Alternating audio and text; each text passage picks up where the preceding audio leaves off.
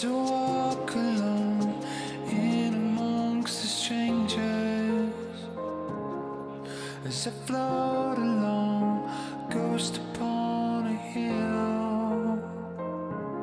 None of this is real, I'm waiting for the sun to come up. I'm anonymous, feel as if I'm sleeping under.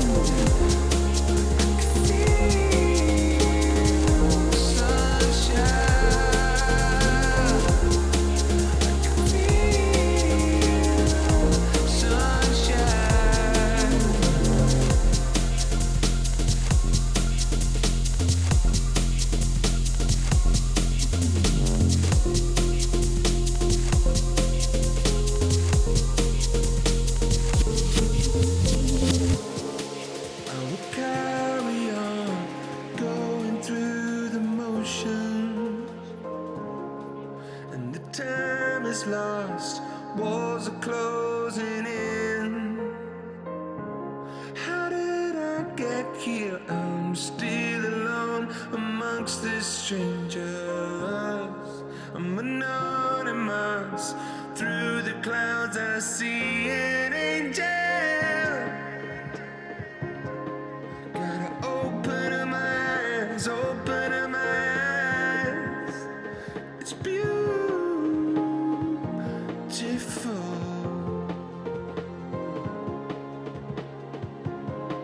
Gotta open up my eyes, open up my eyes. It's beautiful.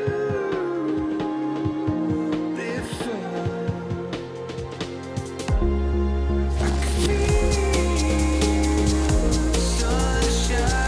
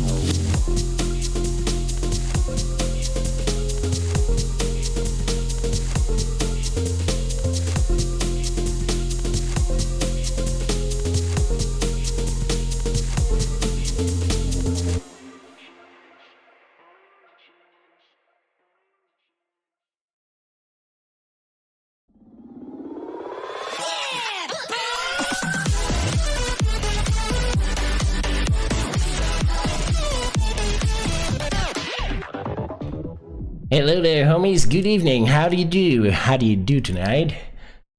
Let me fix the music first. Hold on. Hold on, your horses. Which track should we start with? What a nice track here. Volume okay? I guess so. I hope so. Choo choo, homies. On this Sunday, I know this is an unusual stream for me, right? On Sunday, I'm so sorry. Dr. Steez is not streaming tonight. He is stuck at the hospital. So I was thinking, why not? Let's jump in. Let's see what happens today. How do you do, guys? So yeah, I'm stealing his slot. Somebody says he's stealing his slot. Originally, I streamed on Sunday, by the way. Yeah.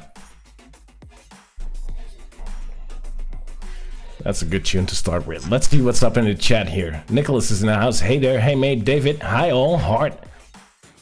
heart. Hail. Ciao. Oh boy! Cherry Brunette. Sounds like Cherry Baudet, but that's somebody else. Thank you for subscribing to YouTube. Yeah, it's a bit funny, right? Yeah, it is. If you're Dutch, you know what I'm talking about.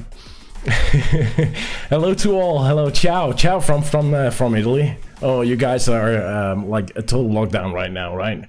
That's not cool, actually. Intimate Tech is in the house. Mr. Banani is here. Hey mate, how do you do? Hey, evening homies. Hey, Icy Palm. What else?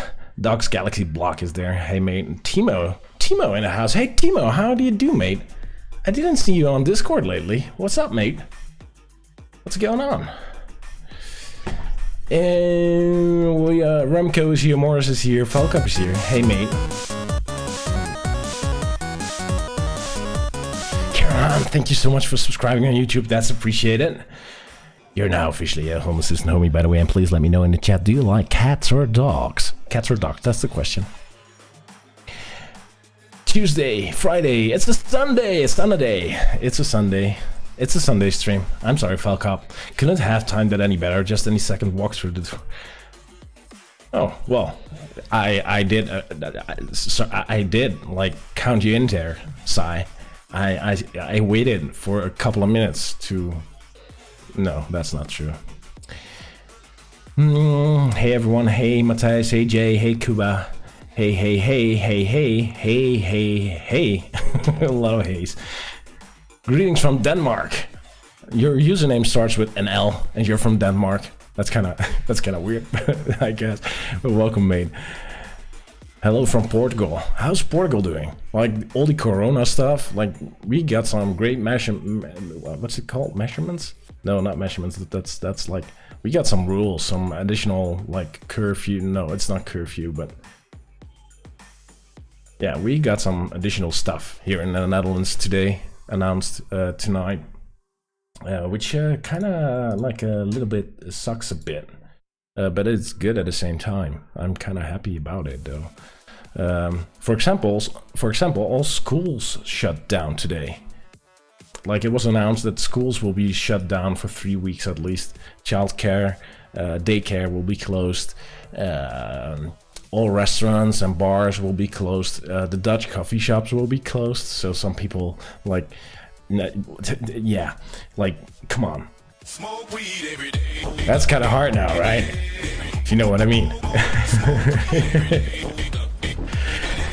have to show them a picture about the coffee shops. The pictures about the coffee shops. Oh, if you're from not from here, that's probably really cool to see indeed. Let me get a picture on what's happening here, because it was announced like at 5 a.m. that all coffee shops would be shut down at 6 a.m. And this is what happened actually. Like we all know the toilet paper stuff. Like every country has the toilet paper stuff, right? Rose and sold all the toilet paper. Well, since today we have something else. And this is a Dutch shot. I will switch for a second. Hold on. If I can find the right button, that is. So these are the rooms outside of the coffee shops to get some weed in the Netherlands.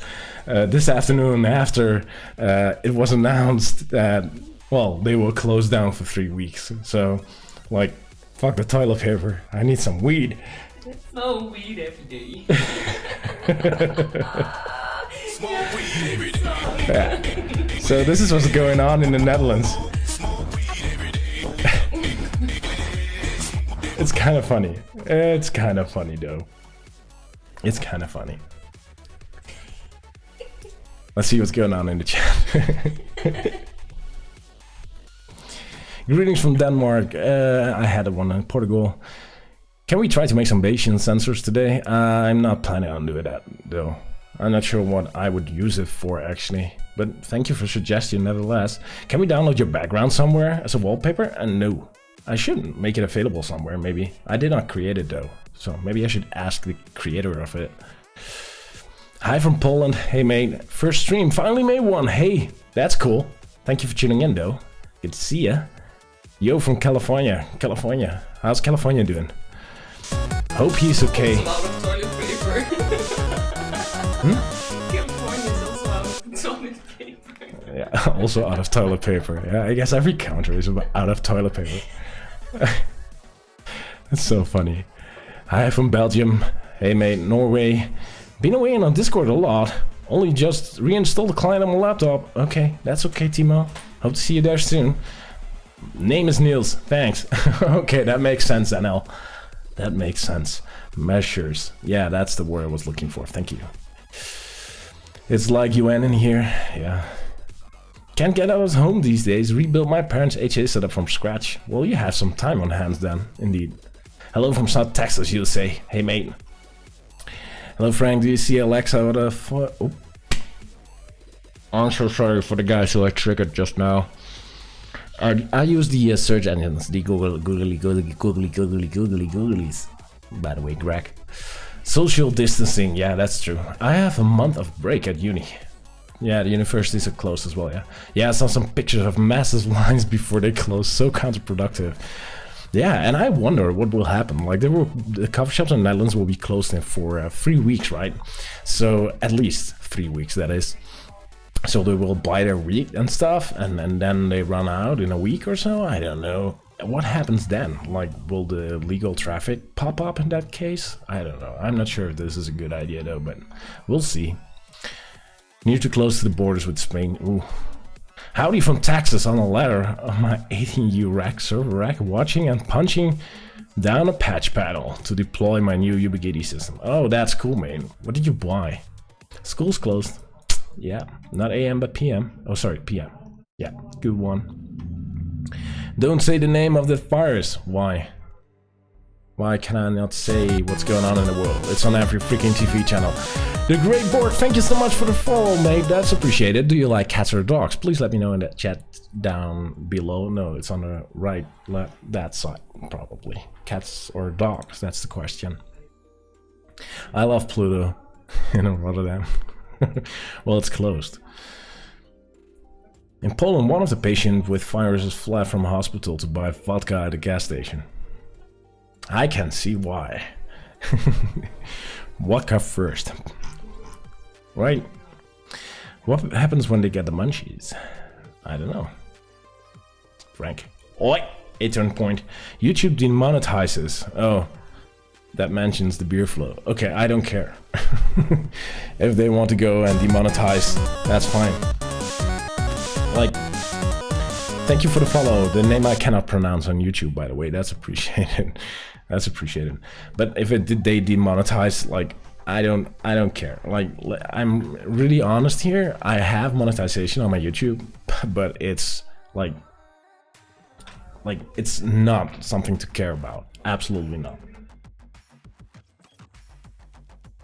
No, absolutely not. I'm sorry, it's Corona. Oh, no, that's not true. I hope. Let's hope. Let's hope that is not true.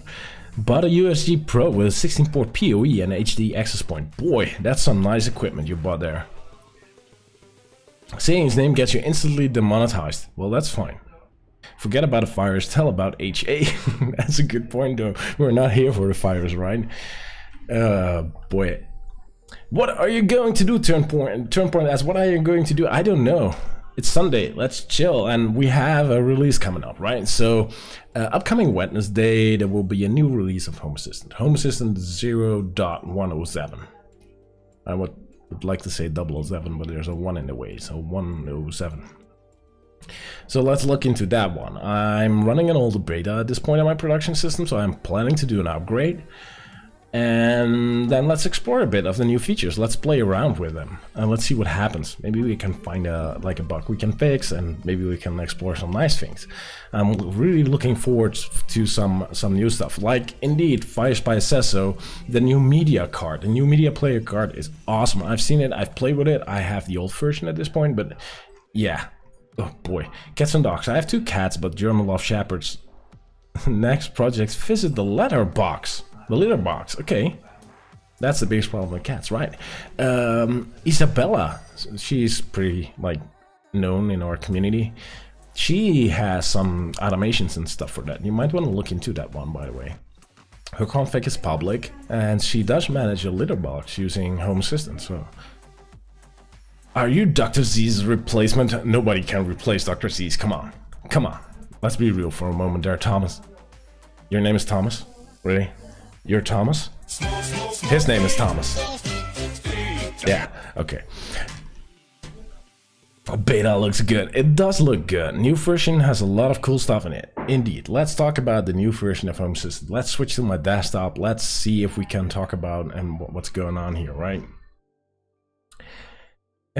Can I create a virtual sensor made from the sum of 3 sensors for redundancy in case one is offline? Yes, you can. You need a template sensor, and in a template sensor, in your template, you would do some Jinja. That's what they call the template language, and then you sum up like the 3, and that's the result of the template sensor. So yes, Dr. Steve, you can have a replace. You need to have a green shirt for stuff like that. I do. I don't have that. I should get one. I should buy one of those turtlenecks and stuff just to like mimic the floating hat once. Just once. I should do that.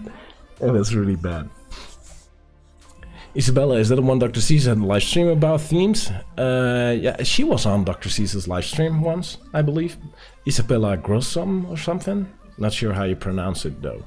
But if you look for Home Assistant and Isabella, it's probably like the first hit. So, yeah. You also need a bald cap. Or just shave it all off. Oh, that would be so funny. Oh, that would be so funny, like a floating Frank. Just to mimic him. I should put it on my wish list. For once. Just for once. Just to... Okay, let's switch to my desktop. Let's talk Home Assistant, because I'm now like fantasizing about stuff like floating hats. Doc would love it. I know he would. He would support it even. Everyone running Boink, folding at home while watching the stream. Why would you? For like, I know they're doing some stuff with the virus now, but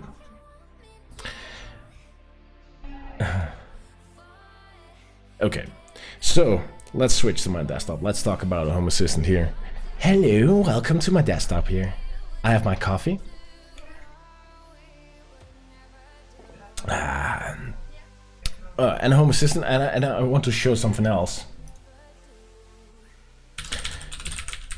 Because I also wrote a little blog today. The community highlights, part 5. We're already at 5. So if you haven't seen it yet, the community highlights, I made a new edition. And I found something really cool in here. Which is this little thing. Have you seen this little thing by James? James posted it on Twitter. And I think this is genius, by the way. I actually might consider doing this. If you haven't seen it, it's a little Aqara sensor, like a Xiaomi Aqara sensor, which is a door window sensor. They were like $8 or $10 or so. They're Zigbee based. And he put on a little like metal piece and has a magnet on his keychain. And that would like signal Home Assistant that the keys are like stored in the place they belong to. So darn simple, so darn cool. Like this is a DIY. No, don't say that term on my stream. But this is just so like simple and doable and DIY. I just love it. I just love it. Alexa. No, don't say that on my stream again. I'm sorry. I'm really bad at that stuff. But yeah, that's just cool. Oh, that's a really cool use for them. Yeah, you can use those things for many things. So basically, if you pop them open, or just like you can connect almost anything to it if you like just wires or openers. Hey Doppia, how do you do? So this one I loved. It was in the community highlights. Give it a thumbs up or so. I don't know. It's is it a thumbs up? No. I love the inspiration there. That was like just so darn simple. I never thought about it. I once said, just discovered your work like a couple of days ago and watched almost every stream. Oh, thank you. I really appreciate your work. That's cool, Cuba. Thank you. With add-ons and Home Assistant Store. You're welcome, mate. How are you doing today? I'm fine. Yeah, that's smart, right? All good, except the coronavirus emergency here in Italy. Yeah. We are experiencing like the same thing. We're a couple of weeks behind in the Netherlands. If we look at like the path, but we're taking kind of like the same path currently in the Netherlands compared to Italy. So today, like a state of emergency was declared as well, kind of thing. So yeah. Have you seen putting contact sensors inside the door to see if they close? Yeah, I have seen it. So they use the same contact sensors by putting a wire inside like the door locking mechanism. So if the door lock is in, it will make contact and say the door is locked or not. That's really smart as well. They use the same sensors for that thing to patch that. I think Isabella did that as well, by the way. What's your favorite door sensor for HA? That was the Aquara, which we just saw. And the Aquara, I have a lot of them. I love them. Doesn't have to be Zigbee, it could be any window door service. That's really... Yeah, sure, that's true. That will work. Luxembourg has been put down on lock as well today. Oh boy. We are going down the same path. It's just a matter of time, unlucky, indeed. I guess so. So let's talk about 107 here, since, like... I had so much corona today. But thank you so much for resubscribing, that's appreciated, mister. Oh, I should play now the animation that goes with it, right? I almost forgot. Yeah, boy!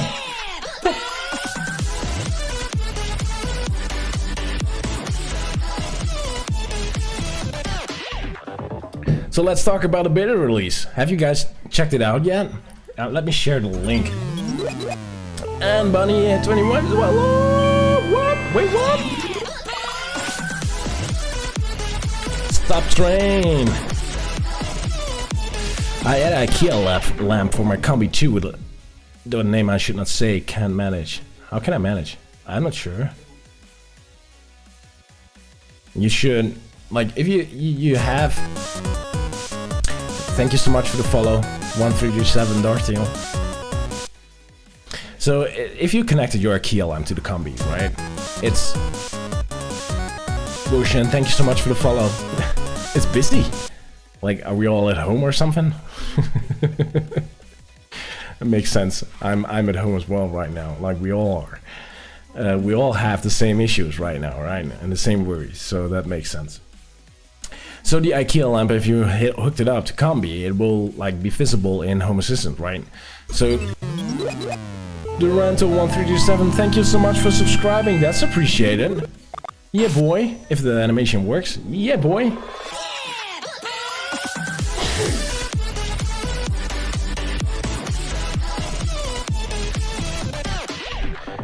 So, Victor, if the light is in Home Assistant, you can expose it to Alexa. So you have to, like, I'm not sure how you hooked up. Like, the name I should not say and already said a couple of times now, and I try to not to.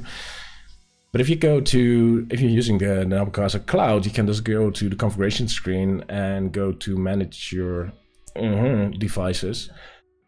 And you should be able to turn it on. I'm not sure how the Amazon stuff works. I do not have it. Like, we have Amazon since last week in the Netherlands.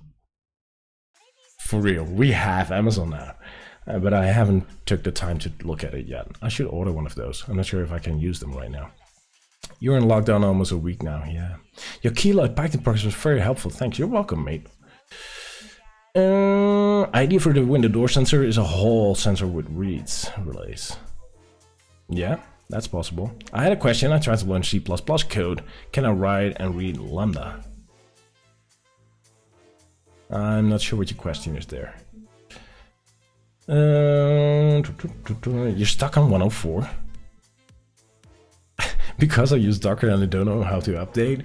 Oh boy, mate, Cuba, you should just go and use like the Home Assistant operating system instead in that case. We will take care of all that for you in that case.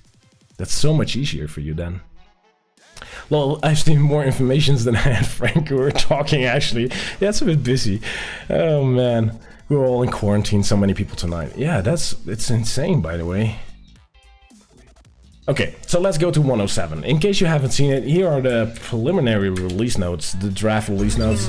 Andy Jackson, thank you so much for resubscribing 10 months in a row. I'm going to hold on to the animation for now because it's kind of busy. So let's talk about 107. So the first thing that's going on here, in case you have missed it, in 105 we have removed the old stage UI. If you have never heard of the old stage UI, that's fine, because we are using Lovelace now for over a year. So if you're not with the Home Assistant project for more than a year, you probably haven't heard of it or seen it before, but it's the UI we used before Lovelace, right?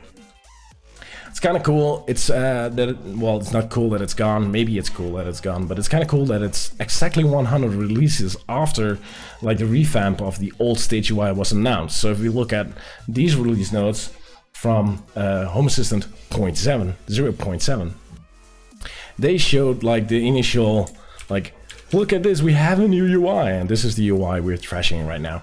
And it's kind of like, I think it's kind of amazing how similar it looks to what we still do today, right? Like this is 100 releases back that Paul has announced this. This is just amazing how much it still looks like today. Yeah. So that's kind of nice. But we have, this is now gone. Fine. So one of the problems that was going on with this is that, well, a lot of people would miss the old stage UI. In case you, I cannot show it. I do not have it anymore. But it always gave Fall Cooks. Thank you so much for the follow, man. That's appreciated. Do you like cats or dogs, sir? Let me know in the chat. A lot of people still use the old stage UI. So Paul did a little bit of like a poll on the forums and on GitHub. Like, okay, guys, what would you miss? And apparently it's like the view you can go to that is generated and where you can see all your devices at any time, right? So what we come up with is multiple Lovelace dashboards, and that's what I'm going to play with tonight. I'm really looking forward to creating some dashboards here. So you can now not have one Lovelace, you can have 2 or 3 or 4 or multiple, and you can even put them just right in the menu. I'm so happy about this feature. I cannot tell you how excited I am. W, you're sad about the stage UI? Really? I have the original Raspberry Pi, so it's easier to run it. Oh, and that's just more powerful.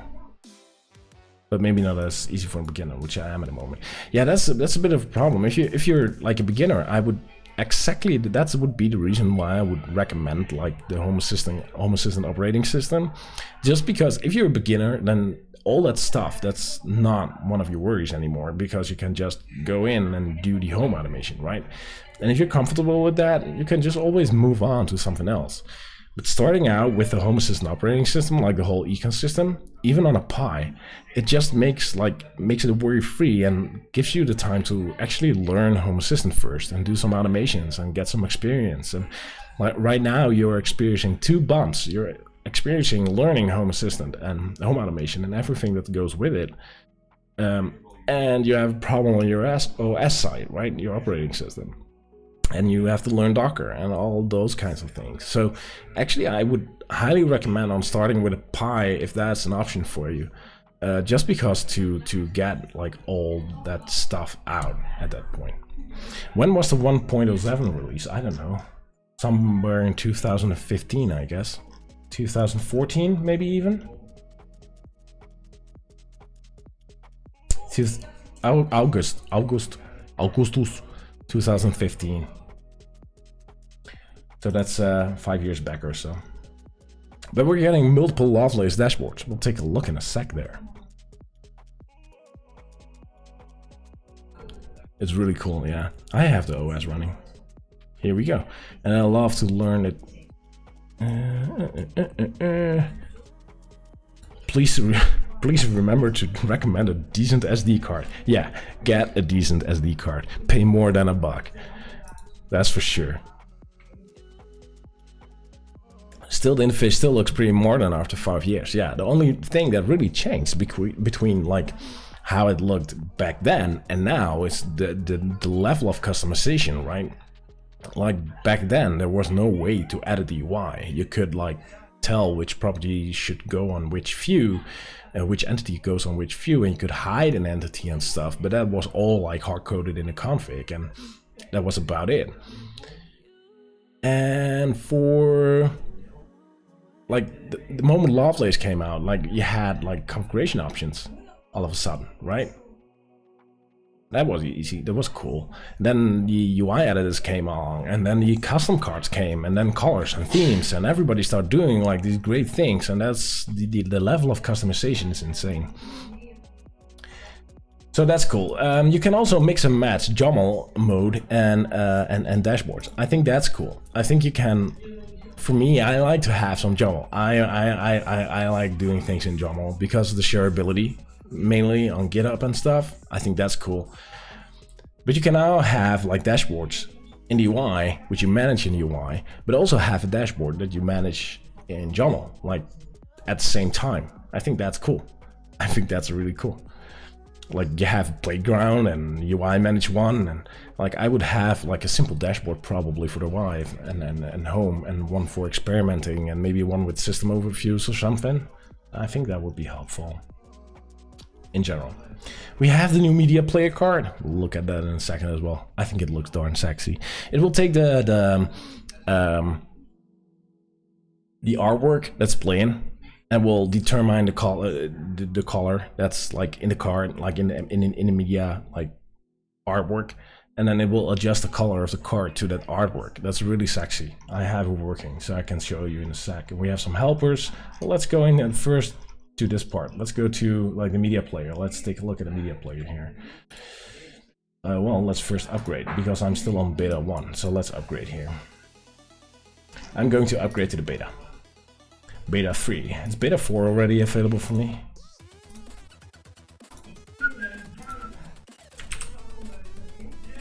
Nope. Well, let's go to beta 3. Choo choo. You love cats and dogs? That's the problem, mate.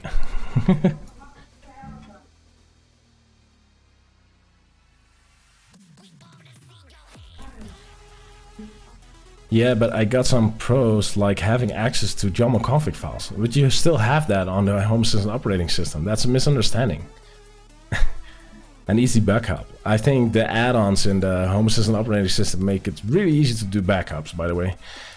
But yeah, everybody has something else they like, right? Now Frank is going to have multiple unfinished dashboards, multiple empty ones. Well, I like to have one dashboard that is generated though. To be honest. Evening all, hey Paul. Why haven't you instructions for installing for Alpine Linux? Because Alpine Linux will probably not work. Might work, but we don't support it. You can try. We actually support Debian and Ubuntu based systems. You run beta 3 now. I run beta 3 now as well. My Nabucco doesn't work since 107. Really? Oh boy, that's not good. I haven't checked though. I'm not going to check because I will reveal some stuff if I do. But yeah. Hasio uses Alpine Linux. We use Alpine Linux in some of the containers, not all. But yeah, the Home Assistant containers run on Alpine Linux. That's sure. Can you remind me which system? Kind of system you're using to run HA? VM, I suppose. Yeah, I run like a pretty beefy system with 64 gigabytes of memory with AMD Ryzen processor, AMD Ryzen 7, running Proxmox in a VM. So yeah, not like the password Dr. Z's password. Yeah, I'm not afraid of passwords at this point. Let's see, did I upgrade?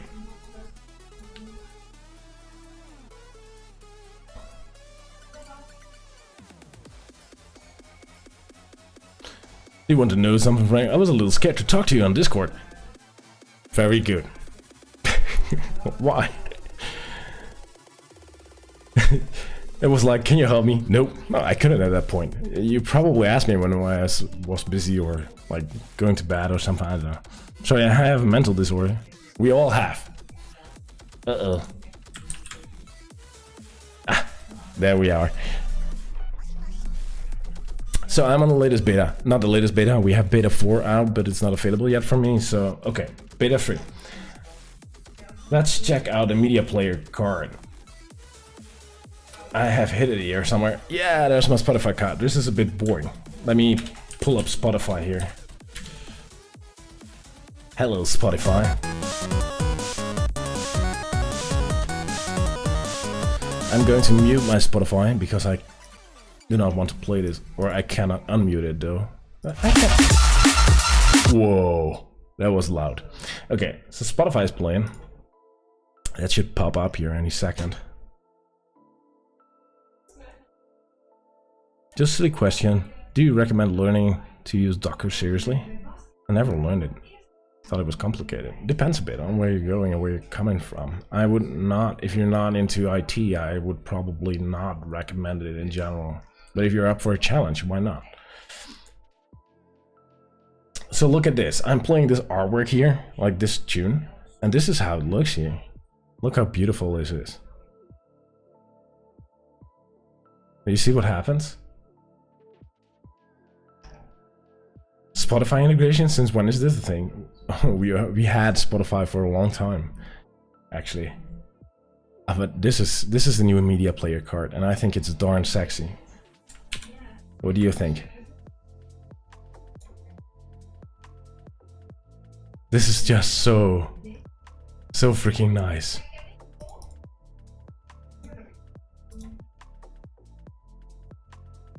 Very modern, yeah. I think it's like this is just like, yeah. There's not much to say about it. Like, this is the new media player card, and what is cool, by the way, if something supports it, like I wrote parts of the rewrote parts of the Spotify integration for Home Assistant, and I made sure like this progress bar is now working.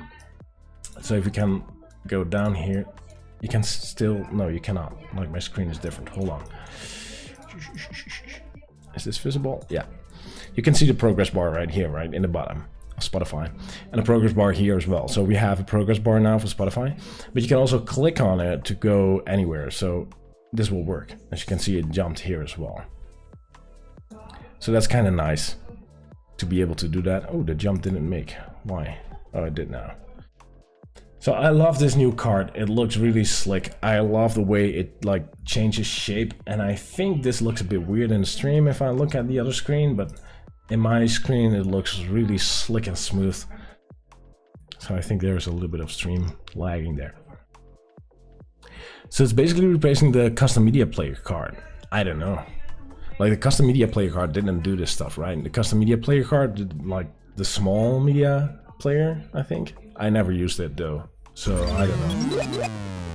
Hello, thank you for subscribing, man. That's appreciated. Here we go. Yeah, boy.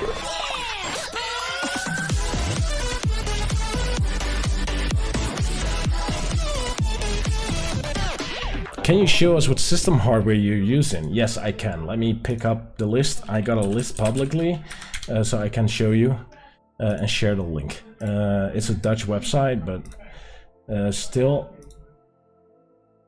you should be able to read the parts, right? So here you go. This is the parts I use for my system. So you know what system I am run. That's running Proxmox, by the way. So. Will it work with the free version of Spotify? Yes, the card works with the free version of Spotify. The problem is you will not have controls. So it will only be like current state. It will not give you controls. The Spotify free edition does not allow you to control the Spotify over the API. So the card will still work, the integration will still work, but it only will show you the current state. So yes. I wish there was an option to use media players to turn off TV via Chromecast and CSC. Isn't there? You could. Why couldn't you? Depends if the media player exposes it, I guess. Chromecast doesn't support it. Oh, okay. How do I do it? I do it.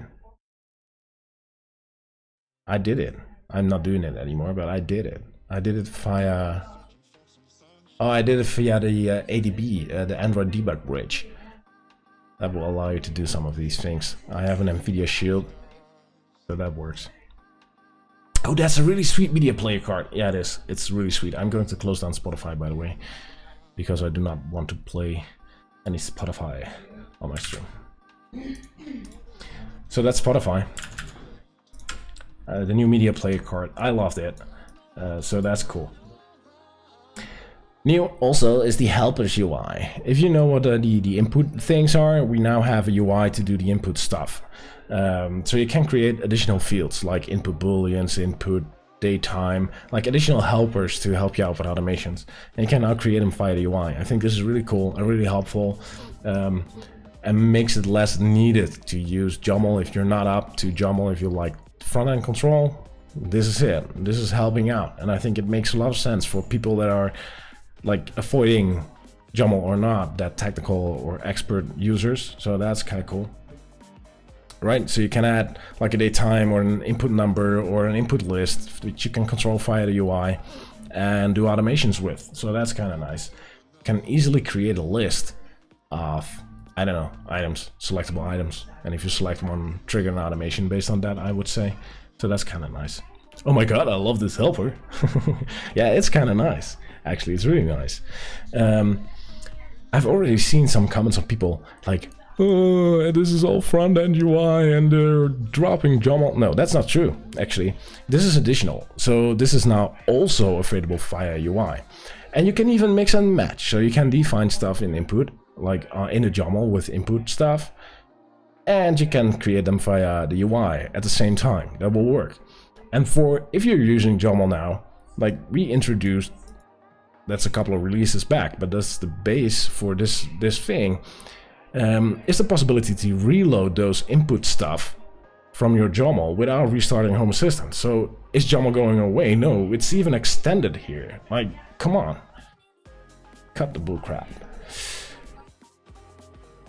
Oh, yeah. This is also really nice. I have start stop previews next in the free Spotify version within HA. Really? And does it work? I know I checked the capabilities on the API and it will expose if so, but I think maybe it depends on country or something. I don't know. I just check if the capabilities are there, and if they're there, it will show.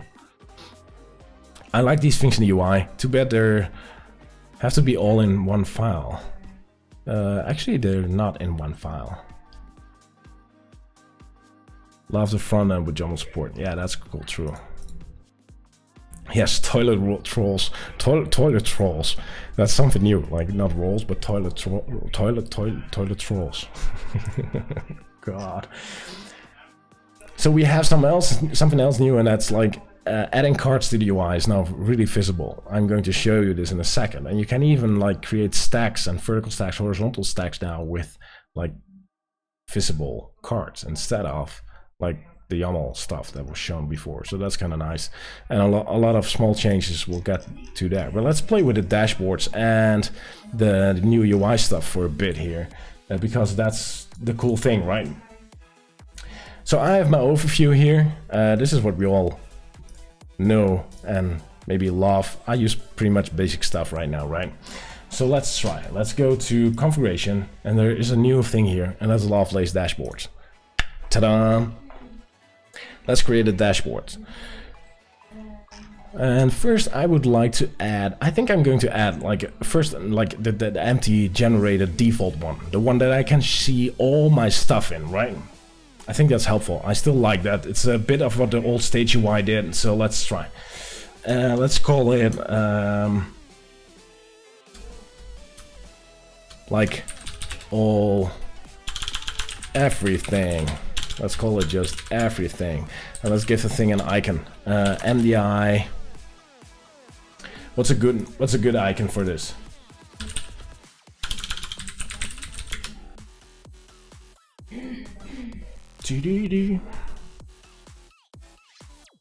Oh, it's already updated to the new one. Oh boy, now it doesn't match anymore. All. The world icon. It is probably just a world. Globe. I think it's globe. MDI globe. We'll see. Show it in the sidebar. Admin only. This is not useful for the misses. Create it. Was it globe? No, globe was wrong. But we have everything right here. Let's edit this one. It's globe is earth. Ah, earth. It shows here. Nice. Update it. There we go. Everything. Here we go. So this is now a generated dashboard showing everything. That's kind of helpful if I'm looking for something that doesn't have a place yet. That's nice.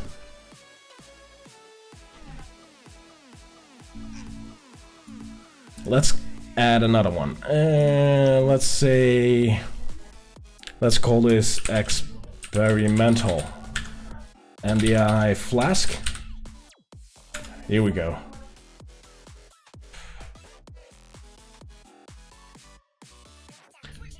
So we have an experimental dashboard now.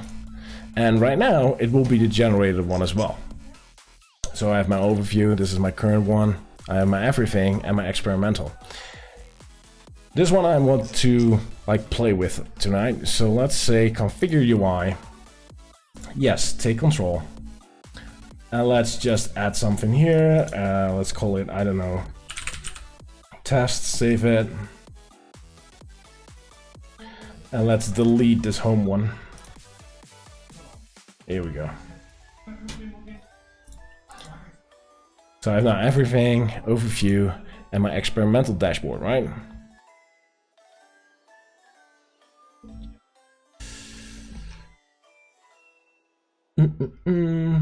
URL paths will need to have a dash starting beta 4. Ah, I just used the generated one. Are the generated URLs updated as well with a dash? I don't know. But that's true, I've read it. Automation has become so much easier with UI and Java combination. Yeah, I agree. To avoid breaking built-in panels. Oh, that makes sense. Why haven't we prefixed it with a path, actually? Like /Lovelace or something? Instead of like limiting the way the paths work. Just wondering. I don't know. I haven't looked into it yet, so I've been sleeping this weekend. I haven't seen the change. I saw a glimpse. All your path will be automatically migrated to LoveX. Okay, in beta 4 because you didn't include a dash. Okay, that makes sense. Well, Lovelace X was already in use for tabs. So /dashboard. Dashboard /X. It's dashboards, right? I don't know. I'm just thinking out loud now. It's probably not the best place to do this. But yeah. Xiaomi, worth it? Definitely worth it. My house is full of that stuff. I love it. It's cheap, it's good, it's a good, decent build quality, battery last. It's just, I love those guys. I love everything they do. Talking about Xiaomi, oh man, I'm going everywhere right now. Hold on.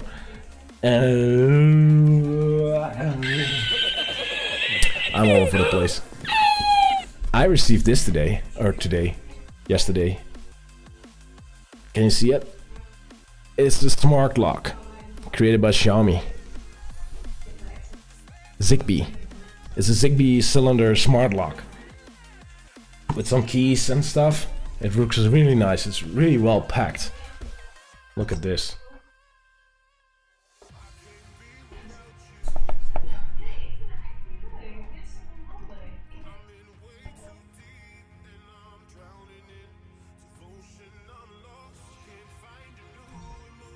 Smart lock cylinder, yeah. But the main issue right now, it's not supported yet. And another thing is that this is the smallest they had, and it's actually a little bit too big for my lock, so I probably will not use it. But the cool thing about this lock, oh man, I'm jumping everywhere right now. But the cool thing about this lock, by the way, it's not capable of opening and closing the lock, so it's not an automated lock. Dunlux, thank you so much for 40 months in a row, mate. That's appreciated. How do you do, mate? Thank you. Good to see you here. Yeah, boy.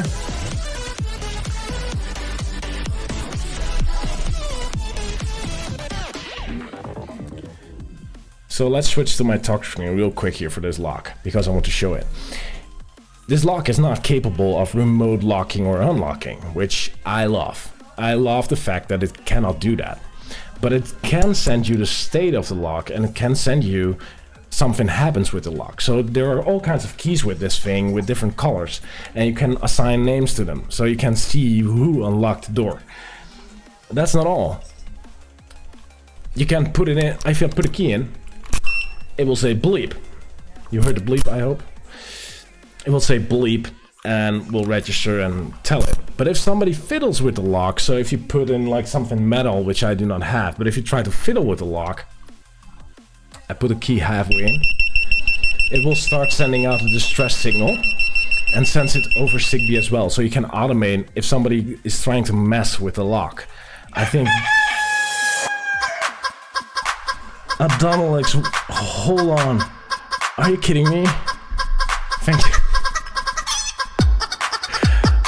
Boy.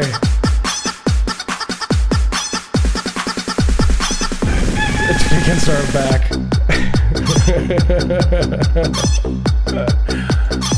Oh boy. No, well, there we go. Thank you for playing that on Alex. So these locks are pretty cool, right? And so if somebody tries to mess with it, it will send a signal, and you can automate on the fact that somebody messes with the lock from the outside even before they manage to pick it. That's kind of cool, right? So if something goes in here, it will just send a distress signal if it doesn't recognize the key. That's cool over Zigbee. This is Zigbee, by the way, made by Tuya and Xiaomi. Another cool thing is if you actually have the key in and open the door and you forget the keys, it will do the same thing. It will send a signal on you forgetting the keys and left it in the door, and you can automate on that as well. So I love this lock for that reason. It's not open and closing. You cannot like remote open and close the lock, but you can tell if it's locked and what is going on with the lock. Who unlocked it? Is the keys in it? It isn't motorized, no. And that's what I love about this lock, because that's my main thing why I do not want locks. I do not want to have people to be able to open or close the door. I want to know the state of the lock, and I want to know if somebody messes with it. I think that's really powerful. So yeah, talking about Xiaomi and a little detour. I will play with it. It is not supported at this point yet. It's pretty darn new, and I have no clue if I will start using it. I have no experience with it yet, besides opening the box. So this is about it. But I think I like the concept a lot. This lock was about $50, $45 or something on AliExpress. Yeah, so that's cool for another time maybe. But if it works at some point. But I think it's really smart that it's a lock that doesn't lock or unlock, but just reports.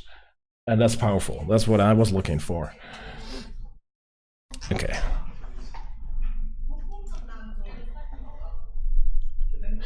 How does it know which key is in? There's a little chip on each key, and you can like disable keys and enable keys as well. So that's kind of cool. There's a little chip on the key.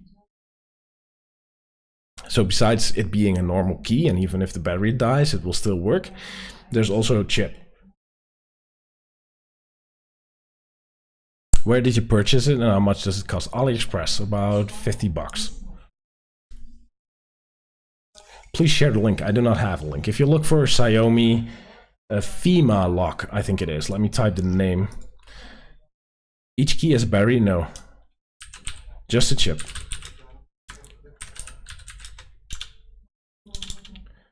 I think it's FEMA lock something. The type, you can search for the type number probably. It's the A6121. There you go. That's the type number that's on the box.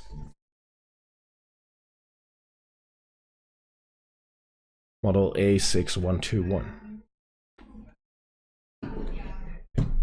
Probably RFID. Like price, I'd like price tags. It's not just RFID. There's this little contact on the keys. So there's like a chip on the keys which make contact and gets read. So I'm not sure how that works though. Each key is battery? No. How long do you have the packet from China? Long enough. It has been en route long enough. I also did receive curtain motors from Aquara. Xiaomi curtain motors and curtain rails. So there's a lot of stuff I can do. I'm really looking forward to install these. They're pretty big though. I did not expect them to be so big. Pretty heavy as well, by the way. So these are curtain rails motors. So I received these as well. So I'm going to be installing curtain rails from Xiaomi on Zigbee. These are Zigbee as well. Really looking forward to that. So this is about the new equipment I received. I would need 3 locks where the keys would fit on all locks. I don't know. Do you have your 11 meters curtain track? No, this is smaller track to try out first before I order a long one. So this is for like 2 meters or so. Lots of new stuff to play with. Yeah, now I need some time to play with it. Let's go back to my original thing we're here for, right?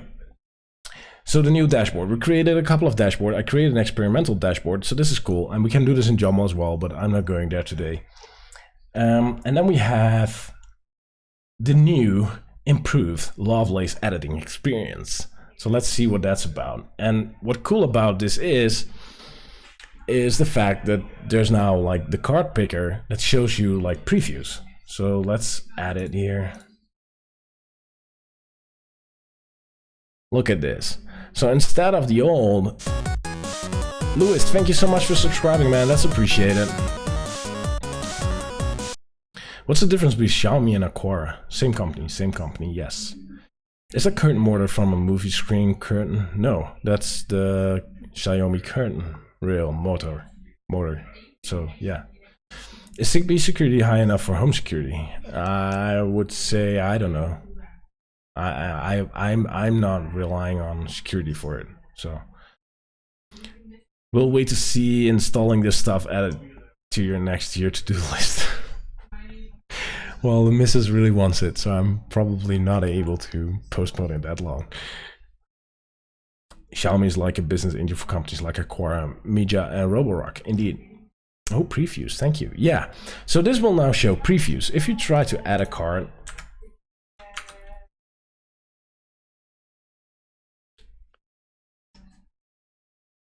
I saw another thing. We were talking about, I think I missed some part of the chat though. Hold on, that's not nice. Seems to be supported by Zigbee to MQTT. Yeah, it's supported by them already, I see, but I'm not using that, and I'm not planning on using it either. Please share a link, sweet. Log monitor is motorized, yeah. Okay, I thought I missed something.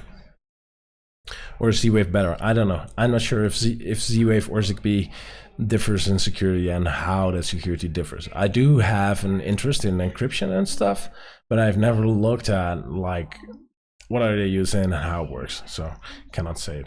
Paulson, hey Cam, how do you do? Thank you for tuning in.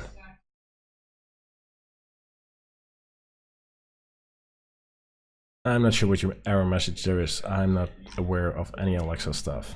Is this all from 107? Yeah, this is from 107. So we can now, if you now add a new card to your secondary Lovelace dashboard, you can actually see what you're adding. Oh, some pictures were changed. That's cool. Okay, never mind. But you can see what you're adding actually to the system. So it has a preview. It's kind of hard to preview like a vertical stack and stuff in a shopping list. Shopping list could be previewed though. Could be a static image. Okay. But yeah, this is now the new card selector, and I think it's pretty. I think it's darn pretty and really helpful. So instead of like a big list with all the buttons with names, I was always clicking like, okay, which one do I need, right? And now do I have a simple list where I can pick something and it's really visual. So if I would say, I don't know, what are we going to add here? Like the new media control player card, and I would select the player. Well, there's nothing playing here, but yeah. So I think this looks pretty darn slick. I think this is really helpful. Picture elements. Looks nice. Yeah, indeed.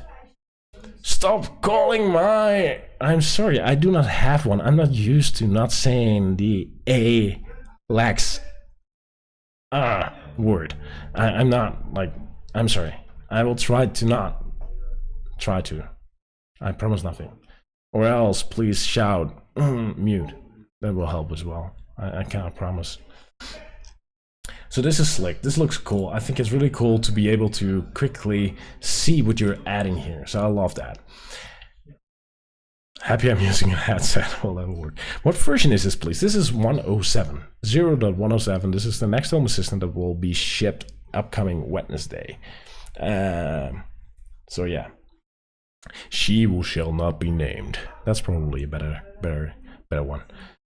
You tend to say... No. Those two I do not tend to say because I use them.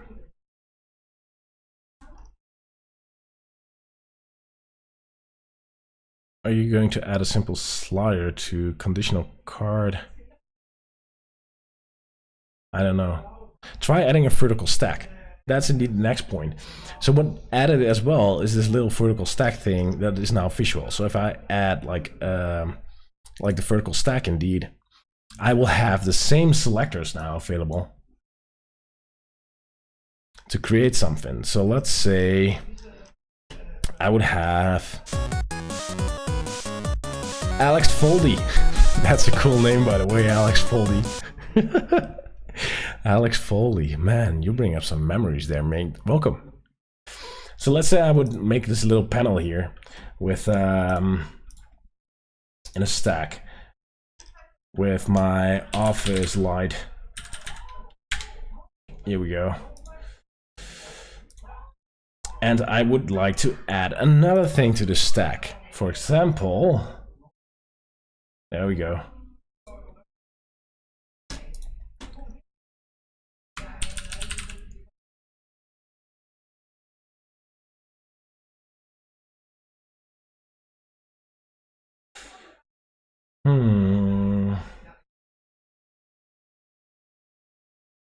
Oh yeah.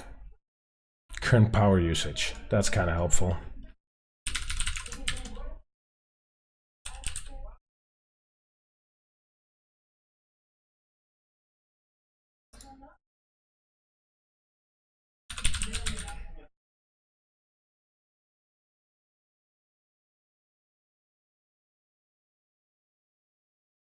There we go. So I could create like a simple card for my office now in a vertical stack. I should like change these things. Okay, let's see, two. Let's not show the name. And let's give them title.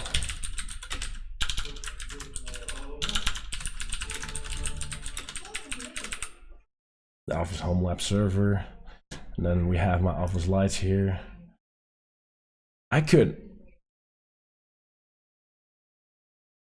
Yeah, that's fine. I like these switches actually. And this is now a vertical stack, which unfortunately doesn't show very much. But the fact that you can now add vertical stacks in the UI is kind of neat. Actually, with the previews, if you add something, this is really sweet. This is really sweet. This makes it so much easier. Damn, that is nice. Indeed, that is nice.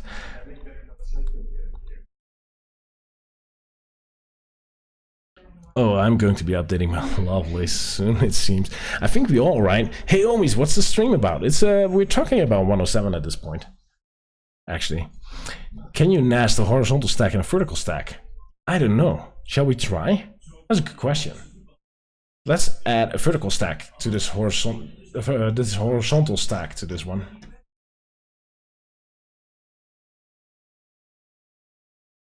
This looks a bit spooky, but it seems to work at first glance. Okay, let's try. Ooh, that actually breaks. That actually breaks. But you can still show the editor, so there's no biggie. But I think this might be... should be showing the editor. Stack Inception, yeah. So the stack inception doesn't work. JM, thank you very much. Good night, Russia 00. See you tomorrow. Good night, JM. Thank you for tuning in, though. I think we found, I don't know, is this a bug? Or, I don't know. Yeah, it's not nice. It should probably just show the code editor by default in this case and not provide the visual options if it isn't capable of doing it. It would be really hard to do, actually. So what we can do now is see if there's an issue open. Let's do that. Let's see if there's an issue.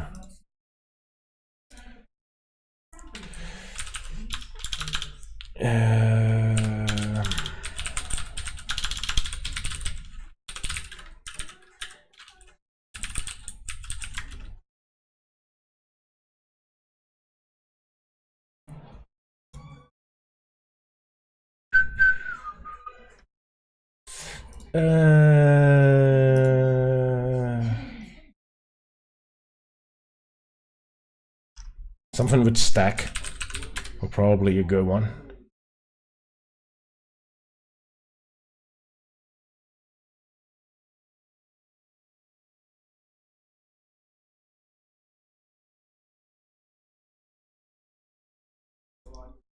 There's no one open here, right?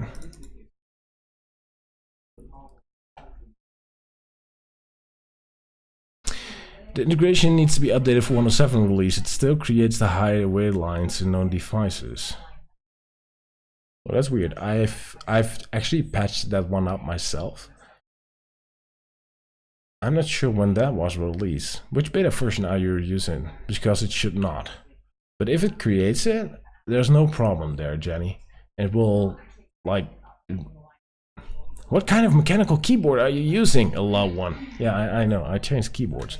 I bought one of, like, I got one of these now. So this is a Ducky 1.2 with blue switches. So it makes a bit of more noise, but it's really nice to type on. Maybe the box is better. So I'm actually learning to use it because I've been using a Mac keyboard and a laptop keyboard's kind of switches for years now, and now I all of a sudden have high keys that actually need some pushing. But those are Cherry MX Blue switches, so they make a little type machine noise, right?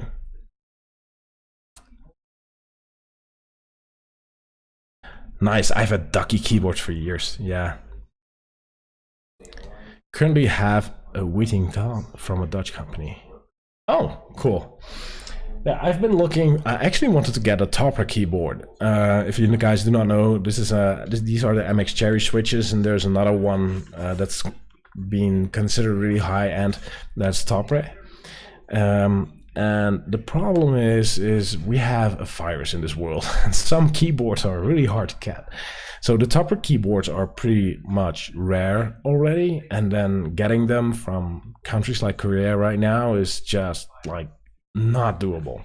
So I went for this one. It's pretty payable, like it was 100 euros, I think. I think that's a pretty fair price for a decent heavy, because it's freaking heavy, Cherry MX keyboard without like shite. So there's no RGB in here. No RGB LED backlighting. This is just a heavy keyboard with high quality stuff in it and no fancy shite, which is what I was looking for. You can get like the gamers keyboards with all kinds of like nice lights and switches that are like reenactments from the original ones. But these are the original switches made in Germany, and this is just, it's heaven to type on. I must be honest there. Finally stream. I'm not working, Jamie. Sorry. Let's hope it's not that thing. What is it called again? It's a Ducky. This is, I use a Ducky 1.2. Nantamini. There's also an RGB version, but this is the non-nonsense 10 keyless keyboard, which gives me more room and space on my desk. But I really need to get used to the typing on this thing, because I'm used to like this is my previous keyboard, and like the keys on this thing is it's a nice keyboard. I still love this thing, by the way, even though it's just like most people will not love it, but I love this keyboard. But yeah, it's like really small keys. Like the key travel is just really short, and I've been typing on these types of keyboards for years now. And now I have the mechanical keyboard, which has a really, really have to press it. Yeah, it's just weird. I need to get used to it. But it actually, after a couple of days, I think it's an awesome experience. I can really recommend it. Still need to get more used to it, but yeah. The Ducky keyboards, yeah. Ducky and WASD are great. Yep. When you don't want shine features. No, I do not want shine features. I want a good keyboard. The thing what I really like about the Ducky, by the way, is the fact you can reprogram every key without software on a keyboard itself. So not via like a program or a driver, but you can actually assign keys, reassign keys, and program them on the keyboard itself. So for example, I switched the Windows key and the Alt key because I'm used to having them switched. On Mac they're switched around, so I changed them up for sure. My caps lock is not a caps lock in my case. I do not use my caps lock as a caps lock. My caps lock is somewhere here on a keyboard with another useless key in the corner, but my caps lock is actually an escape key. Besides this being an escape key, my caps lock is an escape key as well, because it really allows me to get out of things really quickly with my pinky without moving my pinky all to the top or reposition my whole hand to hit the escape button. Nobody uses the caps lock, like unless you're going to shout, right? So yeah, my scroll lock, yeah, that actually is repurposed. My scroll lock is actually a screen lock for me, so if I push the button, my computer will lock automatically, because I do not use those things. But the caps lock is actually, for me, it's an escape key, and it's really cool that you can reprogram that. So that's enough about this keyboard. Okay, we're looking for the stack issue, right? This is not working.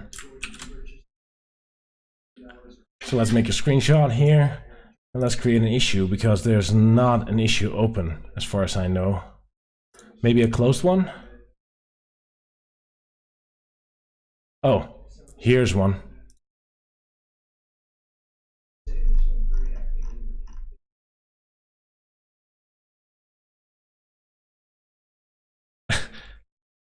Probably there's something fixed already.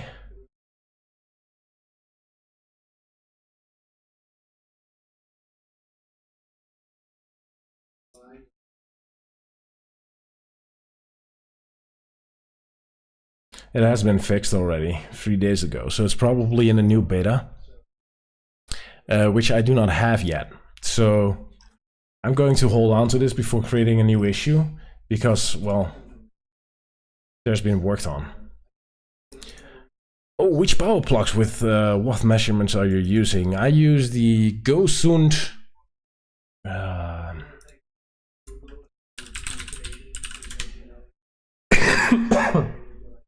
Corona. I use these. Here you go. You can find them on my website.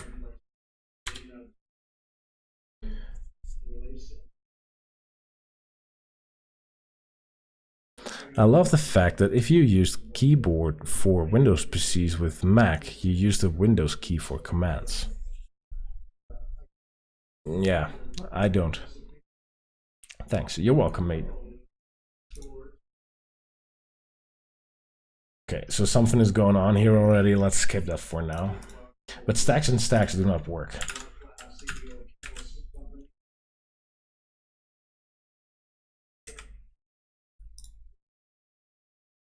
This is kind of nice, right? The fact that you can see this all.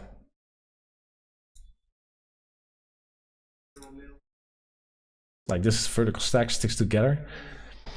Looks really nice. And I'm really looking forward to the fact that I can just create those dashboards. What do you think? Are you going to create dashboards? What dashboards would you create? I have a Xiaomi, but they don't remember power state, or at least it's not supported. Oh, I use these like GoSoon things because I can reprogram them. So I flash them with ESP Home, so I decide how they work and if they remember states or not, and when, and things and stuff. ESP Home is great for this kind of stuff, right?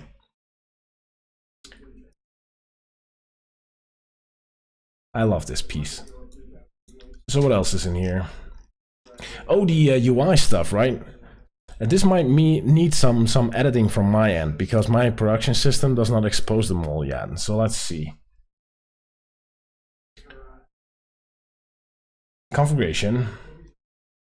Helpers. Yes for dashboards. One for my wife and one for a tablet. Yeah. That's probably the way I look at it too. I like the fact that I created like now an everything dashboard already. That's kind of helpful. I like to be able to view them all, to view like everything or something.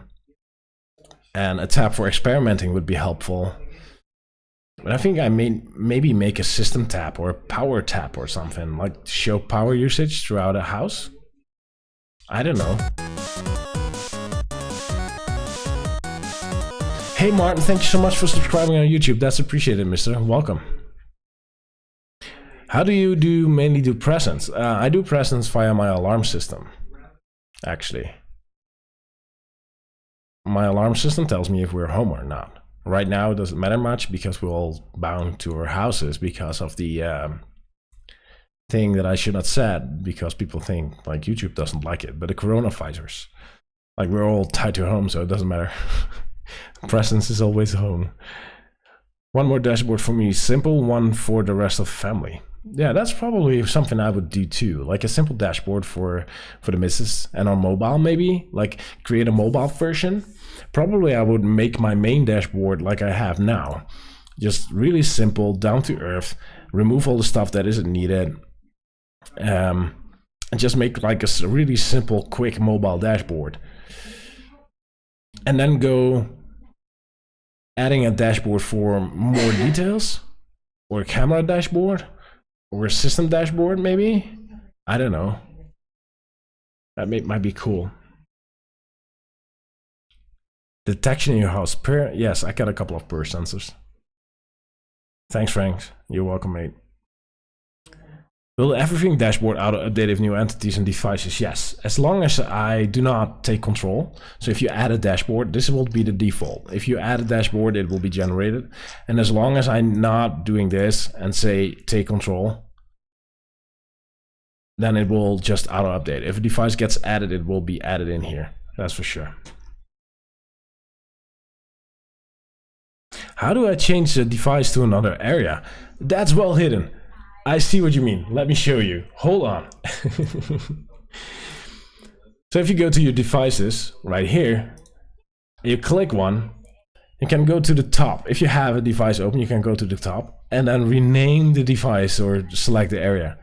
I think this is a bit too hidden for my taste. On the other side of the story, and it's like you do not change it much, right? So it doesn't have to be like prominent in place, but this is where you change it.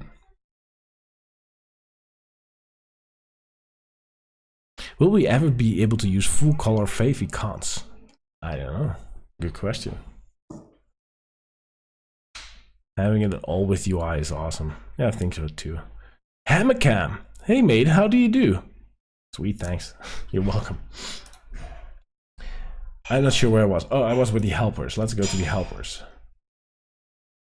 So these are the input helpers, and these are already loaded from my YAML configuration. I cannot edit them because they're from here, but I still can see related stuff in here somehow, but it's not working as expected though, because these are definitely used. Are they used? Yes, they are. That's weird. I would have expected them to show something. Okay, but as soon as I try to start to add a helper, this is what I expected. I can only add data and time right now because I do not have the integrations for number input, text input, toggle input to drop down stuff. I do not have these Boolean stuff or these input stuff loaded in my configuration. So I should fix that. Let's go and fix that. But basically you can add in, let's call this instead date test, and set it for a date. I don't know. Is that a valid one? Calendar is valid. Okay. So I created one.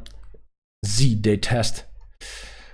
And if I go to my experimental dashboard, I should be able to add this helper now.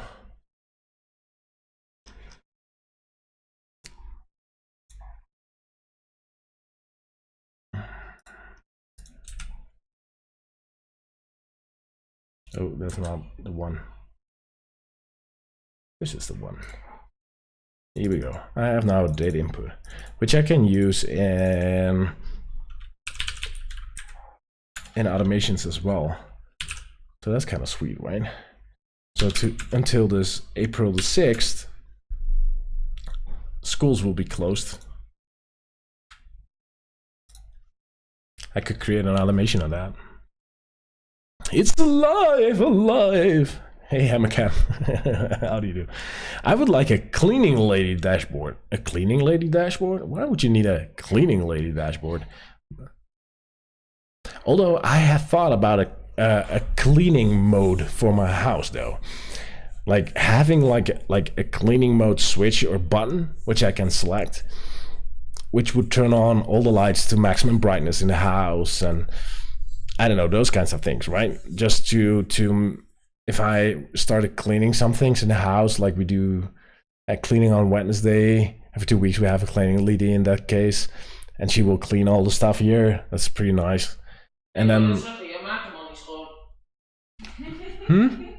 yeah, she cleans out. But it's kind of helpful, right, to have like a button that will activate all the lights and stuff to maximum brightness.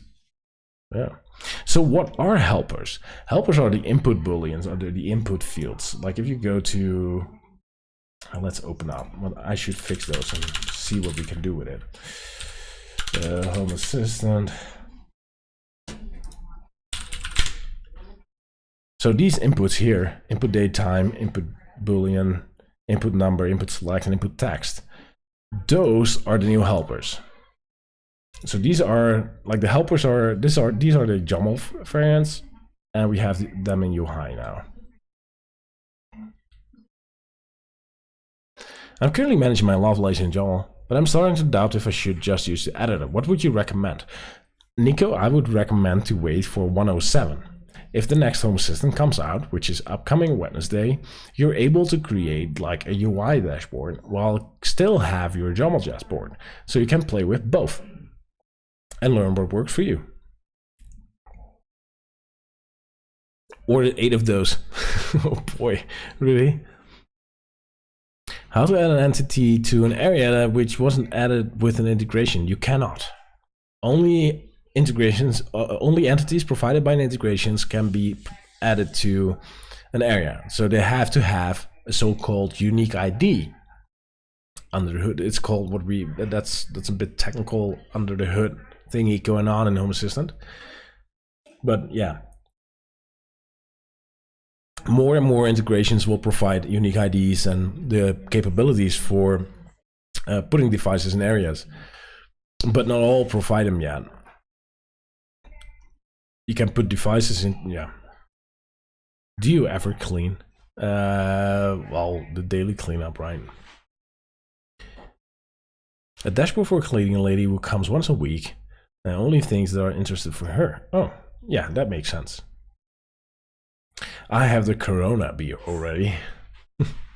I thought I had, like, if the guys from Corona, if somebody's watching this, this is a tip, right? If you want to sell like a shitload of beer, like a shitload of Corona beer, I have the perfect marketing tip for you. You should make those little masks to protect you from the Corona. Put your Corona logo on it. The Corona beer logo, that is.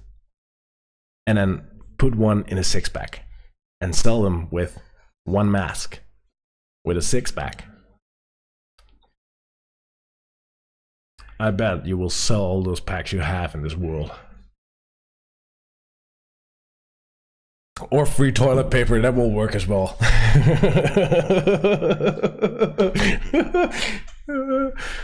Yeah, free toilet paper with your Corona. Free roll of toilet paper with your Corona 6-pack of beer.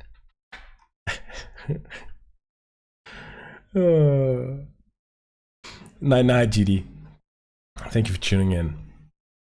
So in my case, my input date works, right? But input boolean, input number, and input select, and input text do not work yet. So I should fix that. So let's go and do that right now, because I really want to use them. And I think they're part of the default config nowadays.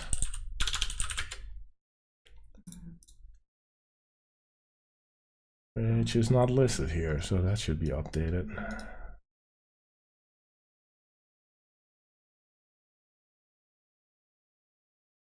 Yeah, so they are part of the default config, which I do not use, which is actually setting a bad example, but okay. The masks aren't just protecting you, I know, but then again, like, it's better than nothing, and secondly, the world is crying for it. They should just, like, put them, like, for free with a 6-pack. Buy a 6-pack of Corona beer and get a free mask. Get a free Corona mask. You can actually say and call it a Corona mask, but just because the logo is on it from the Corona beer, right? That's just genius, right? That just works. Sourcing those things, that would be a problem. I can imagine like the difficulties they will have to source those. Okay, input date, input boolean, input text, input number, and input select. Let's try to create those in my config because they're not here, and that's why I cannot add them. So I should take care of that. I have input boolean, which is disabled. I'm not sure why.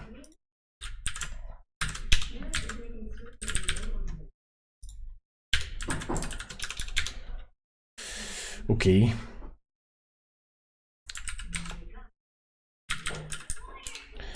Input boolean, input text is the other one.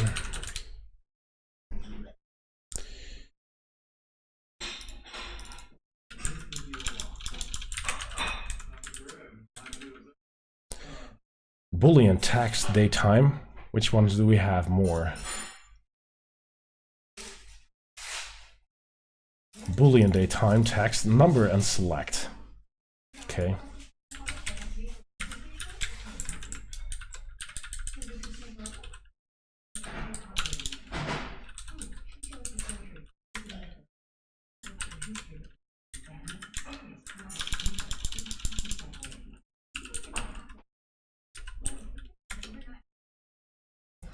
Okay.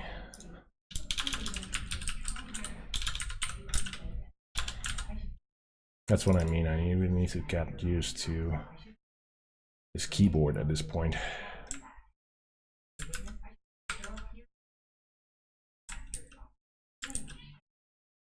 Like, this is not working. No! I closed down the editor. I did.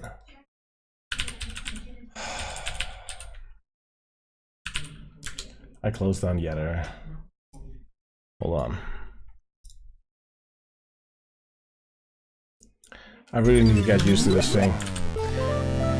Verstreer, thank you so much for 2 rounds in a row, mate. That's appreciated. Here we go. Yeah, boy.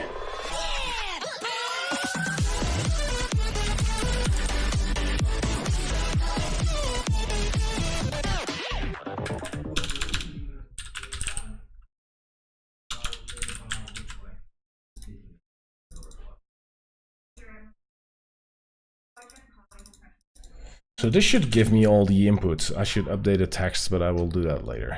Let me check my configuration here in a separate screen. HA core check.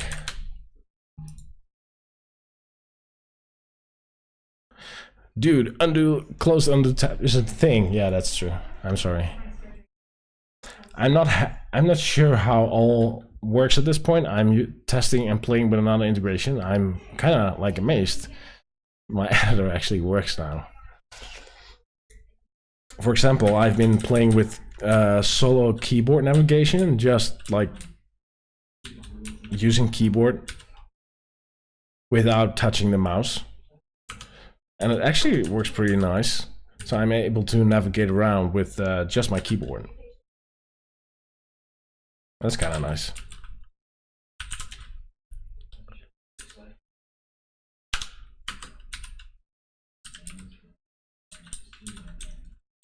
No music? Is the music off? I'm sorry. What are you doing tonight? Frank, click on the link. Which link? I don't see a link.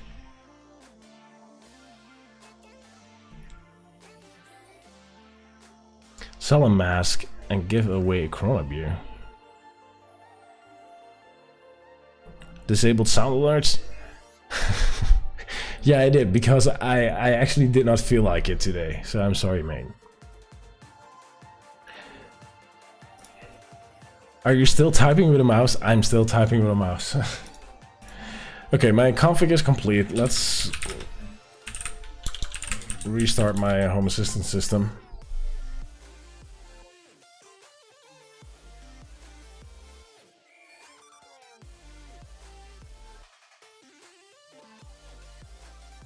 Restarting in 3 seconds.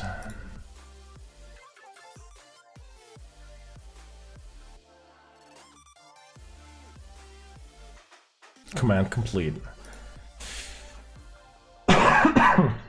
So if all went well, I should be able to now use all helpers. There we go. All helpers are activated. Nice. I love the Corona idea. I'm not sure if that it will be tasteful for everybody. People are dying of it, right? So I'm not sure if a marketing campaign is like the best idea ever, but they will probably sell a shit ton of them. Do you use naming conventions for automations, or just you type in whatever you feel? No, I have naming schemes for everything, so I try to use them as much as possible. But now it's a messy pile of stuff, right? But we all have a messy pile of stuff in our Home Assistant instance. So we can now add a helper, for example, toggle and drop down. So is that an icon?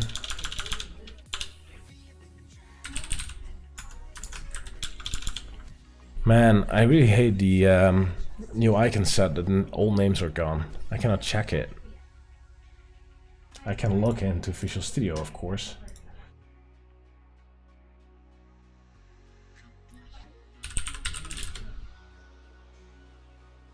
A paper roll, no. Food and drink.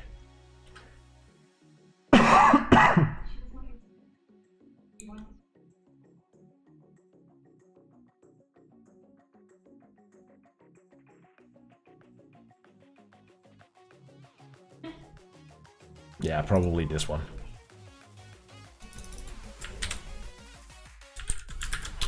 He didn't copy. No active editor. Really, you want to paste it in? It's NDI pod. Okay. Yeah, it was listed as well. That's easy. Here we go. So let's say I cook, or the ninja cooks.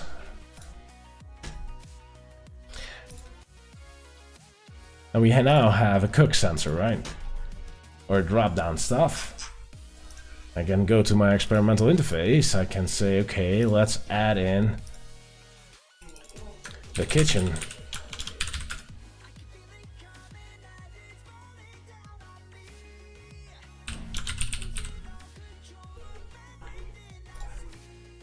Voila. We need an icon drop down menu, not just hyphen. Okay. So I should be able to automate on this now, right?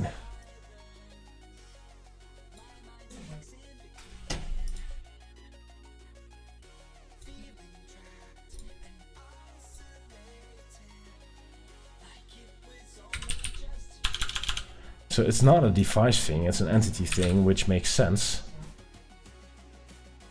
No, not event.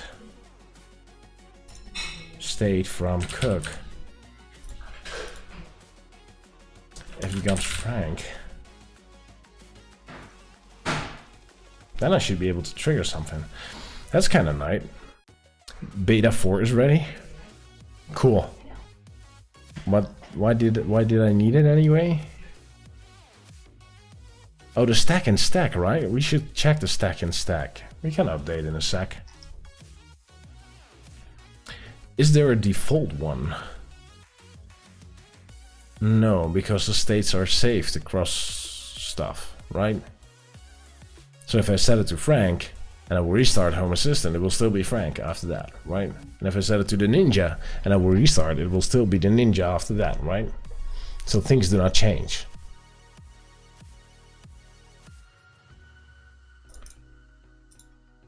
Why do you call her the Ninja? Oh, it's a long story, bro. I did not call her the Ninja. The viewers did. The viewers of my stream did.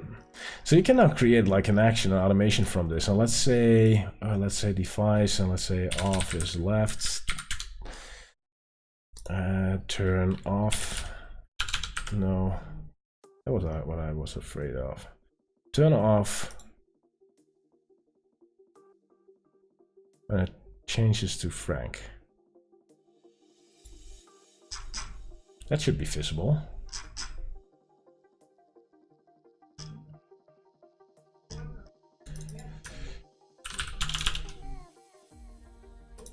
Something is weird.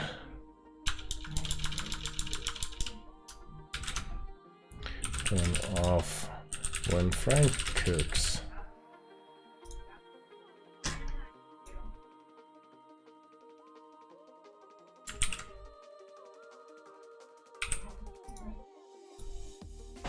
Okay.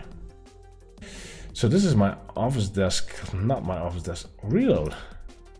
That's probably the issue. Here we go. So let's edit this one.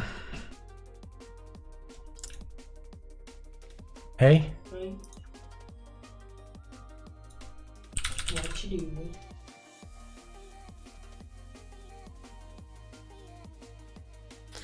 If I select the Ninja, if I select cooks, it turns off the light. What did you do? And we can now create like these elements without like touching any file.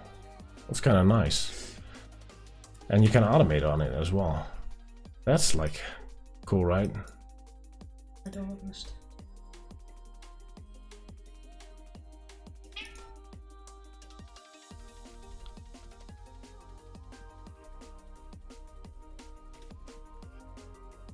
Frank, I noticed that setting up scripts via the UI editor,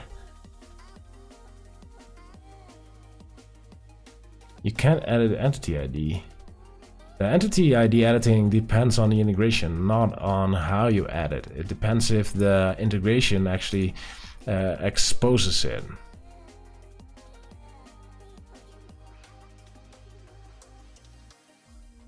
Hello, hello, hello. Hey, Silmorph, how do you do?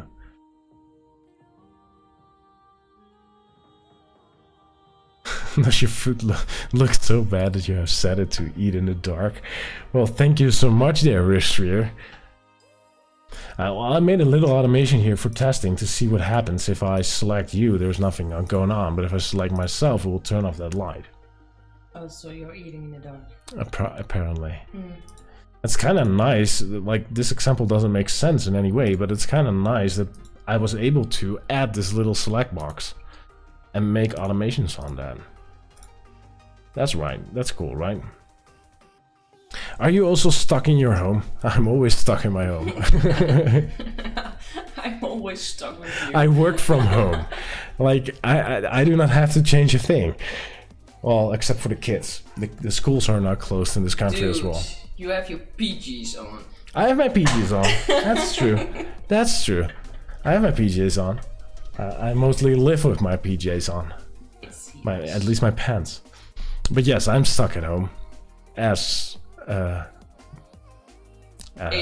of the all the time, actually. Do you know of a thermostat timer for Lovelace, please? No, but we have a timer in Home Assistant, right? There's a timer integration? Something? I think. Here we go. There's a timer integration.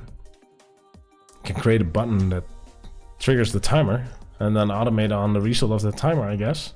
Sense How many of your events. followers are stuck at home? Yeah, how many of you are stuck at home? That's a good question. Are you guys affected? Like, are you working from home now, or stuck at home, or is like work closed, or are you still going to work because you have to? Like some vital organizations are still up and running.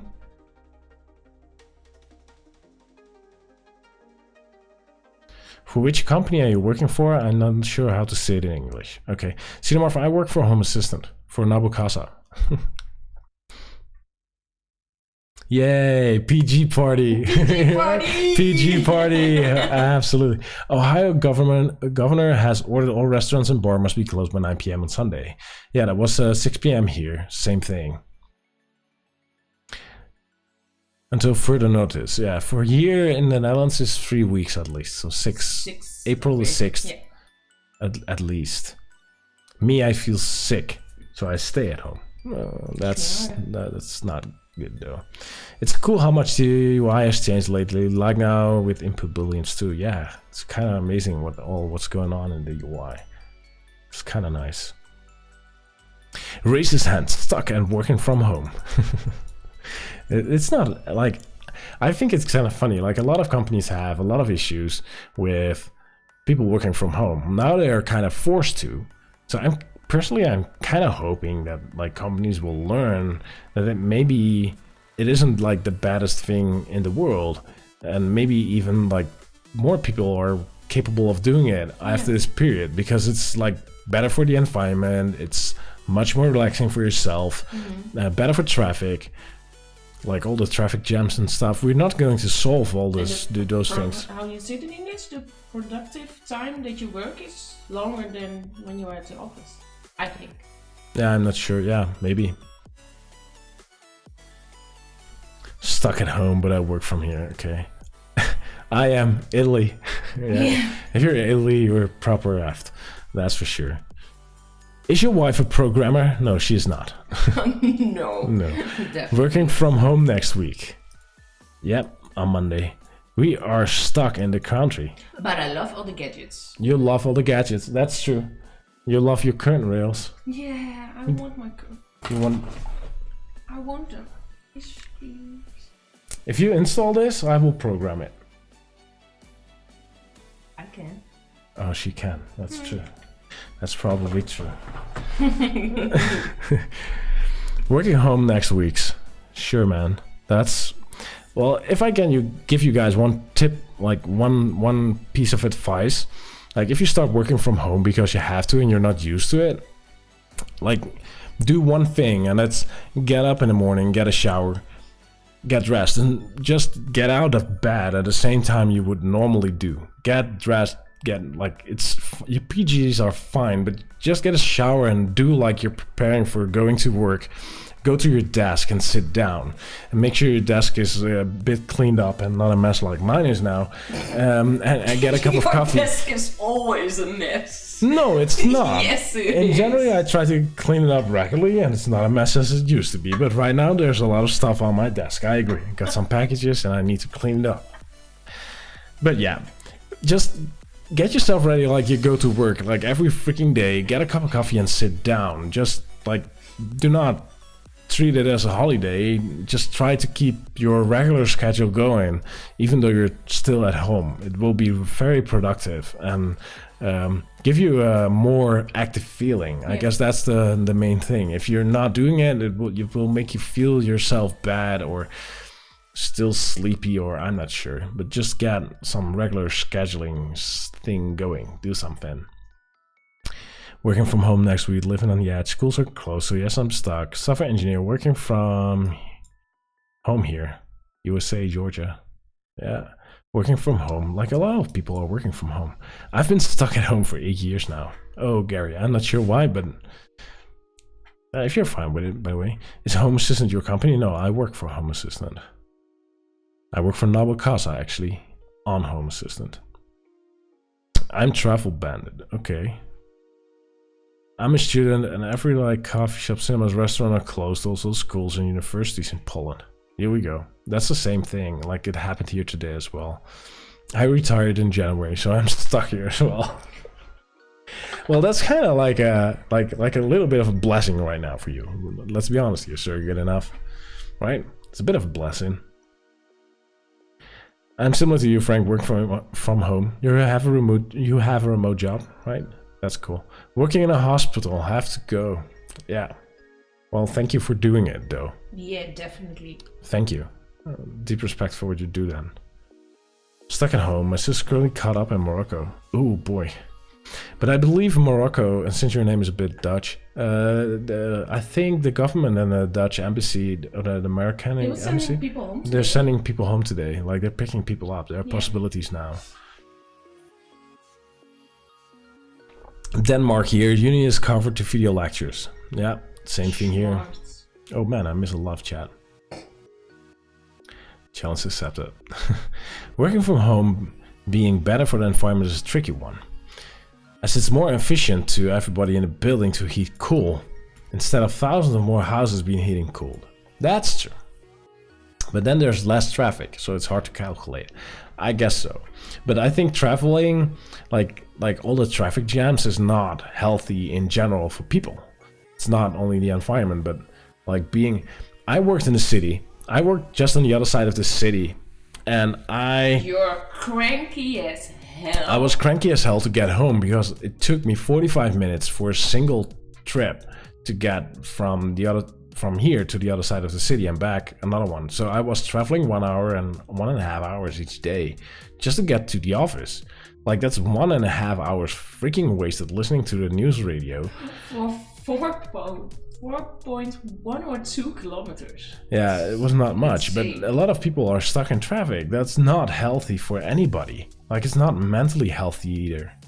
I don't believe that's a good thing. I love like being able to get out of bed and take a shower, a cup of coffee, and being able to sit down. I'm really thankful that I can cuddle with my little boy who's at home during the day and comes to me to get a hug and a kiss, and it's just like he's getting a chair and putting it. Yeah, and he's picking up a chair and Yeah. going sit next to me, and picking up an iPad and watch a couple of movies, just sitting with me. Those are things that are like priceless indeed, but it's also like I used to go to the office, get out early because of traffic, then go to the office, long day, long trip back to home, and then we have to have some dinner, and then he goes to bed, and I'm seeing him like 1 or 2 hours every day, and now he's just here, and I can hug and cuddle him whenever I want to. So I think working from home is not like just the environment, but like your own health and happiness. You're much more relaxed. Much more relaxing. Yeah. Working from home last week, this week in the office, divided teams in two. I heard that strategy a lot. One team 1 week and one team the other week. So that makes sense. A home office helps working from home. I can work on my dinner table. That's not like ideal, but yeah. What are the most useful smart home device automations you use compared to the fun, useless gadgets? The thing we use the most? The vacuum cleaner. The vacuum cleaner, that's a good one. I love that one. Yeah, and the lights, of course. Lights. That's an easy one. Like all home automation, thermostat, like energy savings. But in general, like lights is like the basics of all home automation. But useful the thermostats and the window thingy. Oh yeah, if I open up the windows, like the window and door sensors, it will shut down the heating on that room. So that's kind of helpful. In the winter. In the winter, yeah. But I want my Home office helps working from home. Yeah, I agree. Working at home has its pros. Doing it with the kids at home, not so much. It depends a bit on how. Like I have a headphone with noise cancellation.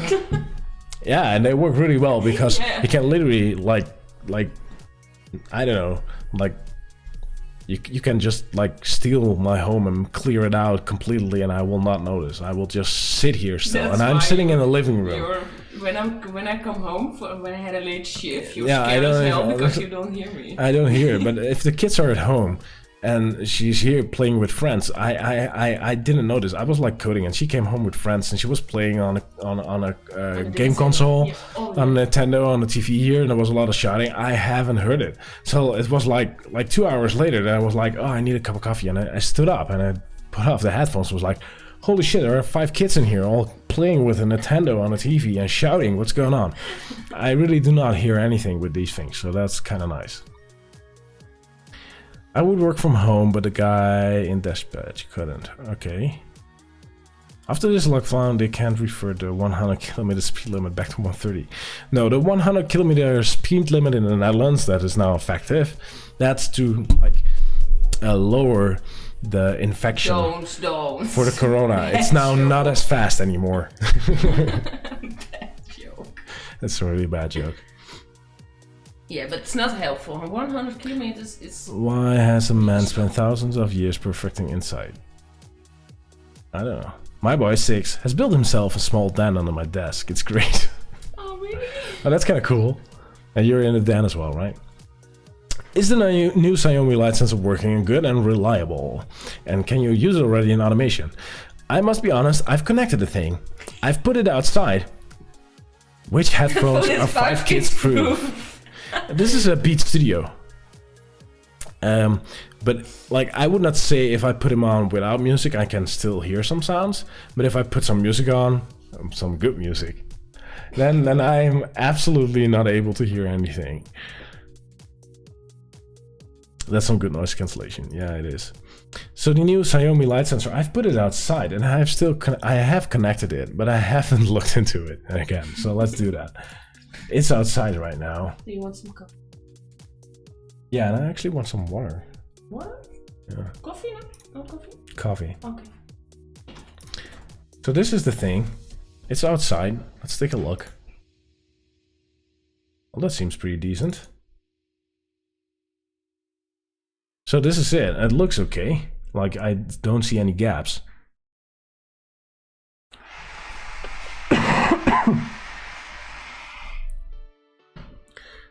Now, updates very fast. Yeah, it seems to be updating very fast. Like this is like a pretty much like, and we didn't have like a very sunny day, so it seems like the logs it reports is pretty decent and high, so that should be automatable. These are great.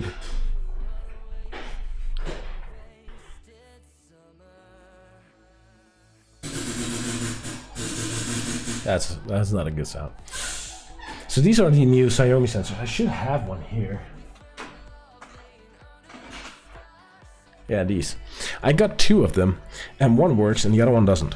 So I guess one has a bad battery or something, or is actually broken. I'm not sure what. But these are the new Xiaomi light sensors that can handle some water as well. It's a pretty boring sensor though. But yeah, I think the size is fine.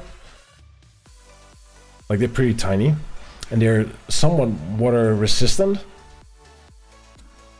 And they register this pretty well. And this is Zigbee 3.0. And this is Decons, which is connected to. So yeah. A Philips Hue motion sensor has a built-in line sensor. Yeah, that's true, the great board. But the problem with that is I want to place a sensor in a location where it isn't affected by artificial light. So if you have a motion sensor, the goal for a motion sensor in general is to trigger a motion and turn on a light.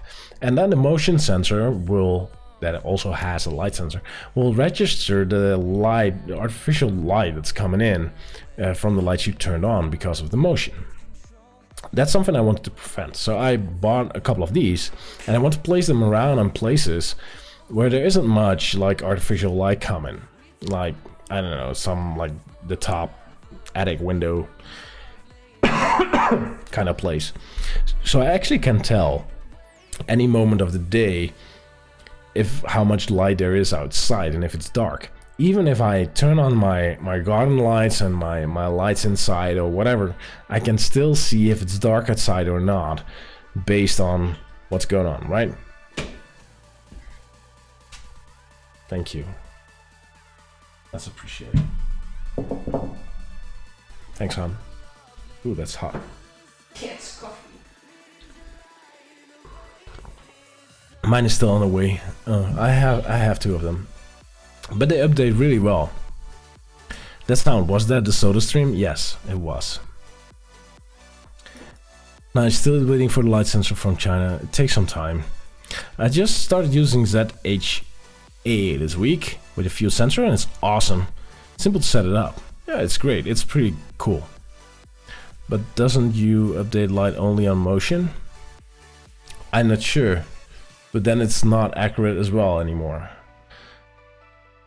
I just wanted a different light source, and I want to have a couple of them and take the average as the truth. So I want a couple of these. Like, they don't cost a thing, and I can place and put them in places where I do not have any artificial light. So that would give me like like if I wanted to place 2 and take the average. Actually, I wanted 3, but that's too expensive for the import taxes. So I will order another one later on. But place 3 around the house on places where it's not like artificial light affected that much. And then take the average and use that one as the input. That was my idea initially.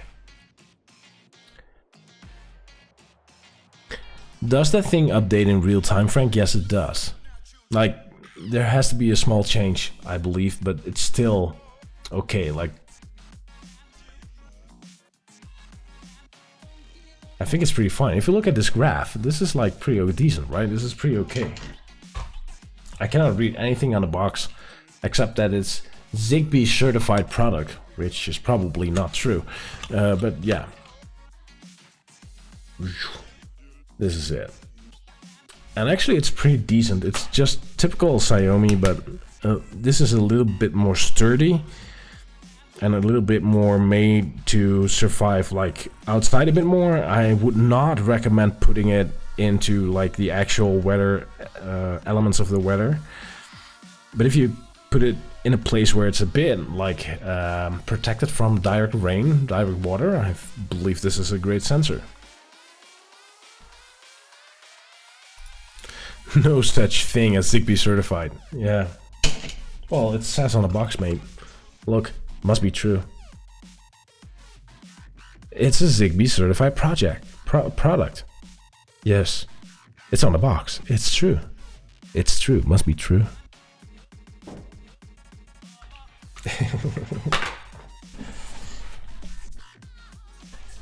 So that's something I would like to explore for once. Like if I get this one working, but I need to order some batteries. I do not have these batteries anymore. This is CR2450, which is a little bit thicker than the more regular ones. I need to order a bunch. But I think this one is just the battery, or it's just really broken. I should switch the battery with the other one I have to check out if that's the case. But they're like 10 bucks or so, and the one that does work is actually really nice. Really nice. Pretty much impressed on the results. I haven't checked it yet. Hi all from Croatia. Hey Nenand, how do you do? Actually, it certifies the report is on Zigbee Alliance website. Okay, cool. Actually, you devices have the same certification? Okay. Never looked at it. 4T4R14N. Thank you so much for the follow, that's appreciated. Please let me know in the chat, sir, do you like cats or dogs? So that sensor looks pretty decent. I'm pretty happy with the result I see here. It tells me it's dark, there's no daylight. Yeah, nice, I would say. Registers a decent amount of logs as well, which is in general a problem with a lot of these sensors. They report like 100, 200, 300 logs if it's daylight, which is just wrong. So this seems a bit like more like, I'm not sure if it's like actually like correct or calibrated or stuff, but it actually it looks like more realistic. That's the term I was looking for. Yeah, that's more real and reliable. Yeah. So yeah, that looks sane. I should start using that thing though.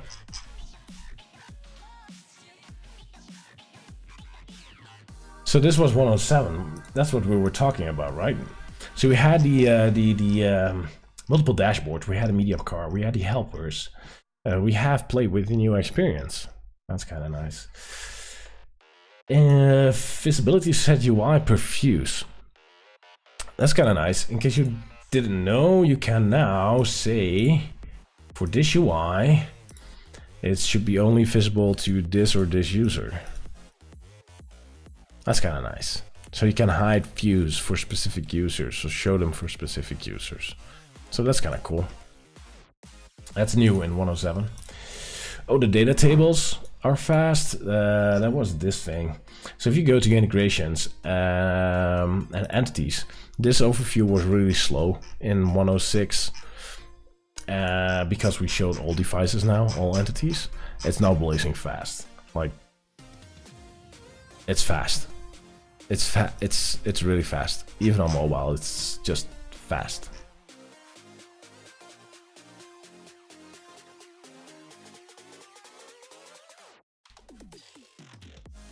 You wanted to check if Beta 4 is the vertical horizontal fix. That's true. We can upgrade in a sec. When I started looking for home automation 2 years ago, everything, including DIY, looked super expensive. Now for 1,000 euros, you can really have an amazing smart home already. Yeah, that's true. Can you make a few default for user now? No, that's not possible. Any way to temporarily disable safe mode?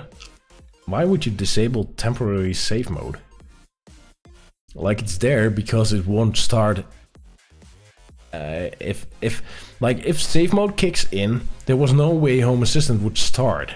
So if you disabled safe mode, you would end up with a system that doesn't start. How is that an improvement? So I'm not sure what your goal is there, Charlie. Safe mode kicks in if Home Assistant just crashes out. That's why safe mode kicks in, which is an amazing feature, I think. A nice green cup.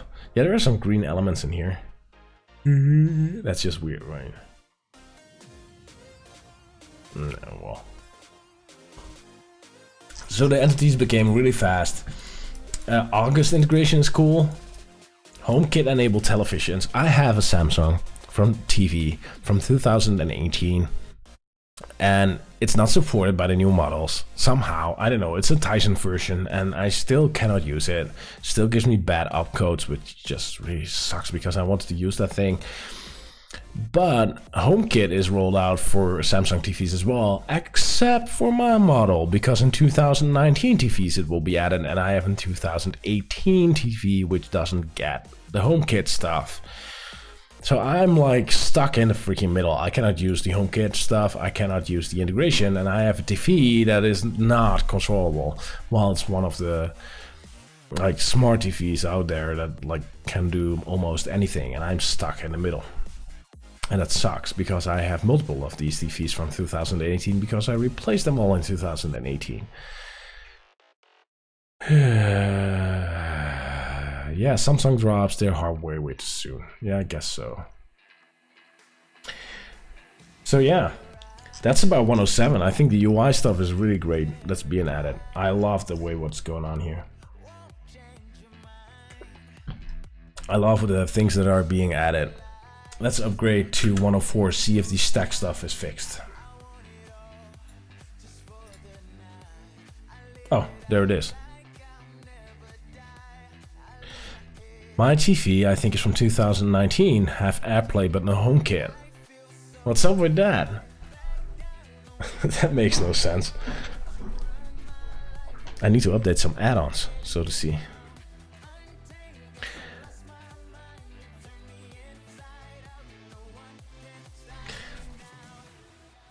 LG WebOS is great, yeah, but I'm not going to buy a new TV to get it into Home Assistant. Second, like in general, my Samsung TV, I'm really happy with the thing. I'm not watching it that much. She is happy with it. But You're happy with our TVs, right? without what? Or Samsung TV? You like the TV or not? No. Why not?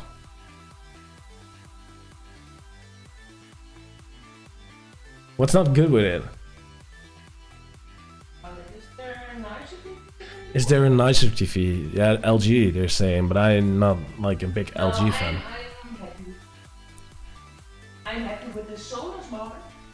The Sonos, you're happy with Sonos, yeah.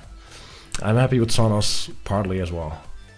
Not working for me as expected as something. Yeah, that. Are there any chances to changes the themes in 107? I don't know. Some colors aren't working anymore. I don't know. That's a question you should not ask me. If you look at my, I do not use that themes. I do not use anything at this point. So yeah. Yeah, but Samsung, instead of making HomeKit, made a deal for Apple TV so you can watch movies from iTunes. I do have an Apple TV though, but Apple iOS, the Apple TV OS 13 doesn't work with Home Assistant yet. So same problem. Not enough Grey's Anatomy. Probably not. You could set up notification when an update for the add-on is available. I think a guy tweets when they updates them. Yeah, I've seen it.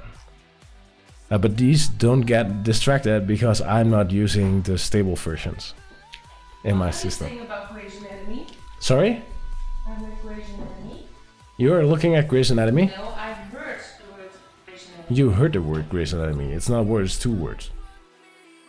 You said words. Oh. Somebody said not enough Grey's Anatomy on the LGs. Oh, so true. My Samsung TV from 2010 is working with HA integration. I have one from 2018. It's Tyson. Why isn't it working? As far as I know, no Samsung TV is HomeKit enabled. I thought new ones were. With an update that was pushed. But not sure. Apple TV beta integration worked great though. Yeah, but I'm not using an Apple TV. I do have an Nvidia Shield, so I can use like the Android TV kind of integration stuff, which is kind of nice. But I actually just want to see the state of the TV and be able to switch source, if that makes sense. And also my Sonos, that's a weird thing as well. My Sonos integration doesn't work. I don't know, I haven't tried it. Every time I try, I'm going to try right now. I updated to the new beta, by the way, so. Hello, I'm watching Grey's Anatomy. So? You're not watching Grey's Anatomy, you're standing next to me. Don't lie I'm now. going to watch Grey's Anatomy. You were intended to watch Grey's No, Anatomy. I'm watching it. It's on a pause. So if I try to set up Sonos right here, look what happens. And you will see now it will work, probably. Aborted! No Sonos devices found on my network. It's a lie! It's a lie! I haven't looked into that yet, but it's a lie. Actually, I can show you it's a lie because... Here it is, the Sonos Beam. It's on my network, my computer sees it. So I'm not sure what's going on there. Whoa, Jeffrey Spain will be mobilizing the army in order to get people to respect the lockdown. Yeah, there's a €3,000 fine on not respecting it, if I'm correct, by the way. Good night, everyone. Good night, Kim. Thank you for tuning in, though. My Samsung Q7 started working a few updates ago. Can turn it on and off and can change the side to like YouTube. Okay, that's cool. I want to turn it on and off. That's the only thing I want, actually. I could use probably somewhat a thingy, I don't know, like a wall plug, but you can actually not tell the state of the TV because it can still be in standby, right? Broadling Arm Pro solves all on dumb TVs integrated. I do have one of those, I've never used it. I got one of those black beans, they call it, I think. Those small ARM minis. This Samsung is at my parents' TV. I'm looking 12-year-olds plasma Panasonic in my room. Yeah. UPnP. Yeah, that's working on my network. That's for sure. I did have to change the port and MAC address. I tried that.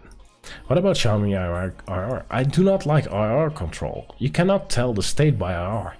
Especially since my Samsung TV uses Bluetooth for their remotes. CRC interface on the HDMI. Yeah. I'm using a Chromecast to see if the TV is off or on. That makes sense, but I want to be able to turn it on and off, which the Shield can somewhat. Not if it's like listening on a different HDMI port because somebody is watching the IPTV box. But this sucks. I'm not sure why the Sonos doesn't work. Let's check, by the way.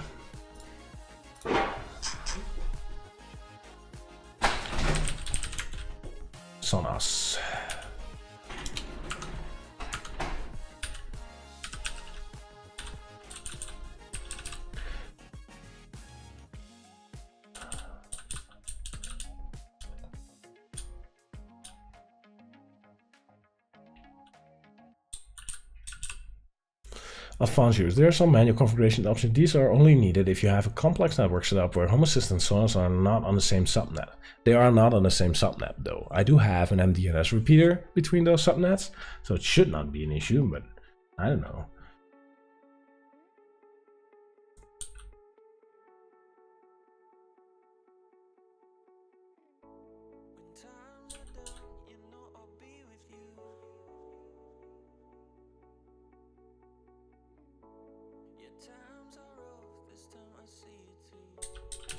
I could try like adding this little bit, right?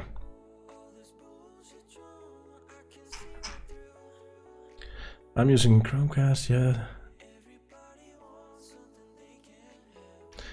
Got a bunch of MLH Google Cloud 100 credit codes if you want some. No, thank you. Looks like Sonos uses SSDP, which I have enabled though.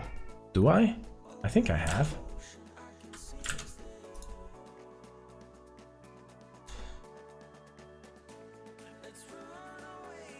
Yes, I have.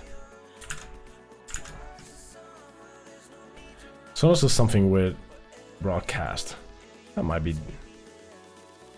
I use an energy plug to work out if the TV is on or off. Yeah, that's a possibility. I could monitor the power usage and decide if it's on or off, and then try to determine the state of the TV. That's true.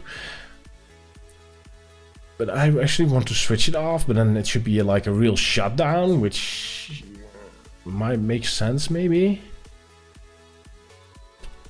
But then I turn it on again, at which time? How? I just want to be able to like put the TV itself off at times. Let's see if I can do like Sonos.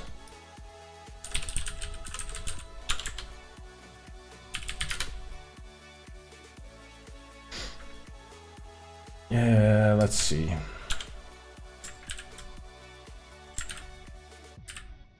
There was a little example here.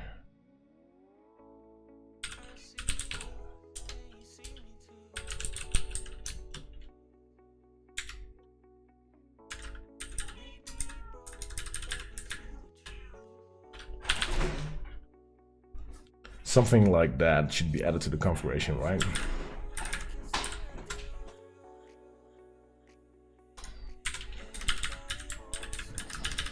And now I need to figure out the IP of the darn thing. Let me get a second browser here on a different screen where I can peek in my router to find the IP address. I have no idea.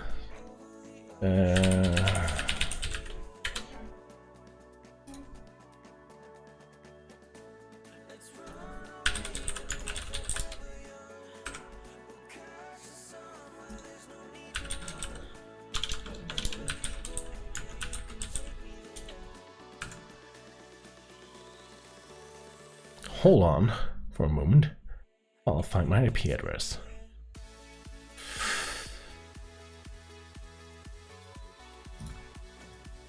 That would be the IoT LAN.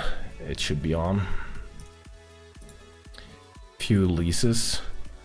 Oh, here's a Sonos device.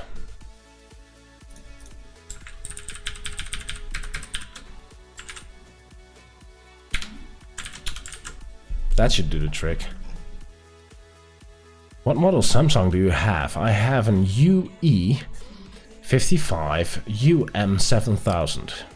So a UE55 UM7000, I believe it is. That's my Samsung model. So if you know how to get it to work with Home Assistant, I will be grateful. That's for sure. Going to get the Black Bean to work with energy plug. A few moments later. Yeah. Let's see if this works. Let's do a quick HA core check. Let's see if this is valid.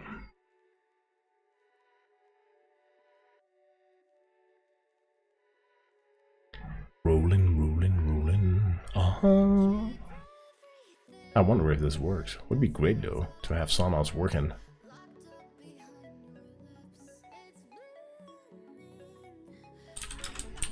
Yep.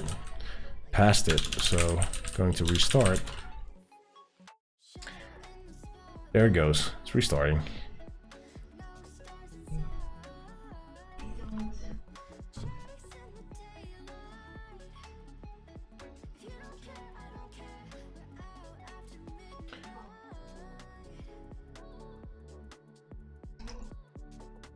I would love to see my Samsung working.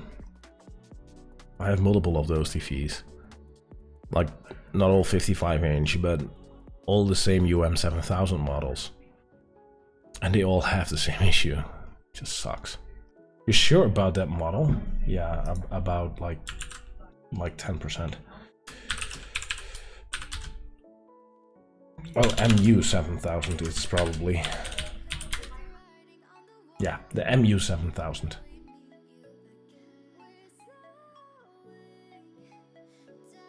Yeah. Never available anymore, but this is it. So it's the MU7000. Sorry. I switched 2 letters. Forgive me for my misinformation spreading there.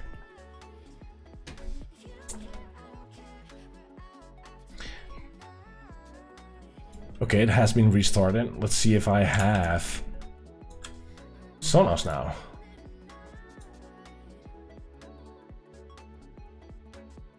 Oh, I saw Sonos there. It found it.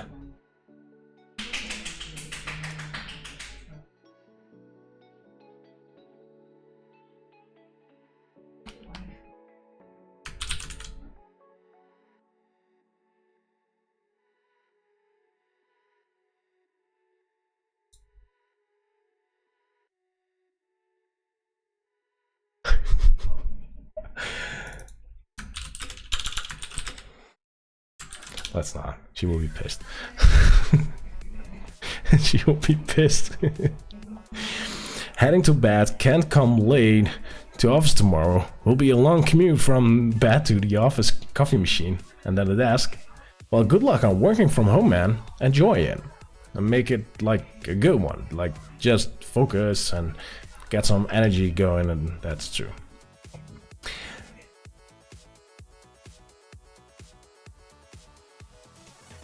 The monitor's TV, USB for state and IR LED. Oh, that's kind of nice. HA Whitefall.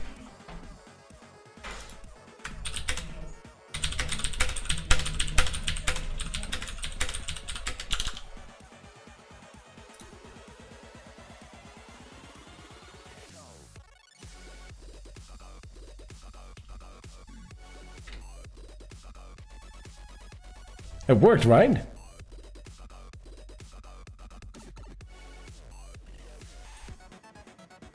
I'm not getting killed yet, so I guess it worked somehow. Okay. I got Sonos. Thank you so much. Not sure why I haven't tried this before.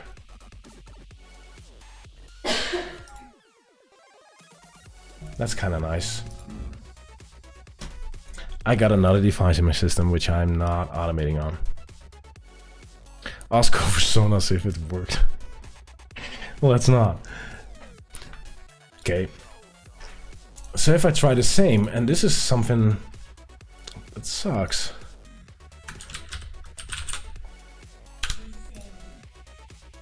It isn't discovered either. Secrets. I think I have it stored in there somewhere.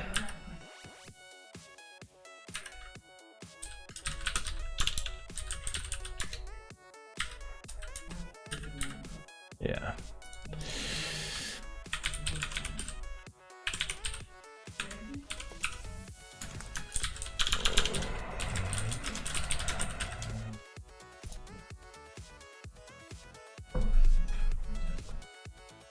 Well, there we go.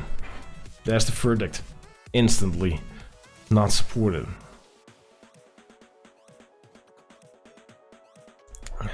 I'm not happy about that.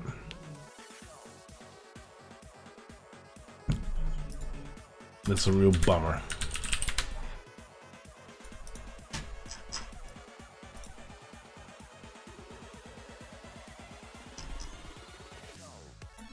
Hey, wait a second.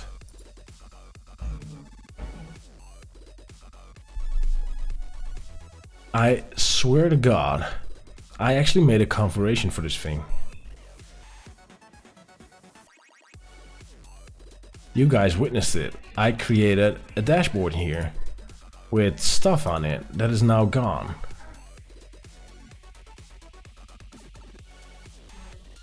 You guys all witnessed it, right?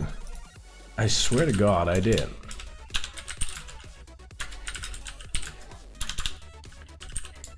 And I think I might know what is going on.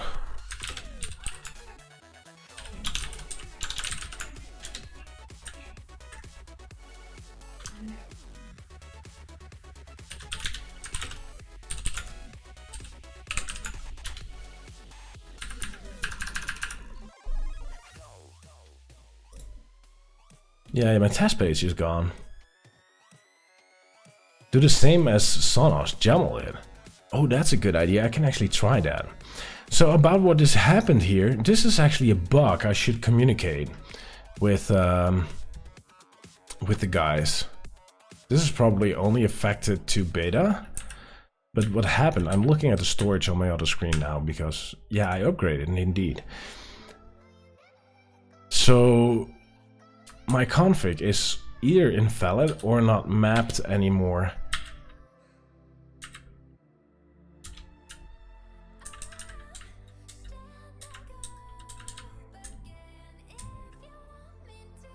That's not good. I will look into that later, but this is not good. Okay, so do the Samsung manually. Is that an option?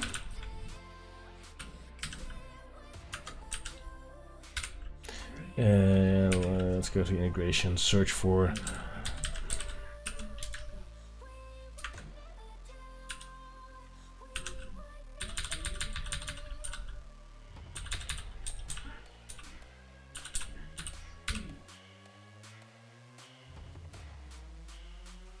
but how does this like improve?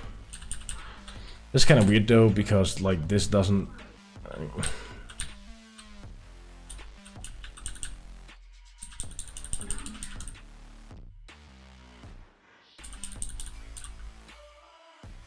this is not the RC side I'm looking at, right? So actually I should switch to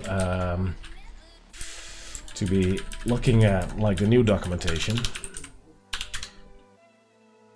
Here we go. This is the latest documentation.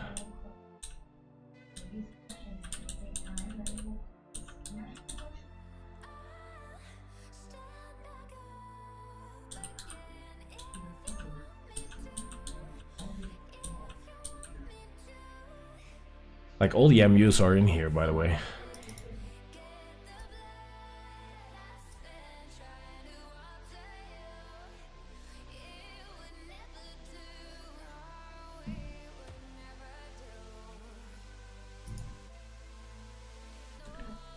Where are your subscribe notifications?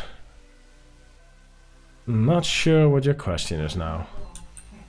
Where are you the subscribe notifications? Which notifications are you talking about?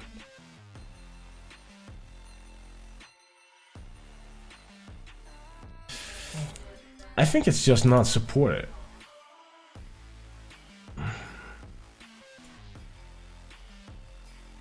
I could try to add it manually.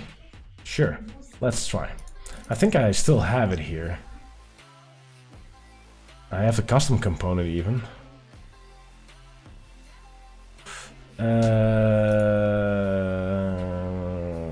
Media players.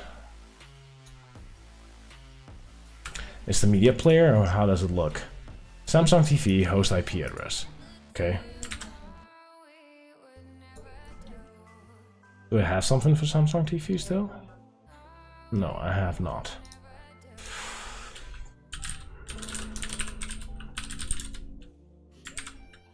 Oh, it's one word.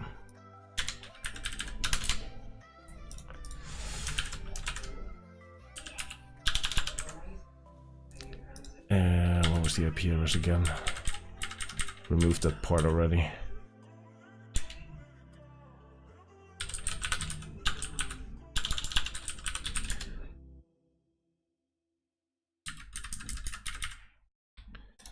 So the host was 10.10.50.194.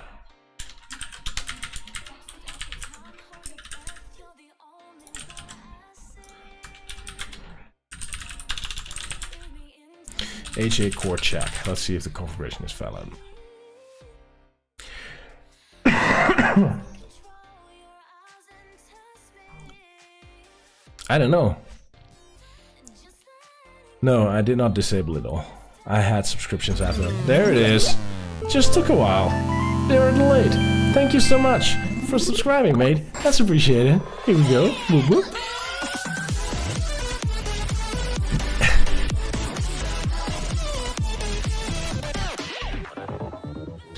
Okay, the configuration check passed.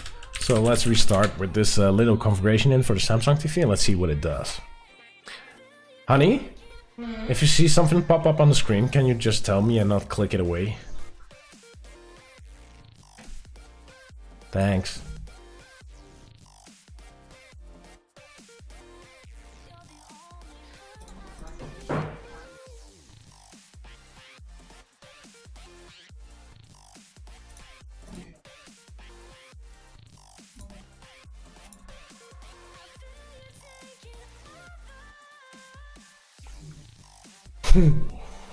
Okay. That's not good. Automations are not working. Oh, I know why. I have a test automation created, which really breaks stuff at this point. I know why. I should remove that one. I was playing and testing a bug, which I left in, and now I upgraded, and now it's definitely broken. So let's restart again to get rid of that error.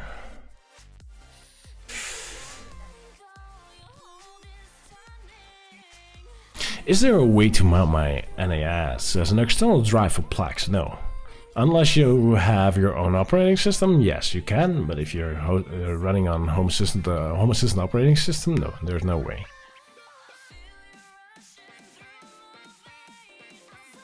Check out the HACS Samsung add-on. I will do in a sec, see if this failed or not.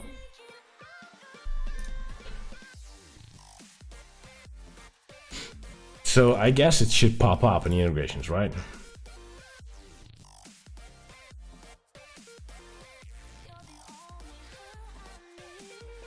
Nope, it does not.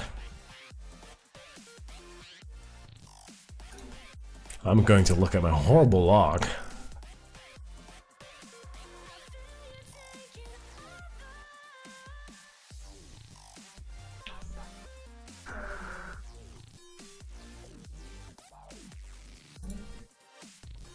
There's nothing about Samsung in here, which is a bit weird because I configured it.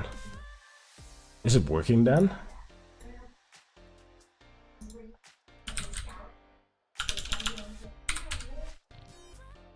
It ain't working either. Nope, it's not in the list. So the integration is not working, it's not throwing up errors, which is, I guess, not good.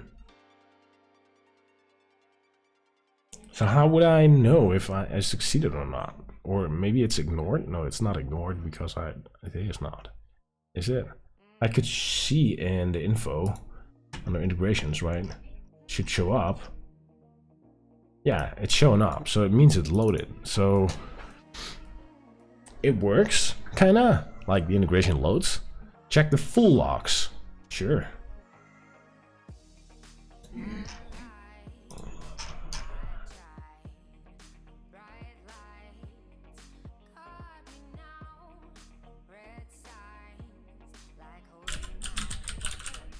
No Samsung.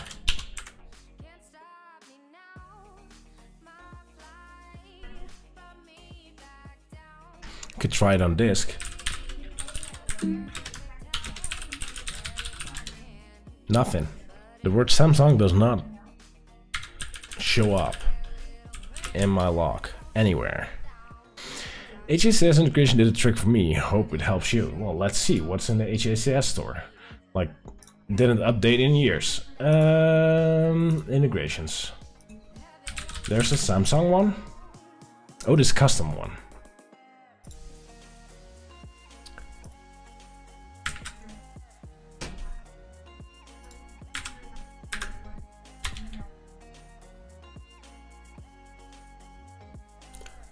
It hasn't been updated since a long time.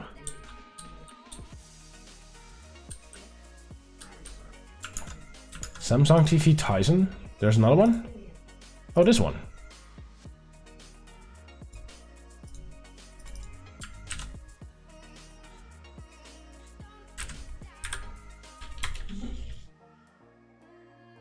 Oh, this updates.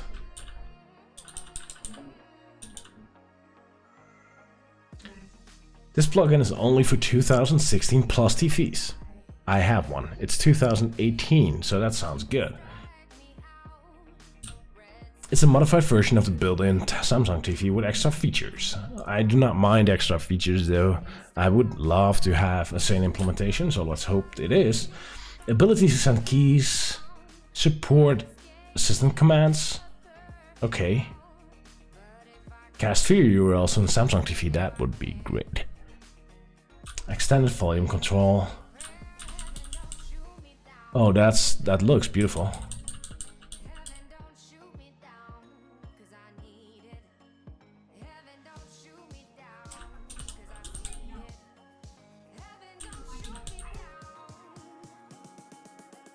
No, that's not true. It's not the same configuration anymore, and that changed. Update method. This can be changed for methods used, like ping, WebSocket, or SmartThings. Okay, how do I know what to use then? API key. SmartThings, API cloud. I do not have SmartThings.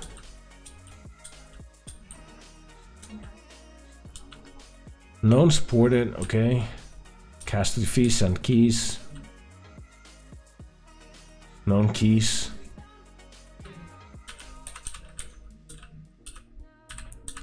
This looks pretty interesting though. I'm going to try this just because I'm curious if this works.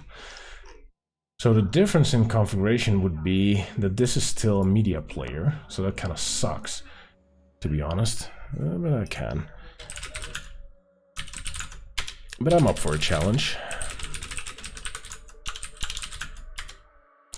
Okay, so let's install it. Let's see what happens. Why is this always so slow? Okay.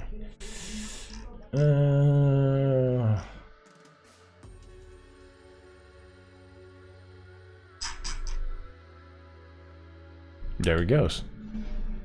There goes nothing. Yeah, restart pending. That's fine. But I will add in the configuration as well. So let's do that first. So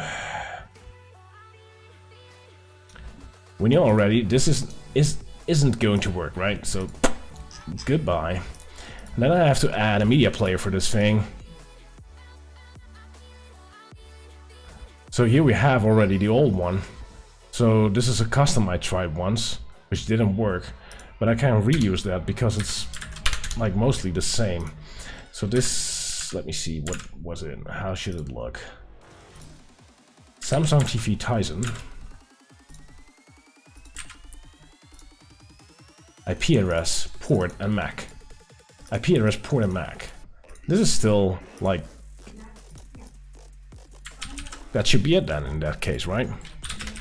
HA core check. Let's see if it's still valid. I would be really happy if this worked, by the way. Timmy, I really hope this works.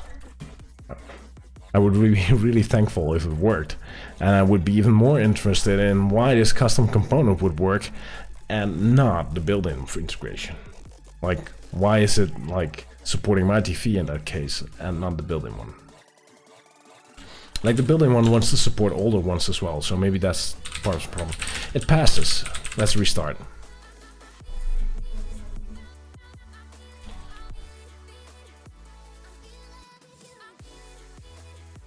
Did I miss part of the readme, by the way?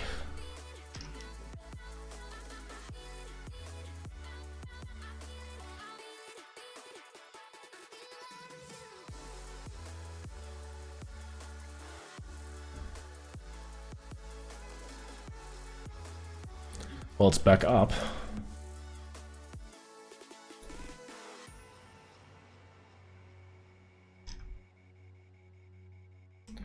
Let's go and see. There's a notification. Okay, fine. Entities, search for. Let's search media player, that's probably easy.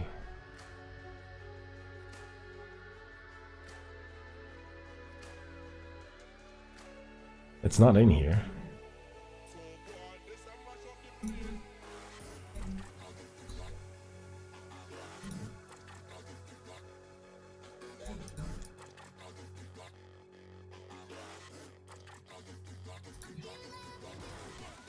That's not good.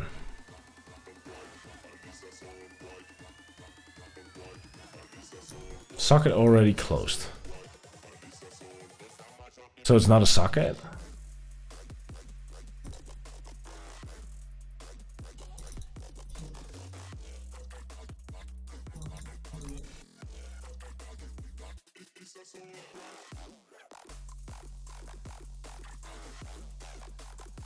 I'm not sure how to proceed at this point.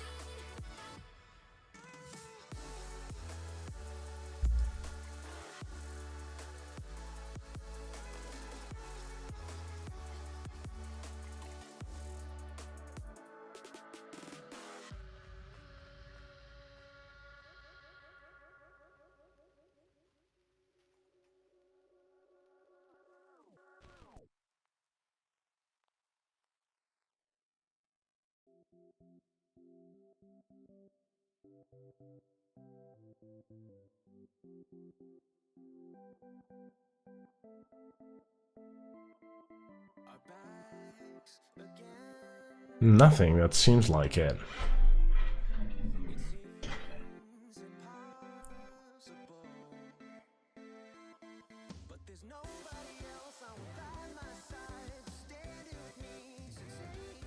Too bad, yeah. Kinda, right? But then again, I'm not sure if I need to use 8001 actually. Maybe change from WebSockets, but am I using WebSockets or am I using ping? Because according to the module, it keeps trying.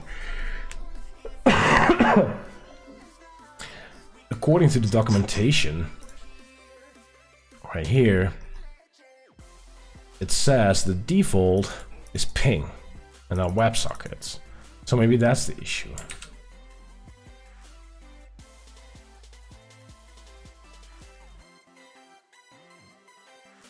But then again, the port isn't in the list either. So I should actually just take a look at the code to see what's going on.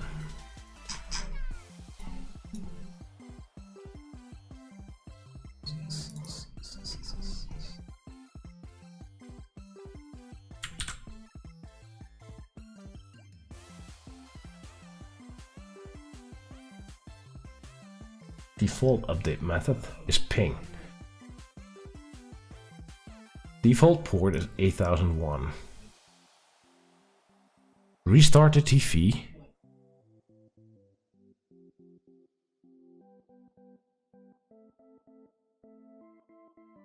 I'm not going to get that done now. Is that seriously a thing? The Red Bull? Or is the gas? Like, are you sure that's needed? Or have you experience with that? Default update method is ping.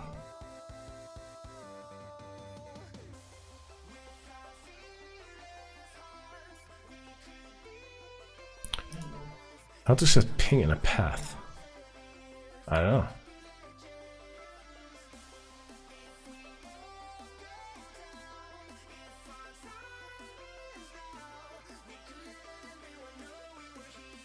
Restarting machines always work, but I guess it's the best. Always do a reboot. Yeah, no.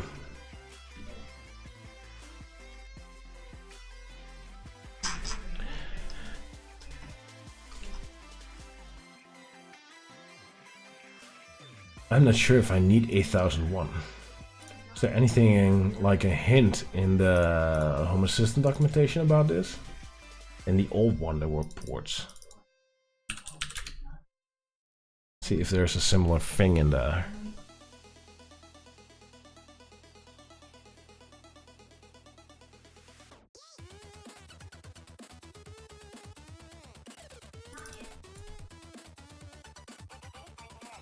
This is a port as well. Can I read something on that IP? Like, can I do a port scan?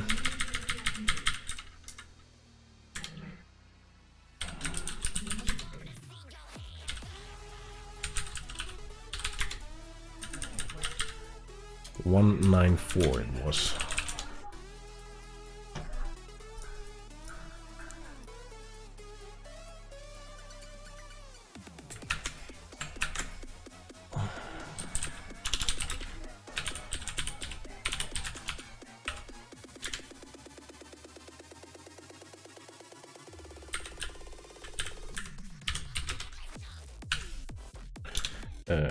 One.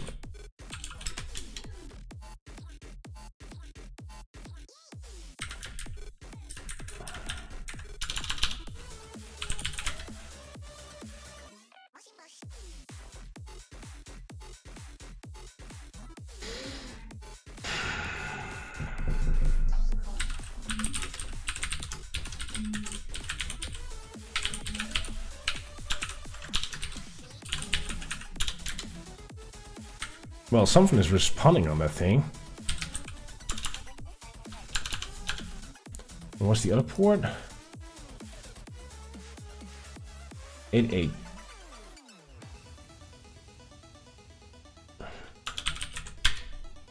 Nope, there's nothing running there. Is there an option on the TV that needs configuring? No.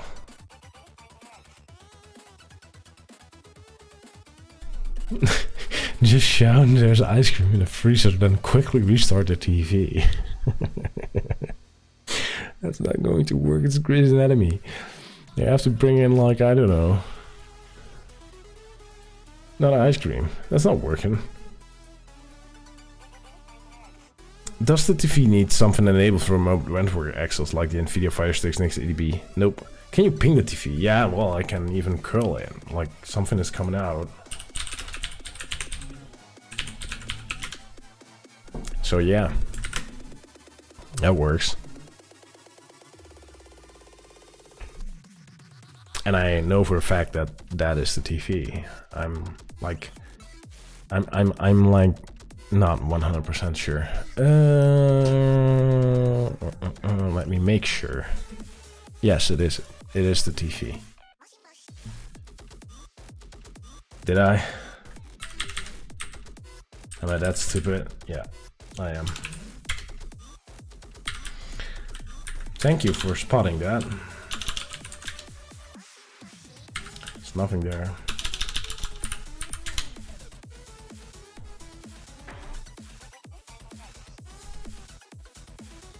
$8080? What's on 8080? Is that a valid port to use?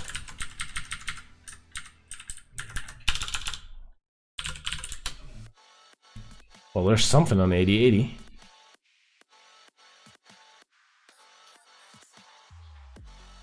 But nobody talks about 8080. Only thing that's talked about is like the default, which I'm not sure what it is, and 8001. What is the default port then for this integration?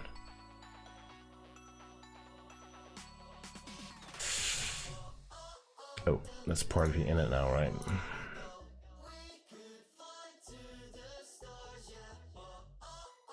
I should look at the previous version. Master.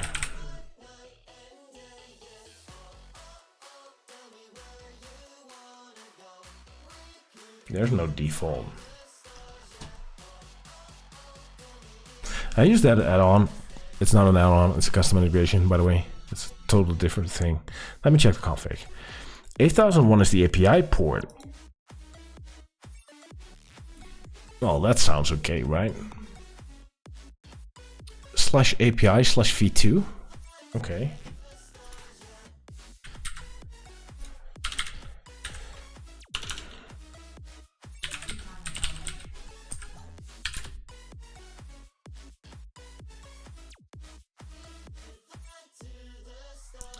Doesn't returns for a 1 in my case. Or the slash. Ah, there it is. Oh, look. I got something. You use port 8002 in your config, maybe. I don't know. But 8001 is an API. That's working. So that's kind of nice.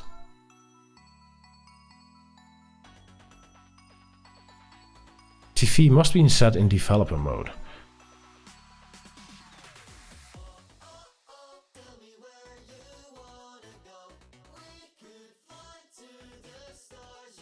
Is that true?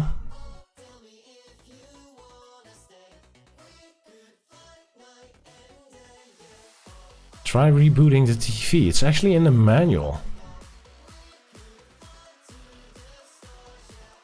Like, I'm looking at this.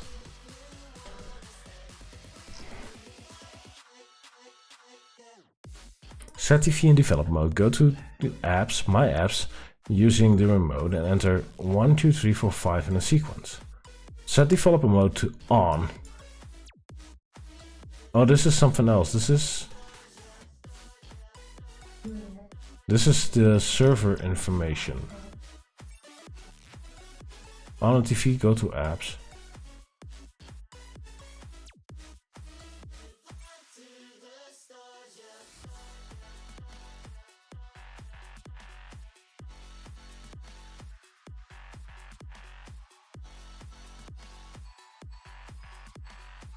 Okay. Use port 8002. Let me check. I hope I did. Oh, I did. Holy crap. Would that be it?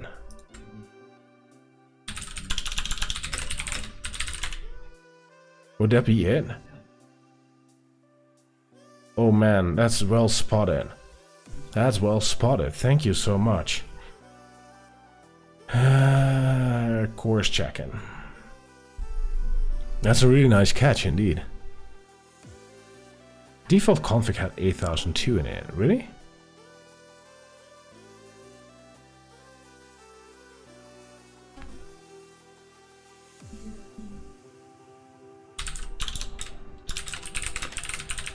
Here goes nothing.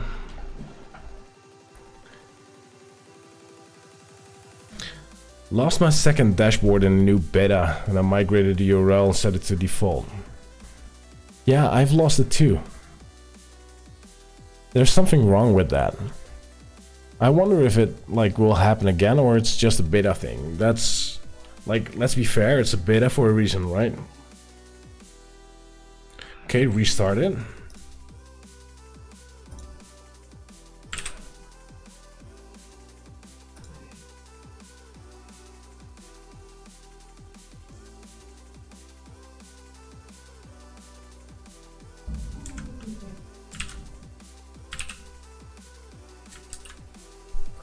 Honey, have you seen a pop-up?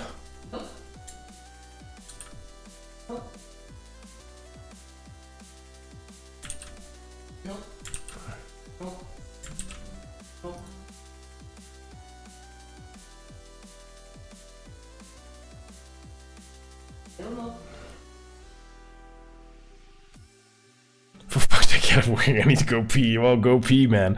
I need to go pee as well, by the way.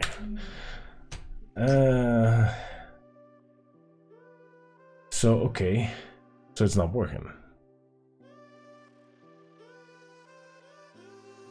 Nothing here.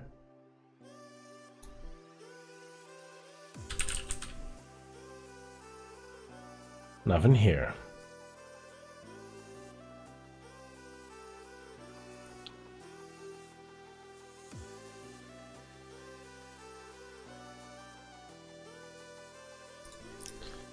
You might need developer mode then, yeah, maybe.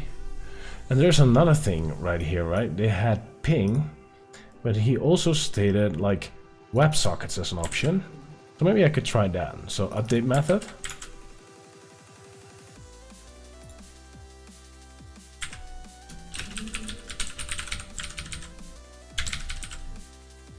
HA core check.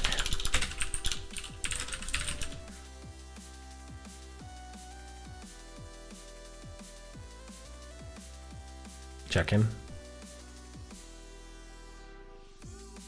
Might need developer mode, yeah. I cannot touch the TV right now. Cannot do that thing. We'll try tomorrow though. Or later when she sleeps. Yeah. Core restart.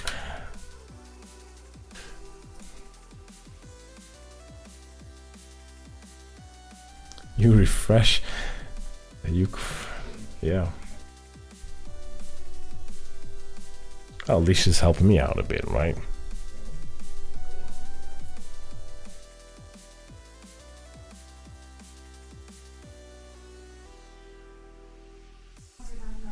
Okay, so restart it.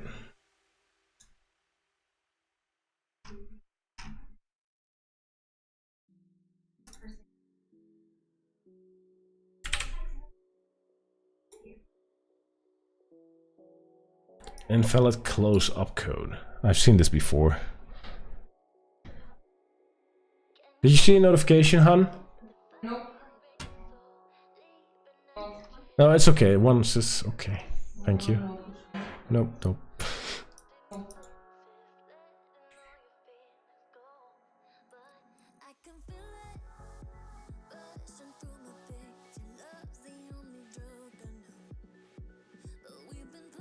Invalid close up code. I've seen this before when I tried to make it work desperately. So that's not looking good. That's not looking good at all.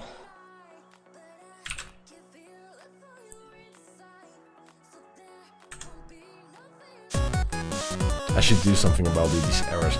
Black VQ35HR. Thank you so much for the follow, man. That's appreciated.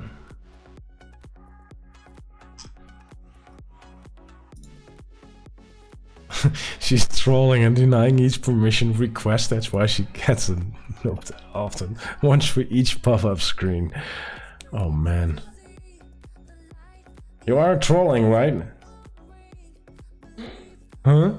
You aren't trolling, right? I'm what? Trolling. Trolling. You're kidding me, right? What?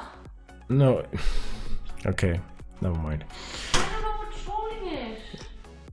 Like making, like, I don't know, like saying it's not there, but it is there, and just clicking it away and stuff, and... No, no. Oh, trolling. Yeah, there we go. No.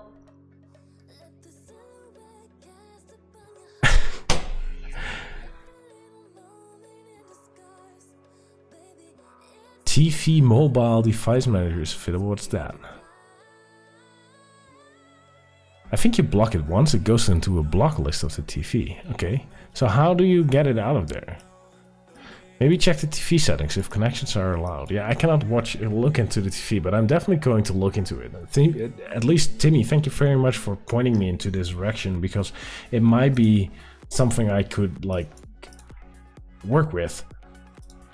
It seems at least that somebody is working on it.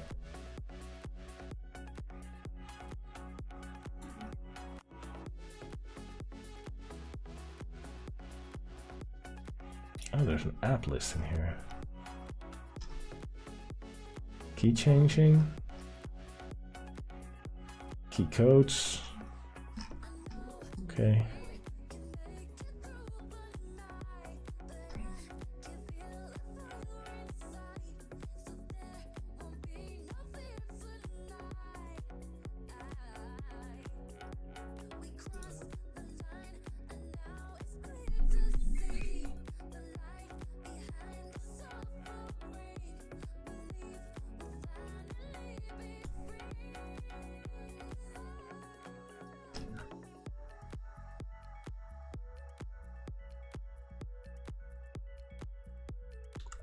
Can I still use this if I do not have smart things?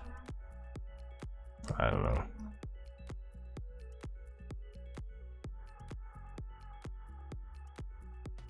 Z-Wave node problems. Yeah, that's a dead node. I still need to clean up that thing. Like, this one is just, I don't know. Like, okay. But what I really need to do is get another Z-Wave on the second floor. I moved my server from a central place in the house to a non-central place in the house. So now I have Z-Wave issues which I need to solve by adding something with power halfway home. Settings network allow devices in your TV, of course. Yeah, which I'm not going to do right now. Actually, I'm going to ask, and I'm going to find like the bathroom for a sec. So hold on, I'll be back in a short moment.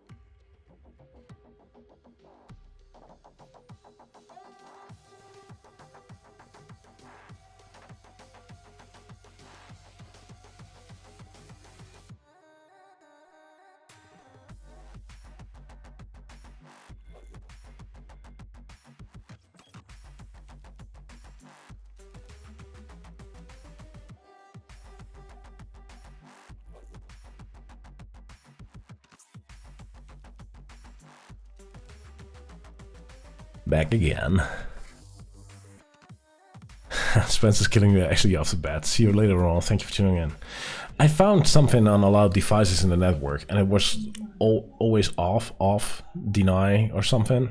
I turned it to always on. That could probably be part of the issue. So I probably need to restart to do this. So I'm going to restart and see if a message popped up now. Would be cool. There was no disallowed in the list, so I can see the devices that were allowed in the past actually, so that was there. So that was probably a good hint on what's going on. And I'm not sure if WebSockets is then the right thing to use, so I should probably use ping in that case, the default, but let's try this.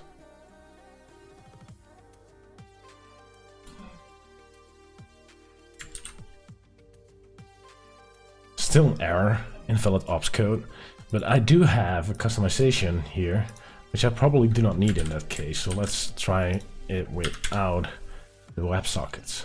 And please work this time. Welcome back, thank you. That's why I folded and got a SmartThings account. I can at least turn off the TV now.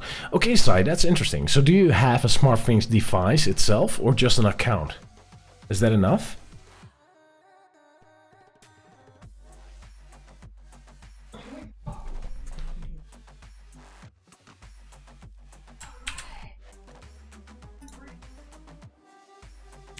Connection already closed. Sai, did you have just an account and then hooked it up? Or how does it work? Do you need a SmartThings like the hub actually to do that?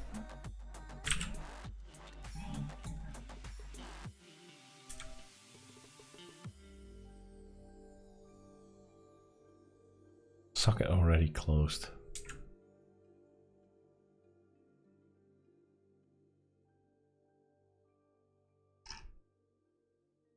You don't need it.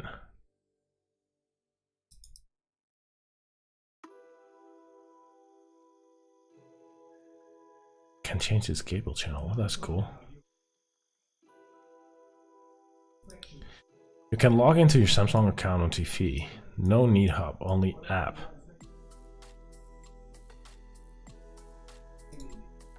Just to the account, sign in on the TV. That's interesting. So you can hook up via Samsung. And is that like...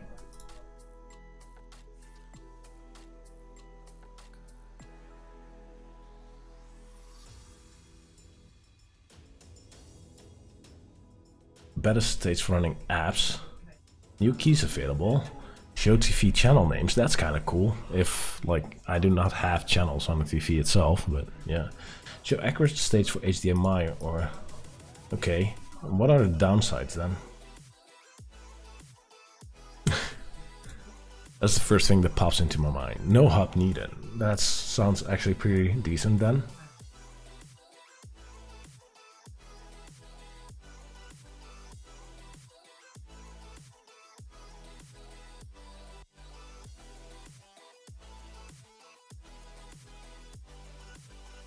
Sorry, I think I might have a little delay on my end. That's fine, Sai.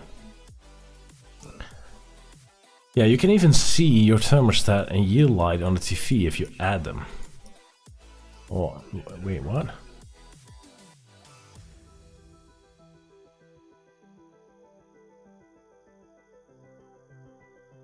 Yeah, 8002 is indeed the example.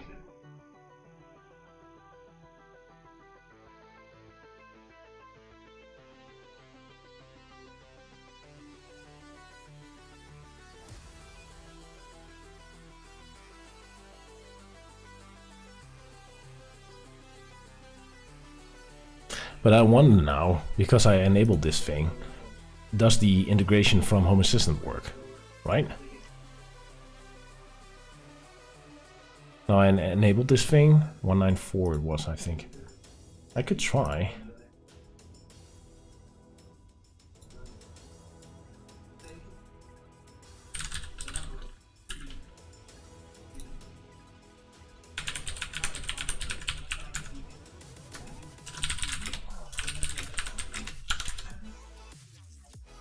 Not supported.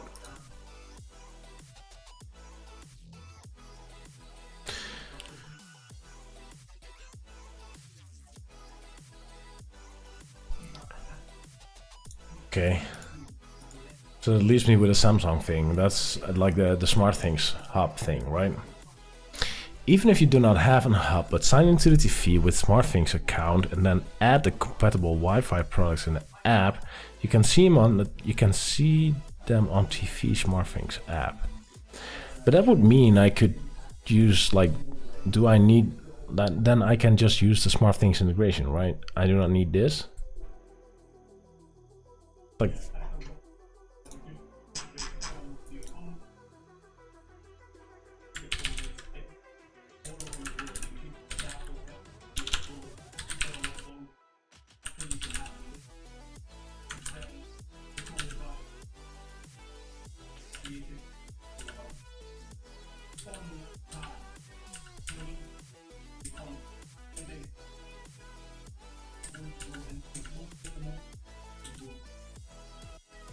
It does not support media player, so that's probably the reason.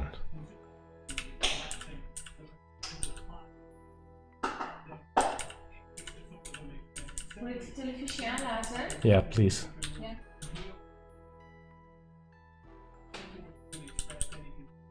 It creates sensors, not a media player.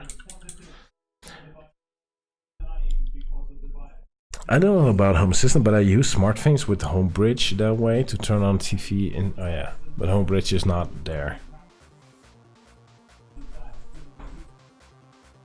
Okay, so the thing I should do, and that's not what I'm going to do now, but tomorrow. Yes, I use the SmartThings integration, so not the custom integration. Then you get like.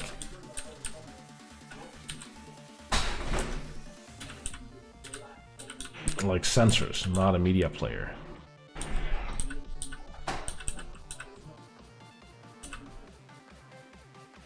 Okay. I had to go into network all share and deleted all HA reference. And I could add it via the integration.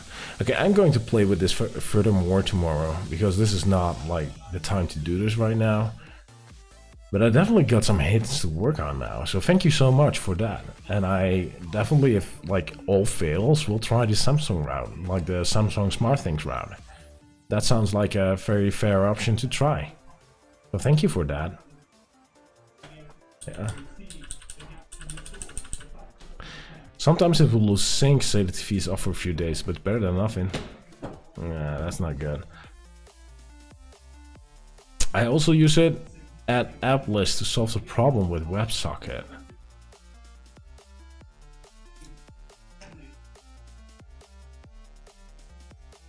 But it says optional.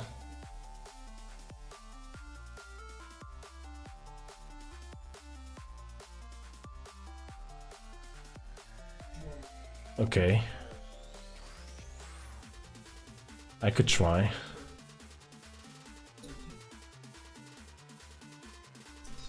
Thank you. Love you. Night night. Love you too. Do you have TV on Wi-Fi or Ethernet? Ethernet, of course. Not on Wi-Fi.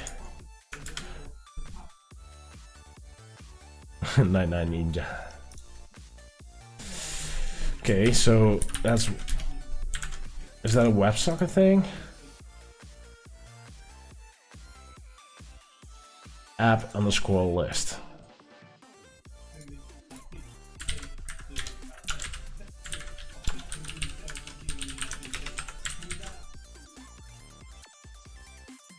Live going to sleep. Reboot TV. Whoa, that's a good idea. I'm going to try this one though. Restarting. I can reboot a TV. I need to reach out for some cables because you cannot reboot it with remote, so you have to restart it actually. And I cannot like reach, like it's mounted on a wall. It's kind of hard to reach, so I need to route. And port 8002. No, there's nothing on 8002. Did I test 8002?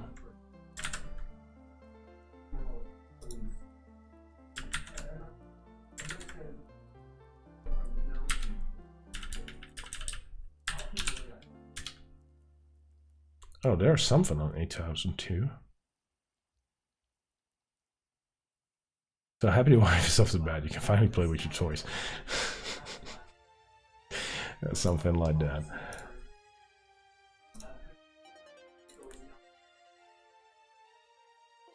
Well, there's a JSON decode error, so it's like this is something I haven't seen yet.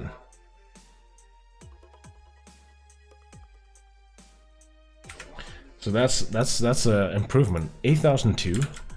Is it open?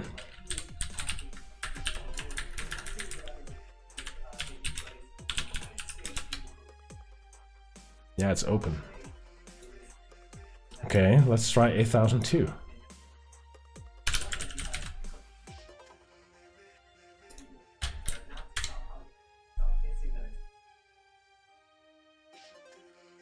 But then I have to set it to WebSockets, right?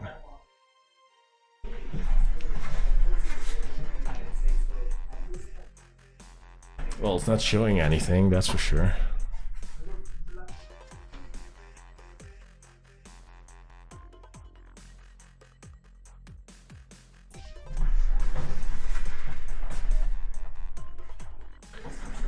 It's not showing anything.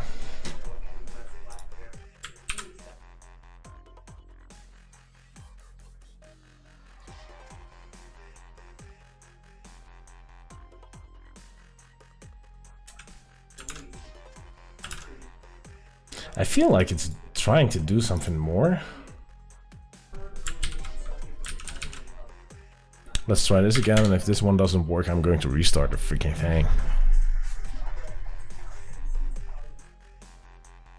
I should actually grab the remote, so if it asks something, I do not have to run or something.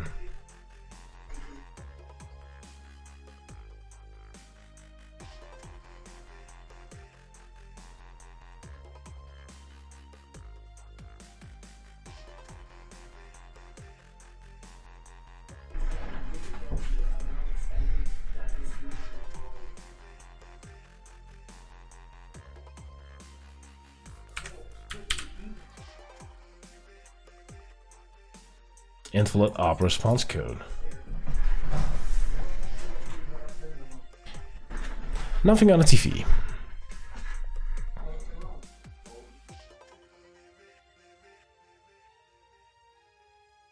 I have a question. Why does type what you want, I will make an automation thing in the UI? Can't see entities from the integration not listed in devices? Not sure about your question, Yakuba. Can't see entities from integration not listed in devices.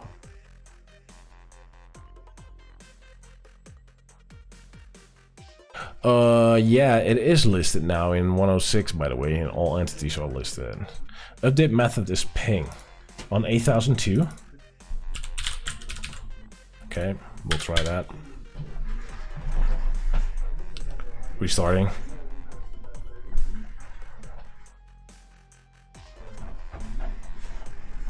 I would be so freaking like happy if this works, because that would be like really, really great. Restarting.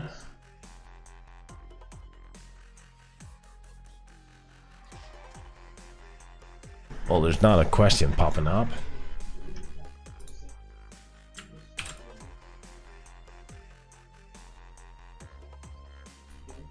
Nope.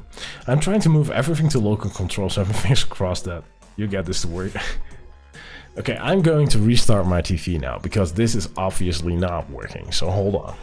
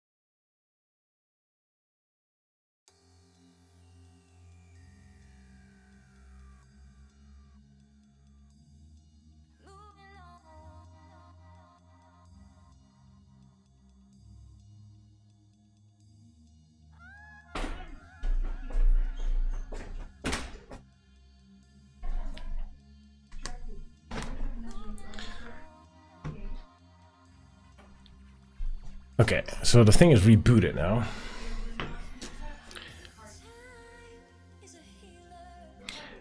Hey Frank, it has been a while since I've been able to catch a live stream. Just was cancelled because of COVID-19. Oh boy. It's weird. I use the add-on with Tutti Feeds and it's working perfectly. Yeah, there are many protocols in the Samsung Ecosphere for television, so they changed a lot over the years. So not like as far as I understand, it's a pain to implement, and at this point, it's for me, it's just a pain to actually get to work. So let's start simple. I've restarted the TV now, and let's comment out everything that's not like custom. And just restart. Let's see what happens. Unfortunately, and oddly, it seems a bit of a model number lottery. Yeah, it is.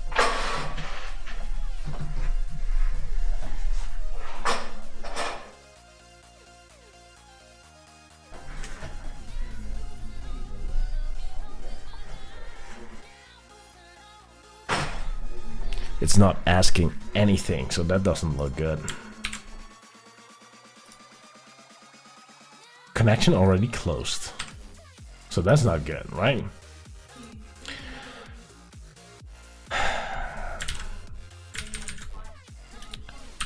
Let's try 8002.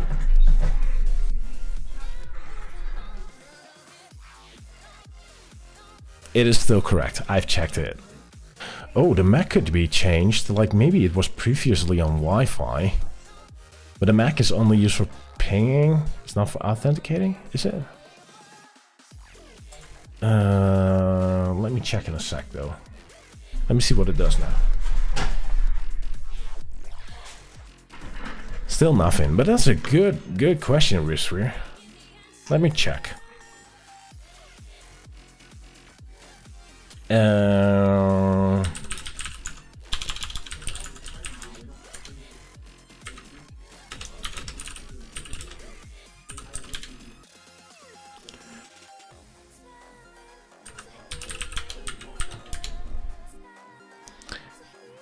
Okay.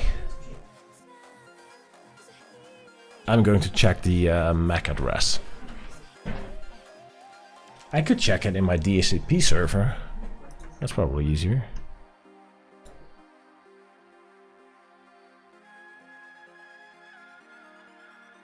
Seems to be correct. Let me check on the TV for the same.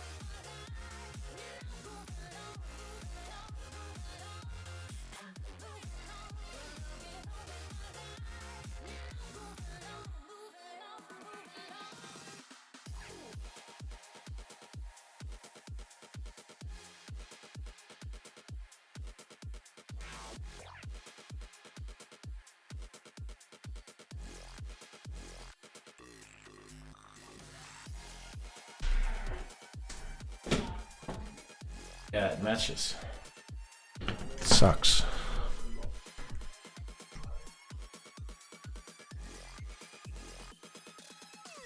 It sucks, it matches. So that's correct. But that's not part of the issue. So the method ping is the default, right? So let's try WebSockets now. After I've restarted TV.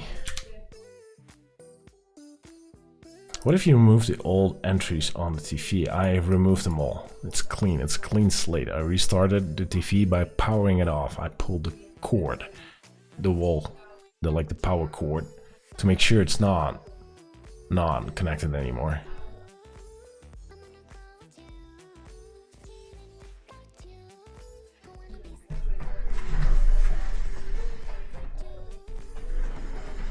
Nothing.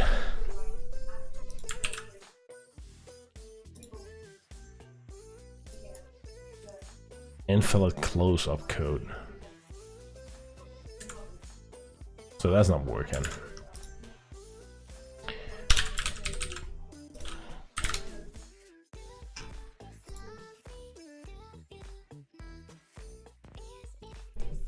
This is not fun though.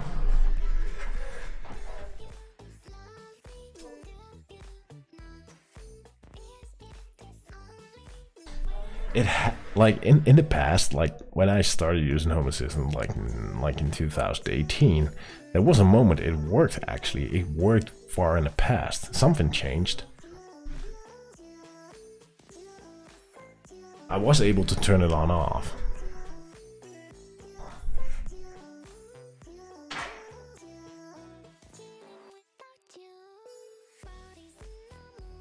Suggestion: make multiple sensors. Yeah, if you do that, it's hard to find the differences in the error messages, right? Like which one is throwing the error message.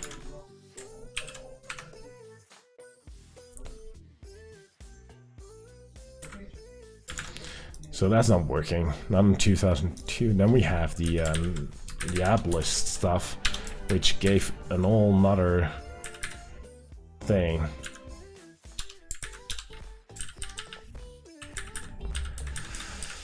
Let's just try with just like Netflix or something.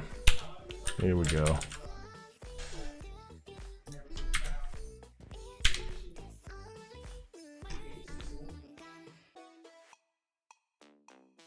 But one of them might give the pop-up. Yeah, but I still don't know which one. And which one is faulty or not. Like my startup, like my reboot time is like low, right? It's just, I don't know, 10 seconds or so. It's fine.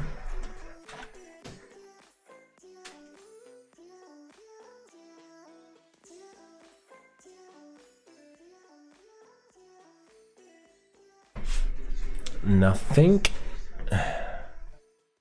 Nothing in there.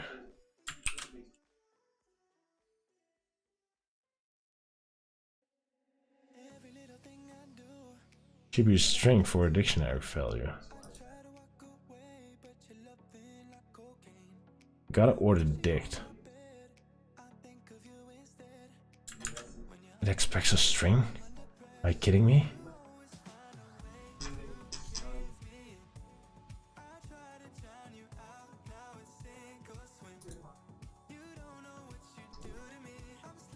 It expects a string? Come on. It's clearly like a dictionary. Okay, never mind. Here. Have a string.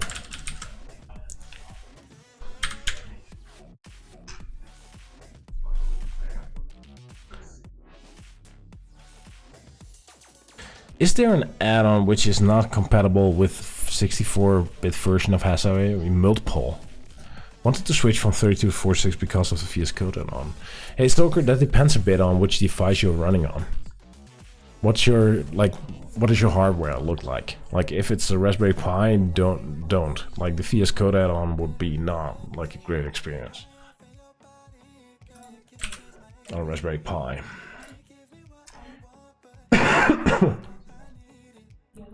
Pi 4 GB could, okay, that could work. That might work. Well, it depends on the add-ons. Like all add-ons have like a list on which devices they support and like which architectures. Just make sure they all support AARCH64. Then you should be safe at that point. So I feel like WebSockets is not working. So that's probably not it. Still going, you went to a custom component? Yes, I did, because like it's awesome and freaking cool and should work and specifically made for all TVs after 2016, which my TV is. So yeah, that's my TV is working according to spec, right? It's not working. All right, we'll check. Thanks, you're welcome, Zoker. Okay.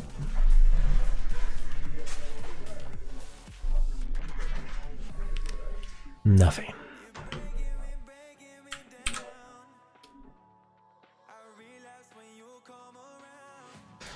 What I find weird is how, as soon as I specify the list, how it's somewhat doing something but then crashes out. So I feel like this list is making it worse. Then again, we know this doesn't work at all, so I don't know.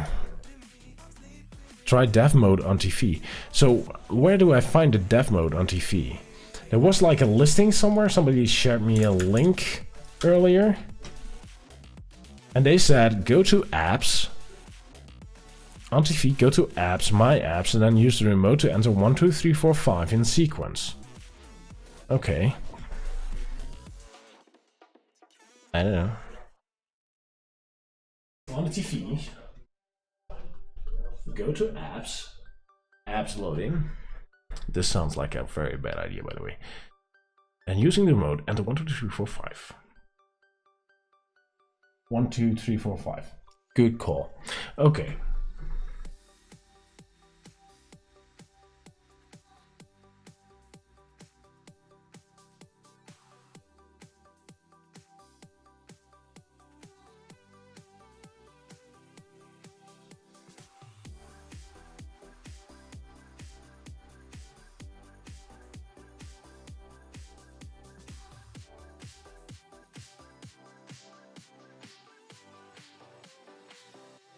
It actually worked, by the way. I set develop mode on and now I have to hold the power button for 2 seconds.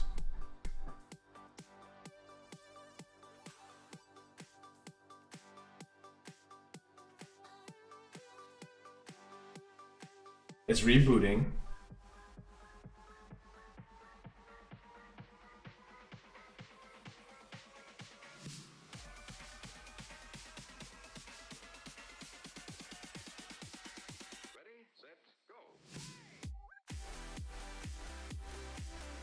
Okay. So I now enable developer mode. So I should be able to view logs as well right now, right? So the TV/log should work. Let's see if I can get something out of it. It's on port 8001.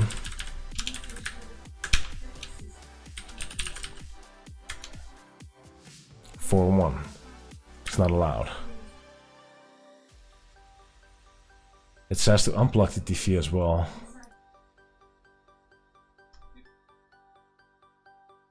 Okay. The information screen on screen should set something different, but no harm in just killing it. Hold on.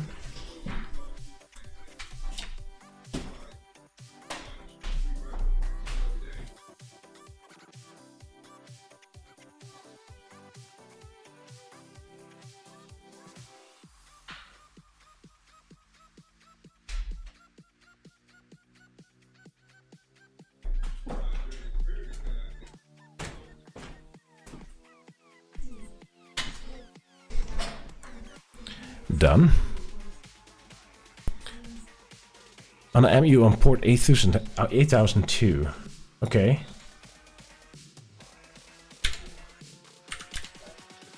Well, it's now refusing connection.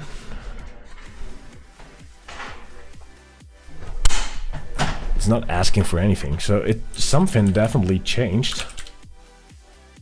Okay, port 8002. And did you set WebSockets there? Because you have like almost the same series of television I have. Yeah, MU is the same year, so that's 2018 as well. Did you do WebSockets?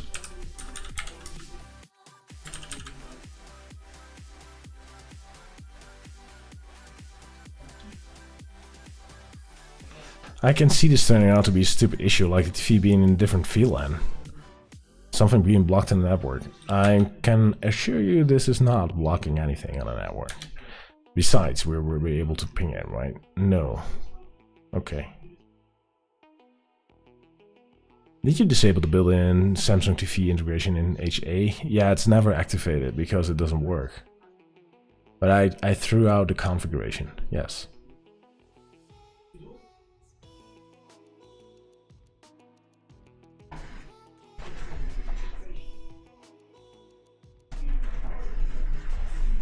It shows nothing.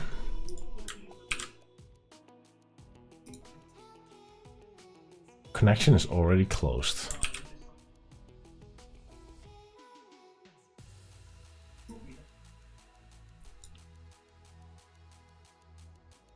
It tries to get the installed apps and then it crashes out.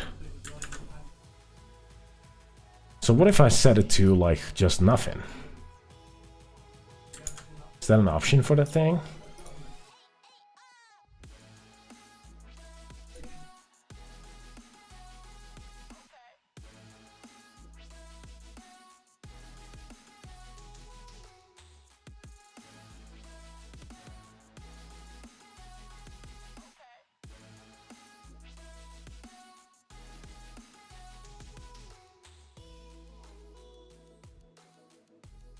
Scan app HTTP to false in your component. Okay.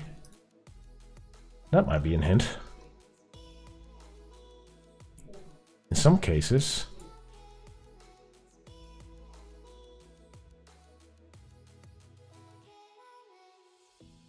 Platform name, host, port, Mac. Yeah, that's what I have, right? And that didn't work.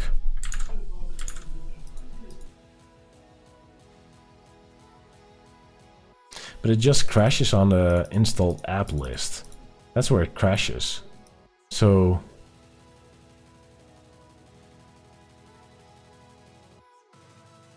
that might be an indication that like that doesn't work, that specifically. So maybe I can turn that one off.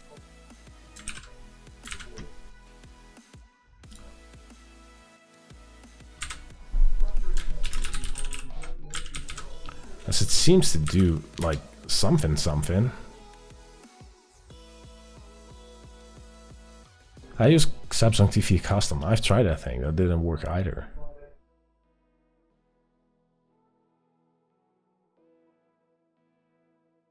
And that thing isn't maintained though, so that sucks.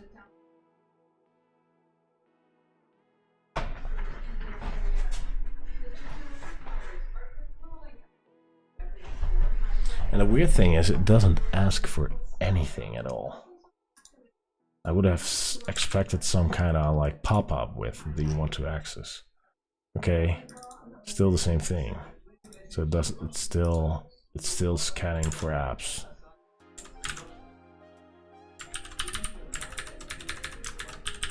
Like, eat this. Clear device connection manager. I already did. It's empty. Enable the app list again so it doesn't scan app list. Maybe now in dev mode it works. I don't know. We're going to see now.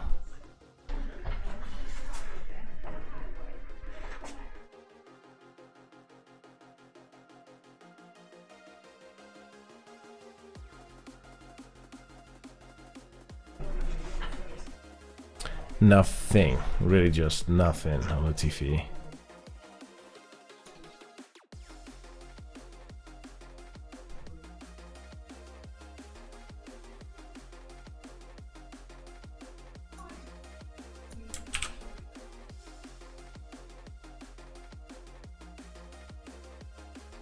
Wait a second, I don't see an error though.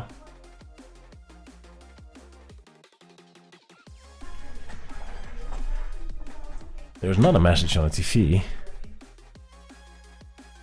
But there's not a component error either.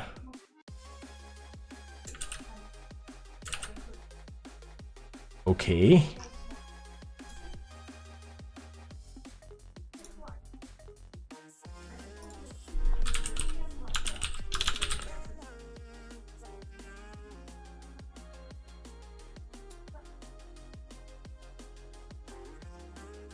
shit on me. Is that him? No, living room TV. What's this? This is the media player.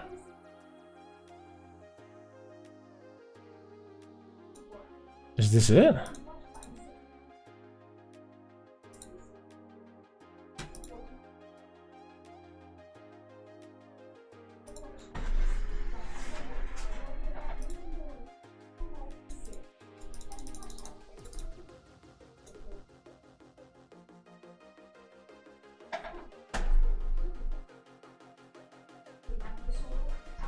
Well, something is turning on and off.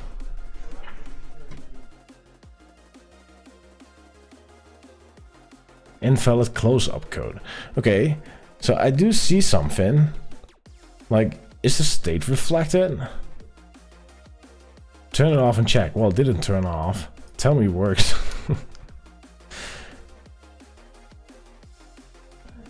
So can I switch like sources? Invalid close-up code.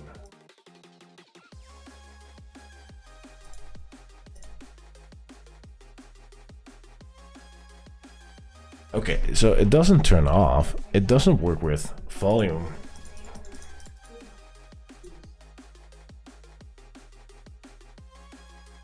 I turned the TV off now. What will it do? This is polling, right? How often is it polling?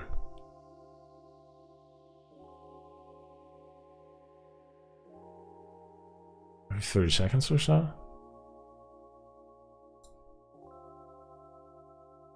Oh! So we are connected though. That's for sure.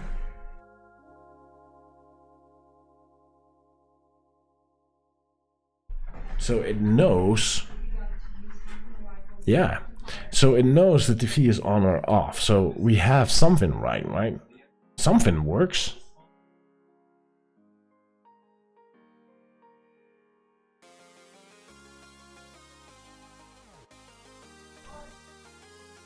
So I'm definitely using the right ports and configuration now, right? You agree, I hope.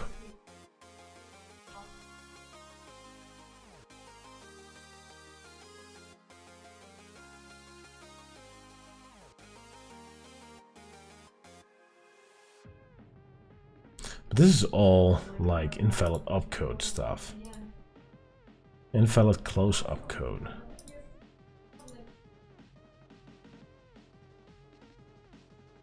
And then it instantly drops it off. If I select something, it just drops it off, and that's not true. It will pop back in a second.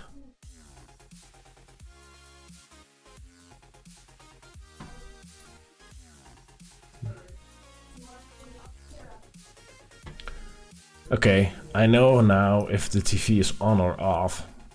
That's, I think, like, at least progress.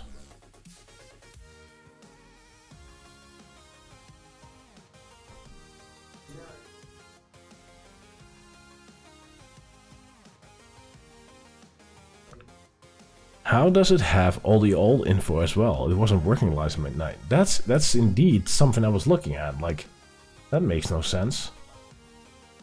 But this is a short time span.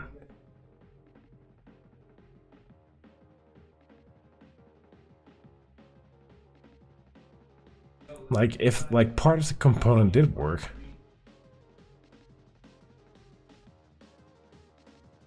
But it hasn't set on before that, so that's new. Protocol CTL. What is Protocol CTL doing?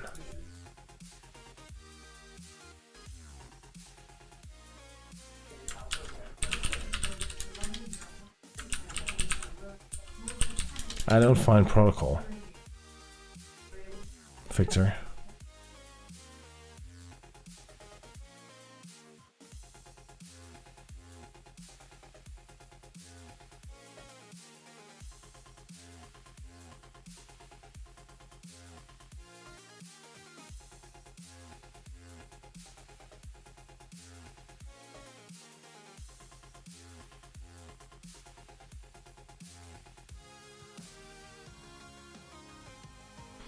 I think I need to try the SmartThings route.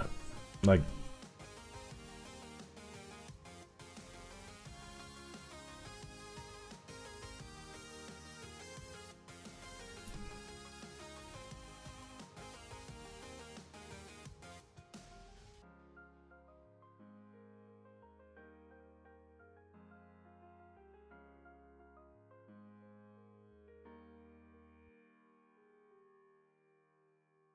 it all looks so like amazing.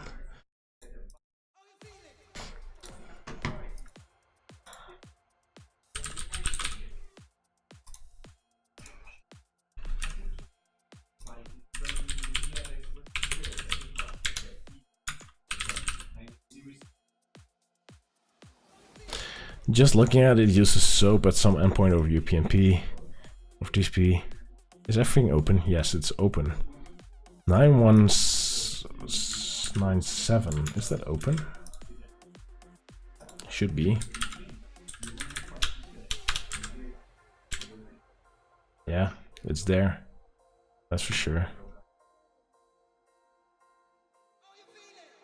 SmartThings is okay if you all you really want to control from HA's power. Yeah. So this port is open, that's for sure.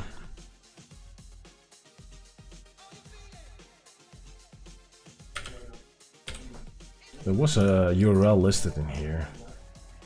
DMR at the end. Unauthorized.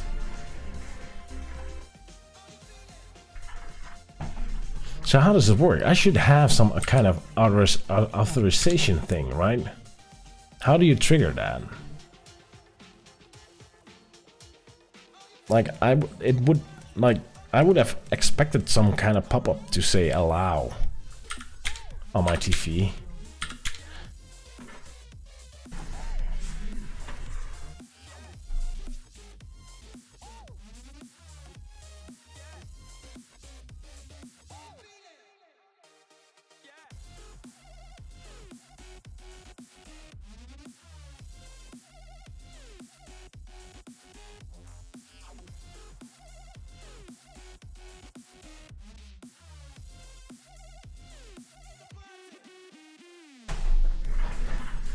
Okay, I feel like I'm getting close to something. Reset the TV to factory settings. Are you insane? Oh man. I could try with another TV. That's something I could try with a different one, but not the living room TV. I'm going to that would send me into war instantly here at home, Mr. Banani.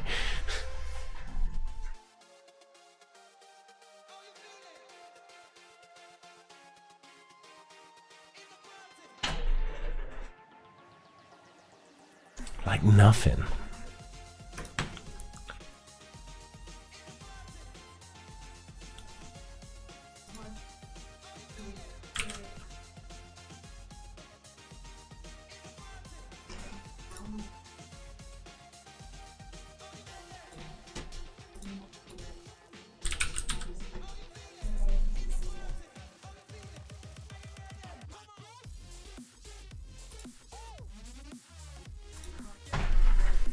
Invalid opcode, and then it crashes out. Some 2018 plus TVs need secure HTTPS. Okay. Is all share enabled? I did not find something that's called all share. If I would reset my TV, I would be in a huge fight at home and I live alone. Okay, that makes sense. Let me try text-to-speech. Maybe that triggers something. Nope. Doesn't trigger shit.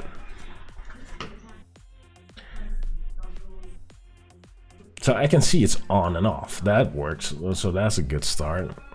But that's what we're looking for, right? I find this a bit weird that setting like a hard-coded list makes it like But now we're getting back to where I was before, the same configuration, which I know it doesn't work. Is the MAC required, the MAC address? It doesn't say, right?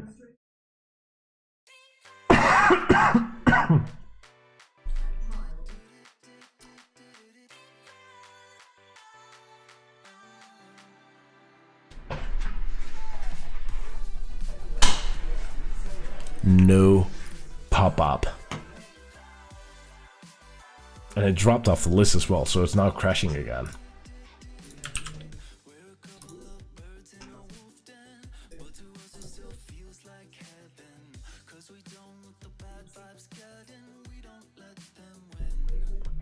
Is there some kind of file on disk or something where it keeps like old authentication things? Like maybe I have something left in my storage from an old try, or I don't know. Like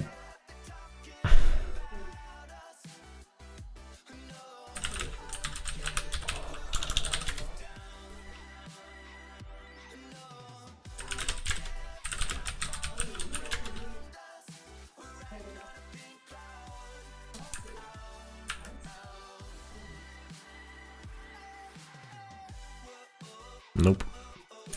Didn't act on my whole code base, nothing.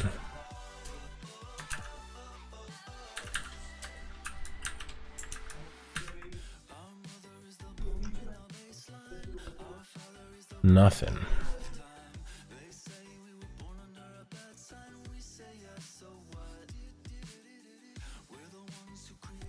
That sounds like a dry cough. It is. I haven't drunk.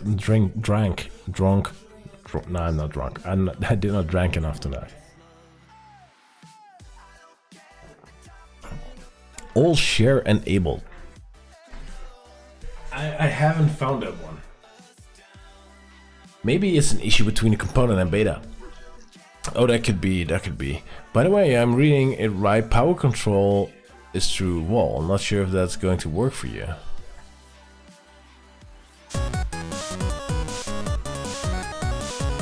Shanky, thank you so much for the follow, that's appreciated. You're now officially a home assistant home, you by the way, and please let me know in the chat, do you like cats or dogs?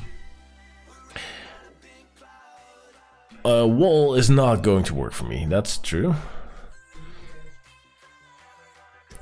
But, okay. So that would mean I would have to move it from network. Which I can do. I could move it into like a different VLAN, on the same VLAN as Home Assistant. Actually, I do not want to. Let me check again.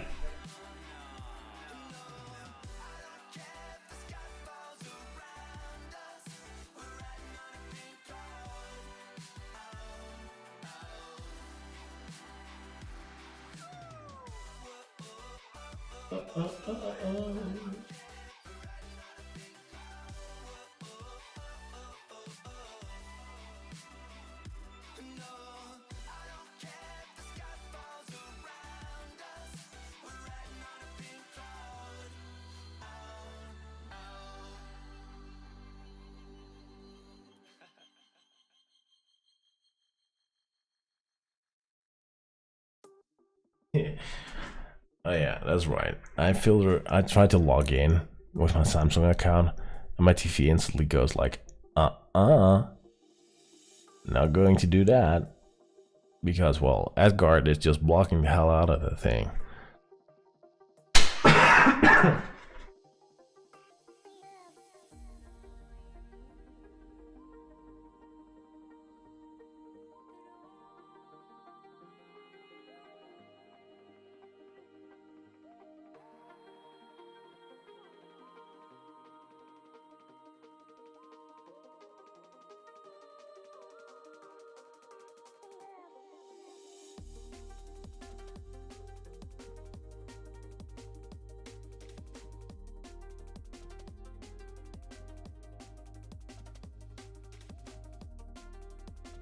It's just not doing anything.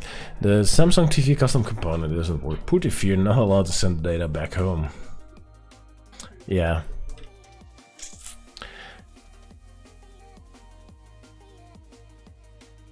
I just saw in my antivirus some connections to the TV were blocked. I do not have an antivirus. I'm not working this. Good night, Gary. Thank you for tuning in. Antivirus. I'm not running. I'm not a Windows user. I don't have that kind of shit. But yeah, I see what you mean. The TV has a fire scan as well, right?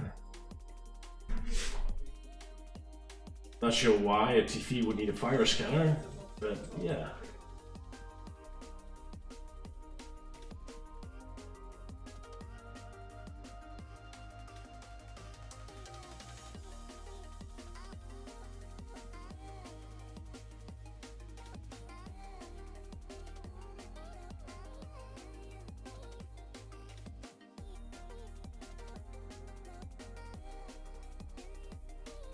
I don't see it.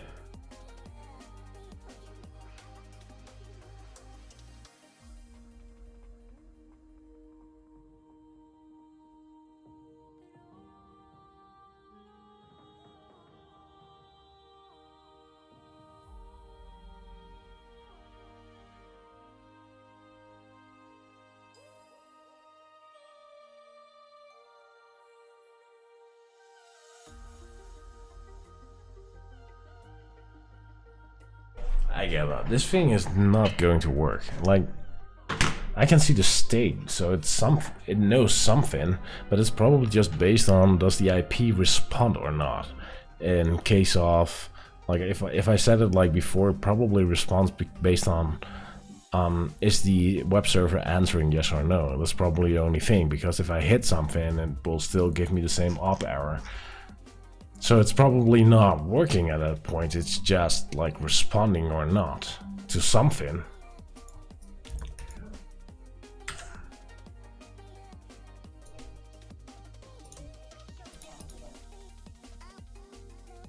So what's the default here? It has a token here. What's in the token? Why is the token in the custom folder? Are you kidding me? That's not where you store stuff. It should not be there. Good night, thanks for the tips earlier. You're welcome, Nigel. Good night, sleep well. Why is the token stored there? And what's in that token? Is the token broken? It's empty. Is that the issue with the file? That the token file is empty, but it thinks there is something in there? Could that be a thing?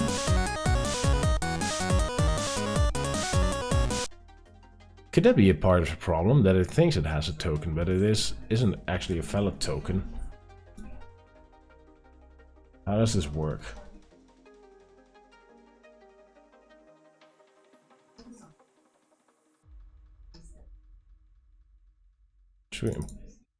WebSocket's true if 8001 or 8002.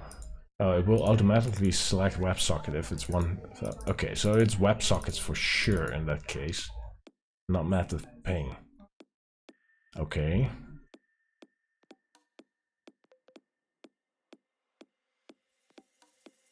Token file. If port is 8002, WebSocket plus SSL's token connection. So 8002 is for the SSL stuff, and it generates a token file, and then tries it with a token file. Okay. On my second TV, the token file is empty but works. Okay. So I have two ports, right? So I have 8002, which responds somewhat, and this one responds as well. So I have two ports. But this one is an empty reply.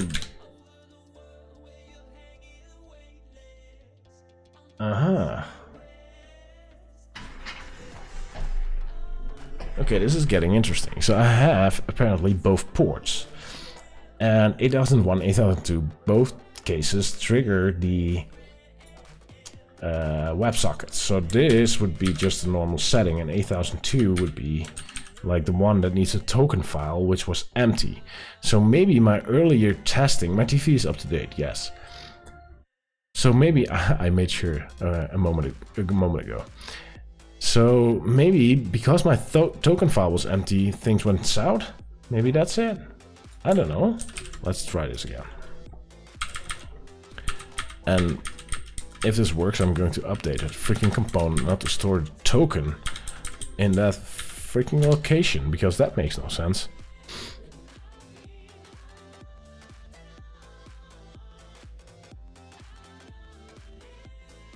Maybe the problem is that the TV updated.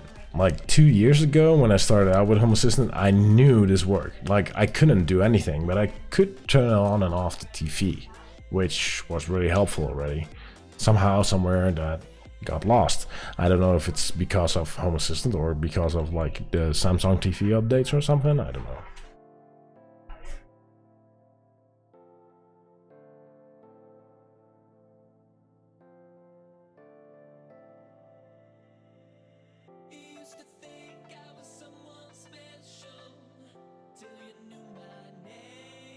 Nope, it does nothing. And I'm betting we are seeing some kind of error here again. Invalid close up code.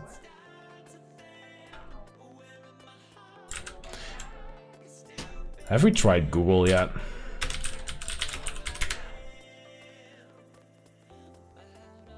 Well, I'm not the only one. Like 0.82.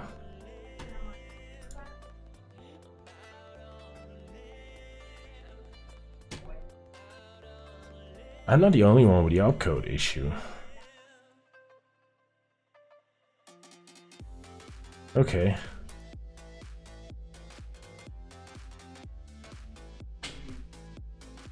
Automatically locked. Not going to happen.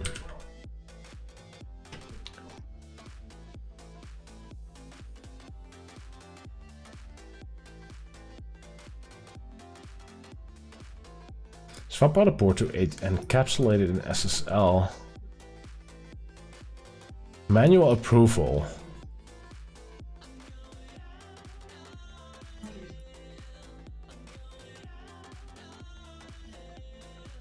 Which you can see in their UPnP advertisement.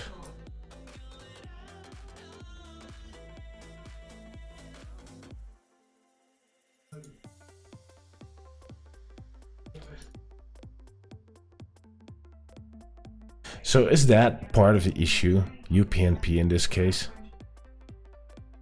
8001 is required for 2016 plus TVs.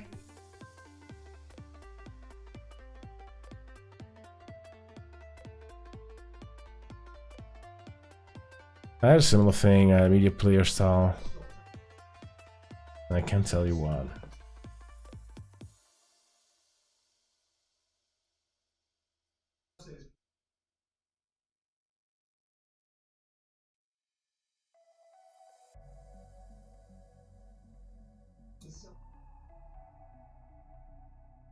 Like this is like really long topic with really old information.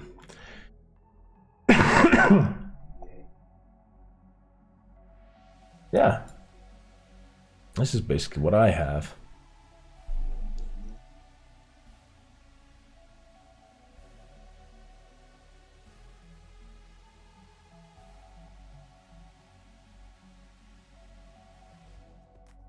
So this is the HA Samsung custom which somebody else was referring to as well. Okay, that might be an option and interesting.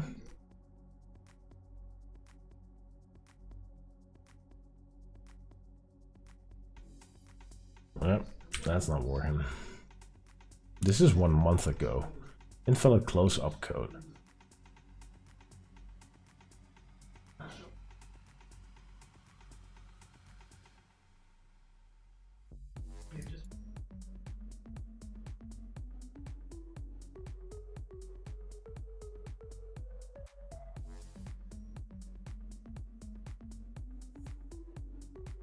Samsung TV custom. That's a different one. And it has a protocol.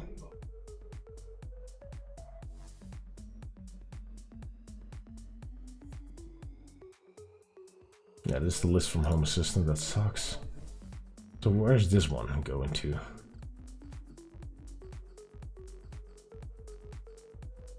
Yeah, this is the one that hasn't been updated for a long time.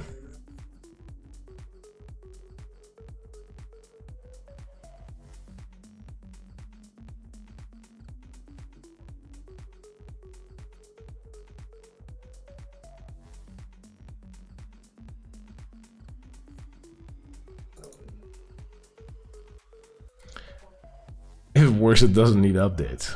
That's true. If it works, right? Protocols. WS for 2016 plus TV, so which I have.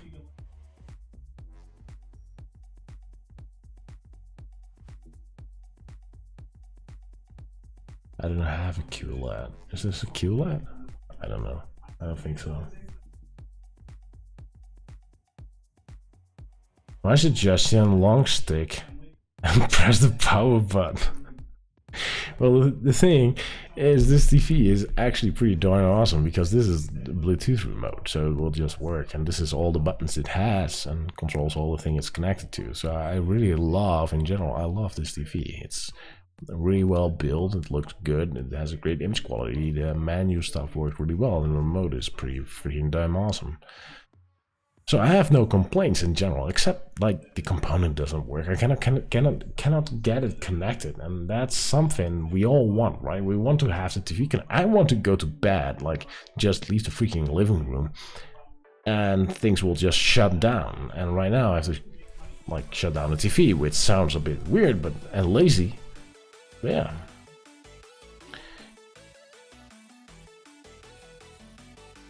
But WebSockets is something for 2016 plus. This is 2018, so it should be like.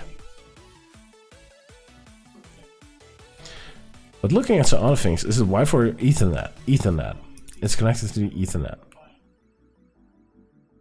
I could try. That doesn't matter.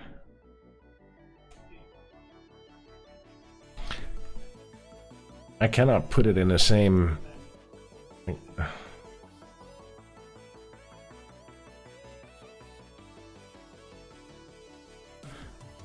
All the things say Wi-Fi is broken. No, I don't do Wi-Fi. I'm pretty sure it's wired. Let me check. Why is there a stupid fly here? Let me check Wi-Fi. Let me check my router real quick.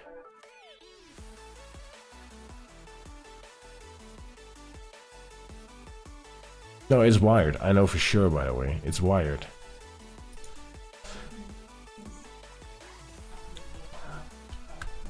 Samsung is not bad, but LG has notifications from HA. Samsung has as well. No, Samsung doesn't have it though. Yeah. It's the Nvidia Shield that had it.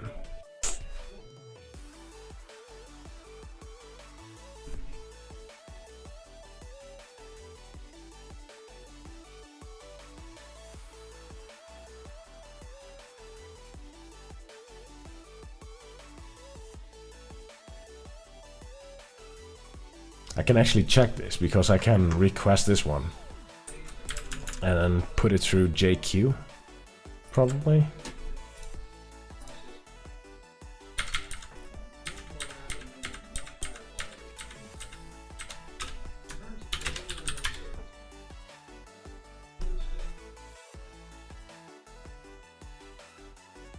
So the operating system is Tizen.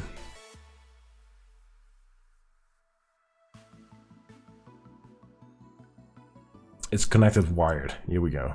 It even tells me it's a wired connection.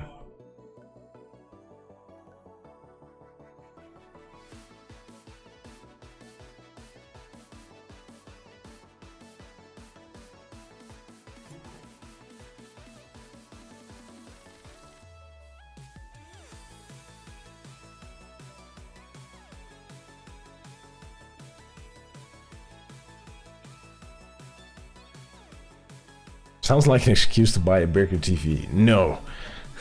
And I have multiple of these. I have multiple of these TVs. I'm not looking forward to replace them all.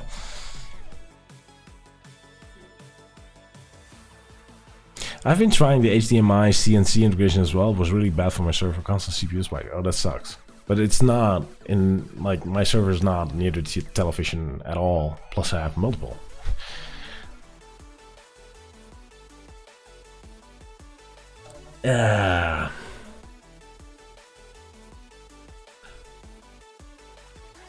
Firmware version unknown.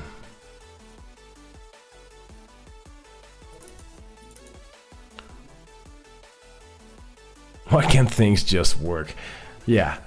Okay. That I agree on. That is something I really want to know. Me too. I agree.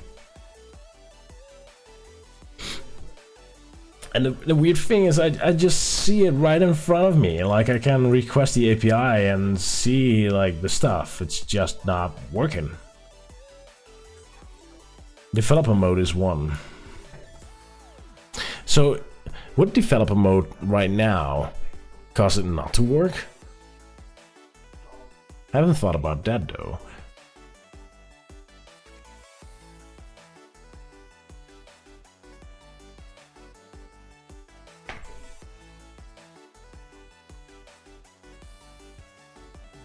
Or maybe I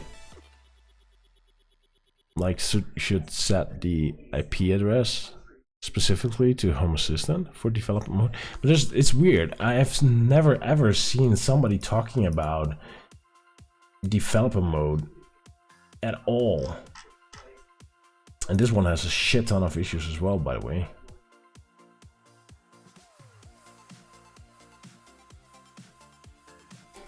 Oh.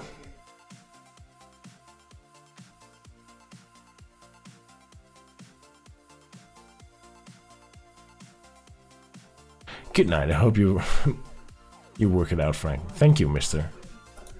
I'm afraid I'm not going to be able to work it out. What's DMP? Anybody knows? I have no idea. What did you get from this?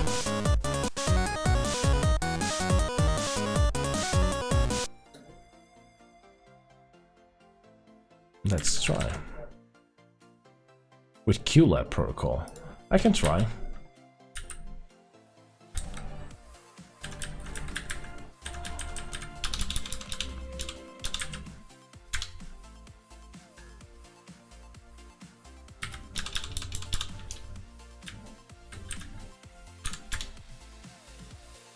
.401.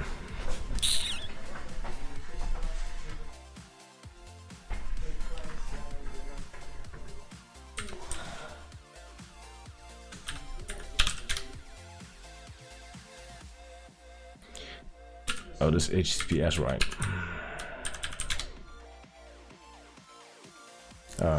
Well, fine. API key thing looks odd. It's like a request by itself, so hope there's some security there. Yeah, the API key should be in the... Did you check the API page of U2V? Yeah, that works. This is not going to work via WebSocket though. That's not how it works. It's disabled. Yeah, so the V2 works. That's the only link at this point that works.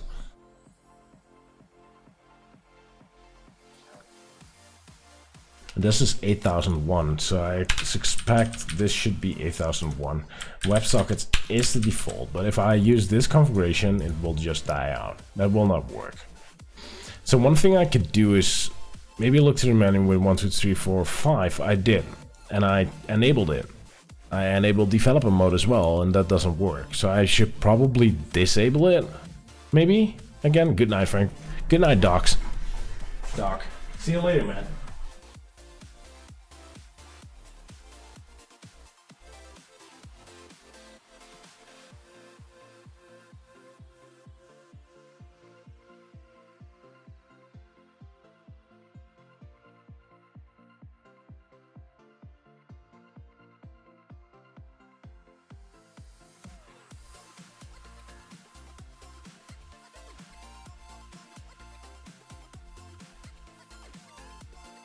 So I turned off developer mode now. Still shows on. It's probably because it needs restart.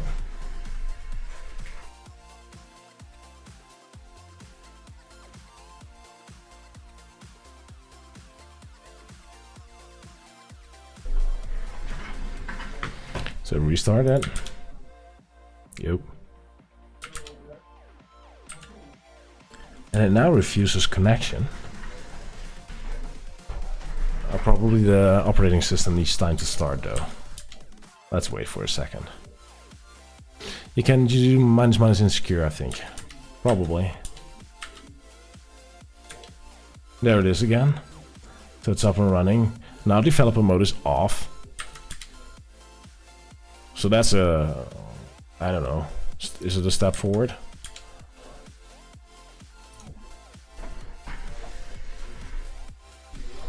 It's so weird. Like years back, stupid question, is SSDP in your config? Yes, there it is. SSDP is in my configuration.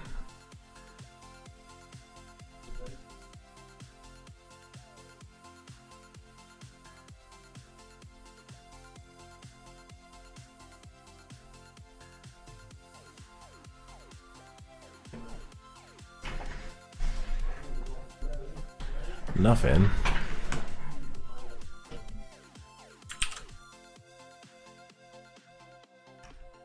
And we now have the connection already closed again. So we're back at this point. Okay, so the other option we had was trying the other custom component. The other one. The other thing. So let's try the other one. Let's just, somebody said, try the one with QLab protocol. Okay, at this point, I'm open to anything. Yes. So is the folder now removed? Yes, it's removed. Okay.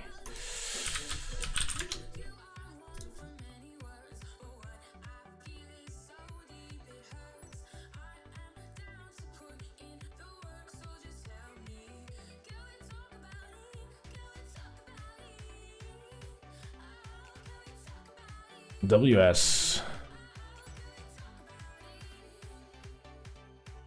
Okay, install.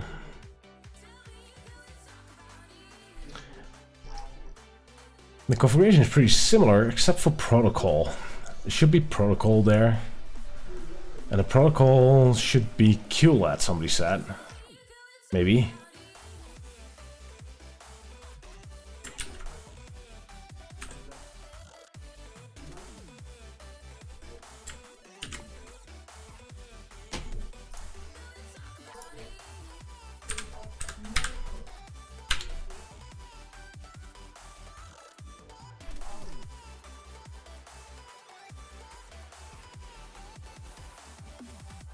CTL QLAD. Okay. Well, we can do that.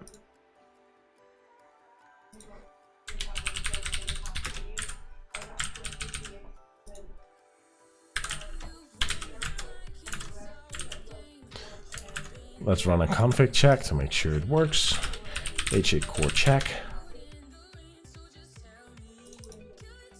I would try until one works. Yeah, but I'm not like the biggest fan of custom components, to be honest. In general.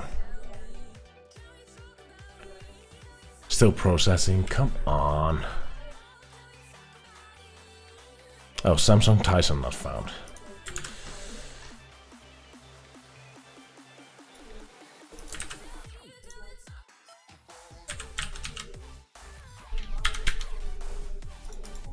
Platform is wrong, yeah.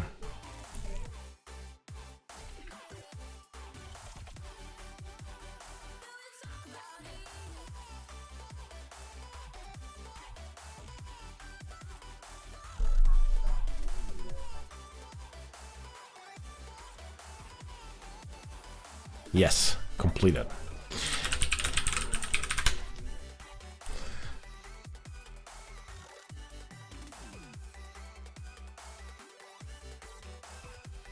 This is going south. I feel this is going to be worse. Somehow. This doesn't feel right. Just saying. It's based on nothing.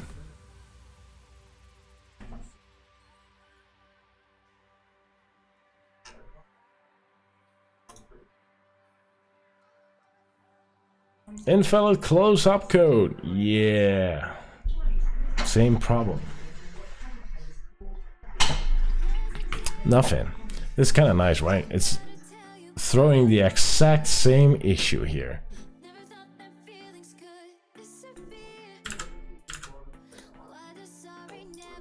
So maybe I should try the 2 now then?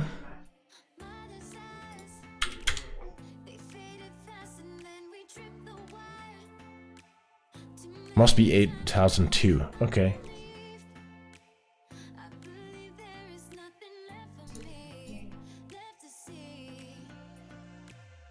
WS is also a possible thing here.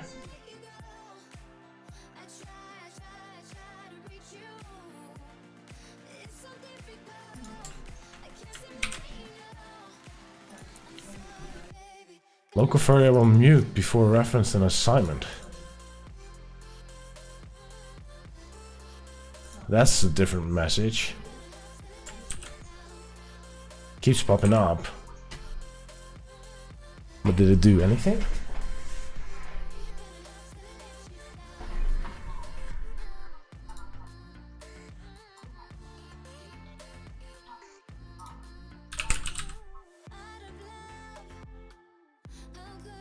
No, it's not even there. At least it's a different message. I haven't seen that message before.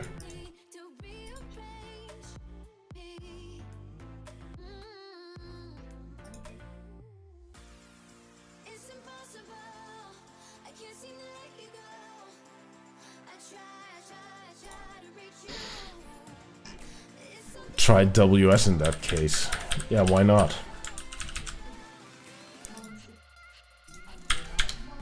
I'm fine. Let's try. At this point, like, this is just gambling. This is just nothing documented or like guessable or do this or this is how you can find. Just keep trying that. Son, I'm a disappointment. Is that so? Why?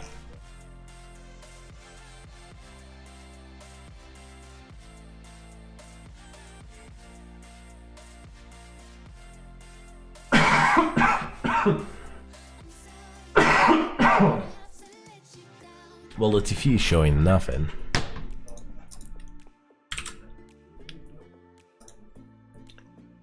Invalid close-up code. Yeah, here we go again. So that's the same thing. At least it's on a different thing, not the same thing.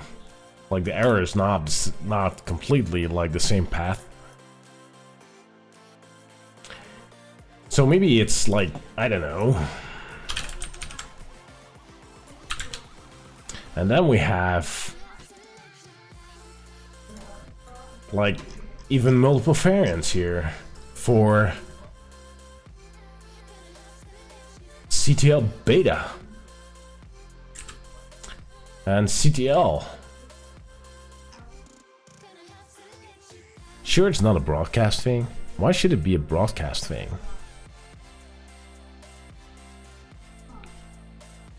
This WebSocket connection.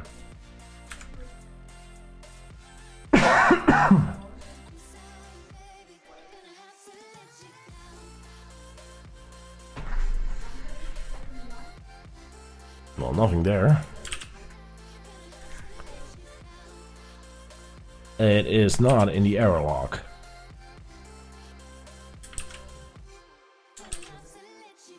Okay, that's hopeful. It's not in the error log. It's not. It's here. It says it off, which it's not.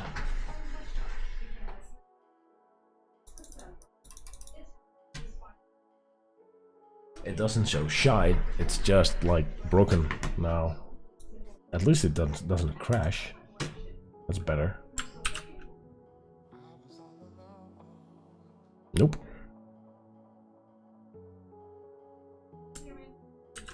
$8801, but 8801 isn't open, I believe.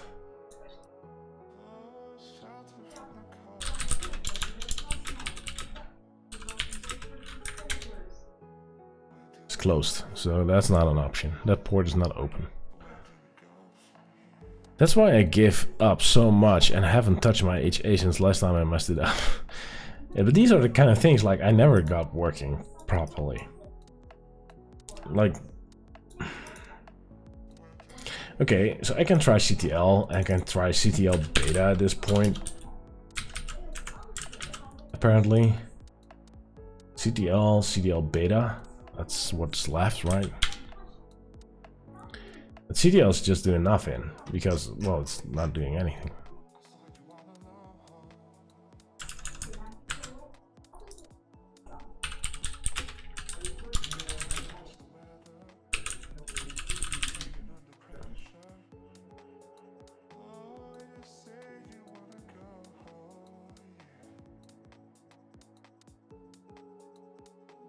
Let's get away from here.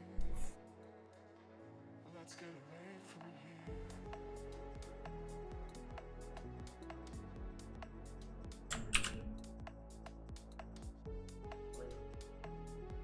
here. Invalid close-up code, here you go again.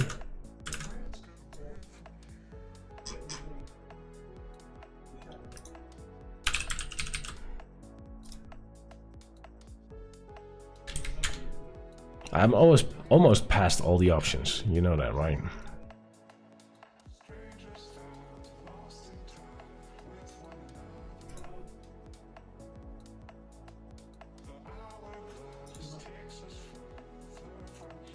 It's just weird that you don't get a pop-up and permission denied with curl and no token. I'm not sure why though, it's just not happening.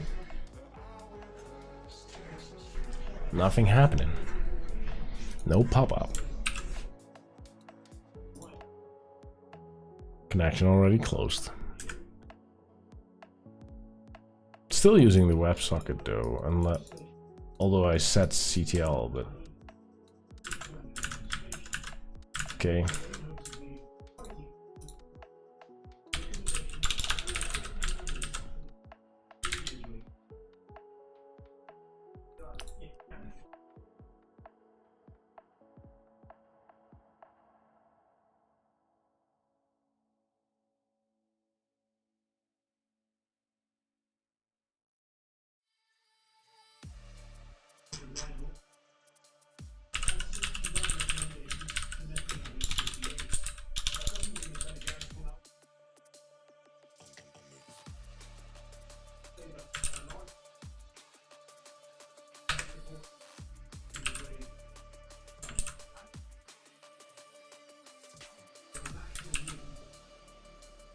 Now it's just messing with the startup.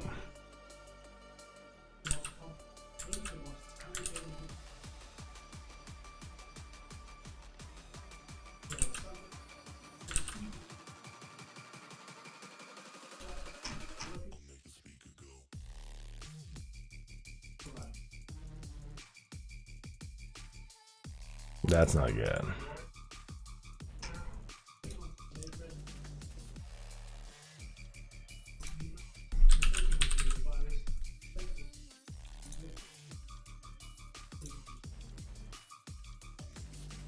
Well, it says it's on.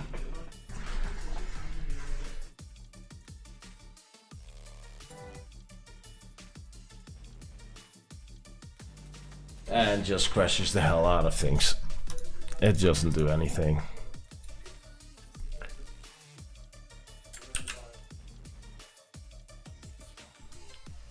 It doesn't work.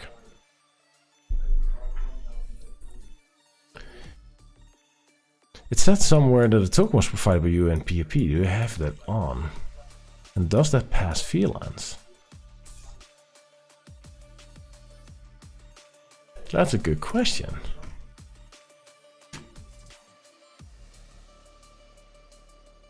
That I can Google.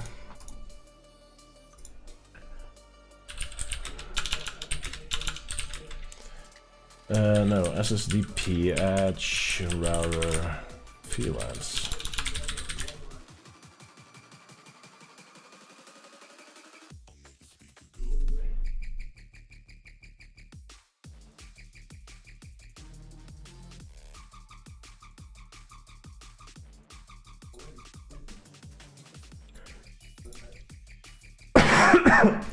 IGMP proxy. Well, I have enabled the IGMP proxy.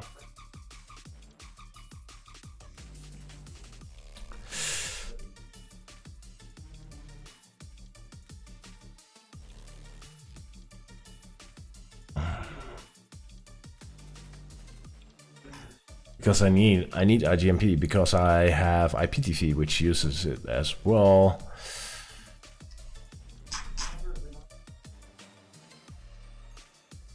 That might be a part of the problem. If the token is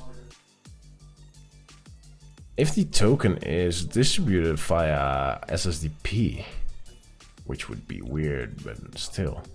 If the token is via SSDP, that might explain things because it isn't in that VLAN. And if the SSDP is not going across the VLAN, then the token isn't there.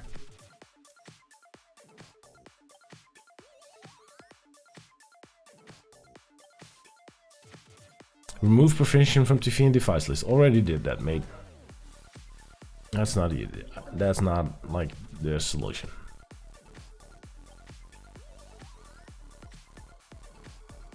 But to be fair, you wouldn't get anything back, surely. I don't know. I don't know.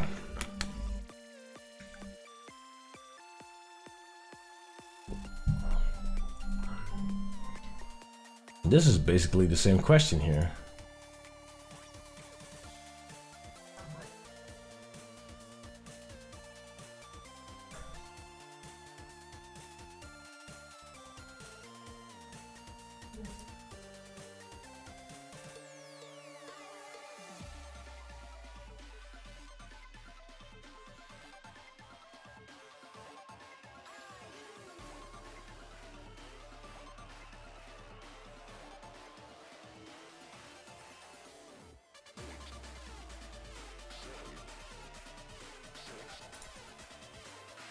I'm just thinking, how can I solve this? Like, because the TV cannot be on the same VLAN. I would move it to the same VLAN and test a normal integration. I cannot move it to the same VLAN because the VLAN I use in the Home Assistant is a server VLAN which does not end up near the television, and I'm not planning on putting a Samsung TV in that VLAN, to be honest. So big stick solution then. Yeah, I could try, but that switch that's used in that thing might not be capable of doing that. It's a really bad switch. I should replace it.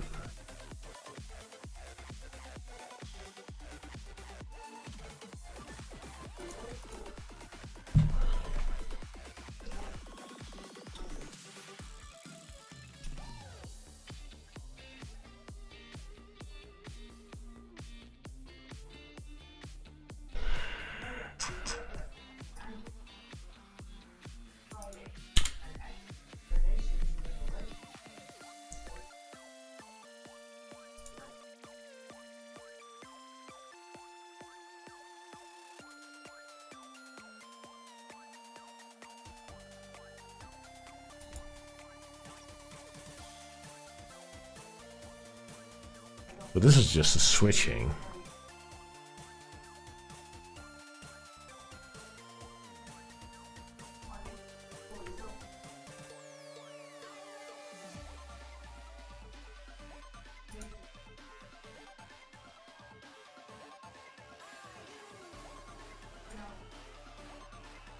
This might be the source of the problem why my Sonos initially didn't work as well.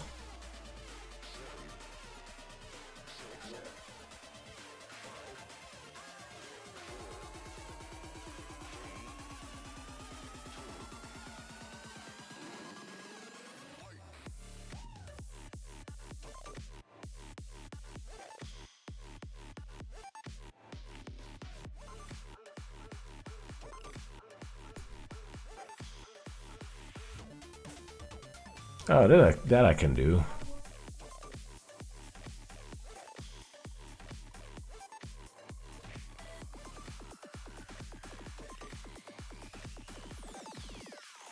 Where 120 is device VLAN and one is the home VLAN.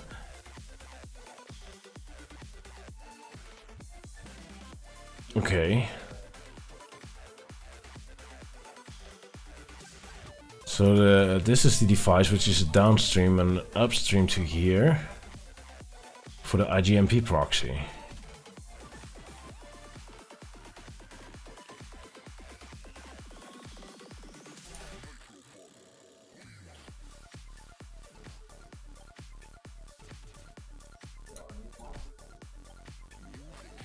Holy crap.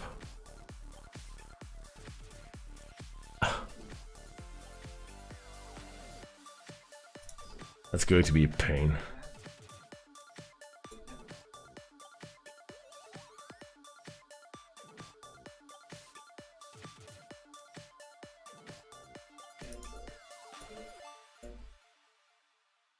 Well, 12 was upstream. That's indeed the same thing he said.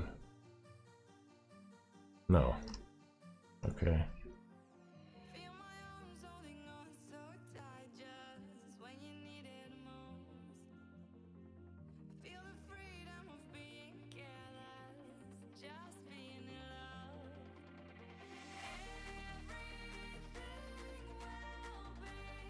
That's interesting.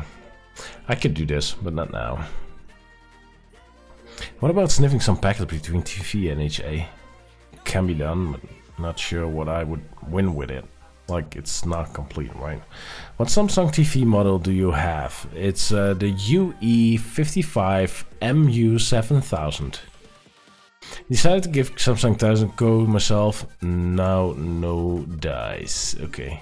And I've yet to delve into the world of VLANs. Okay. Maybe Ubuntu can help you. He's the creator of Samsung Ties and has a thread in the HA forum. I will ask colleagues who has your same TV. Maybe. I don't know. I'm done trying. It's 1:30 like AM for me, like midnight. I have to work tomorrow. Like everything is closed, but I work from home, so nothing changes for me. So I think I'm going to stop this experiment for now. And I think I should look into the UPnP issue. That could be, I could make an IGMP proxy. That's like a couple of rules. Just define like the downstream, upstream VLANs. That should be doable.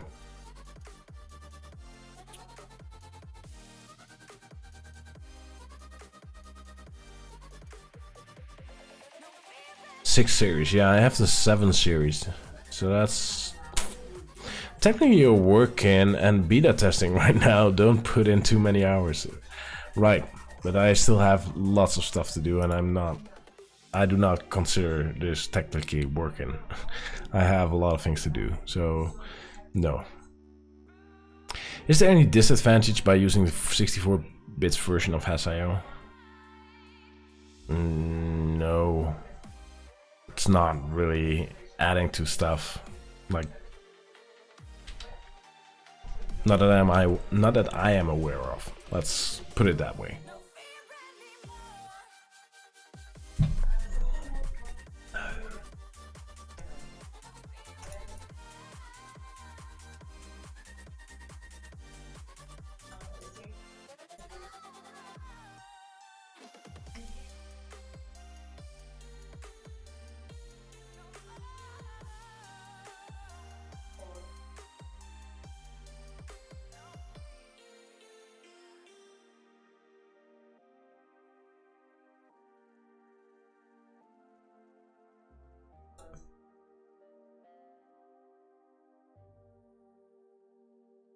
Oh boy, this is going to be so much pain. I'm probably way quicker done than just putting the thing in a different VLAN, which I really do not want to.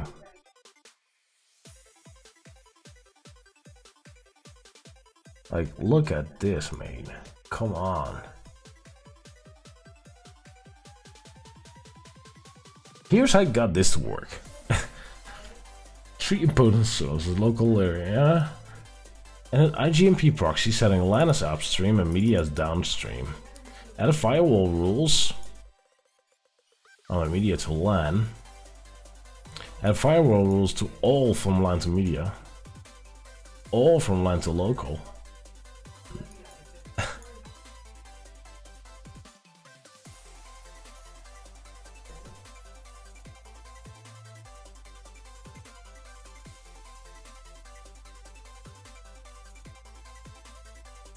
Man, that's not fun. That's not fun at all.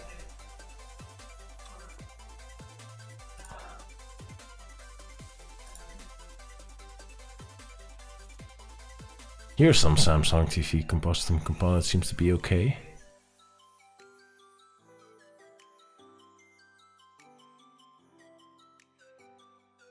Finding your token.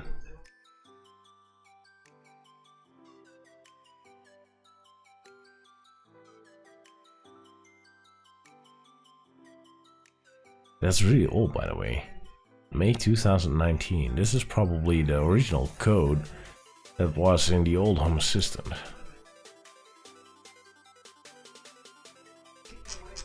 What does it use? Oh boy, it even uses like old import stuff.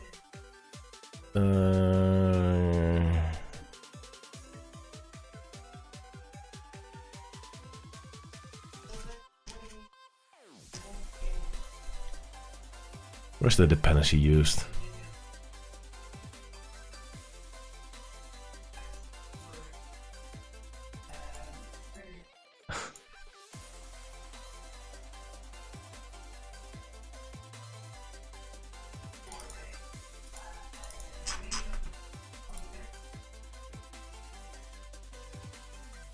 Yeah, that's a really old one.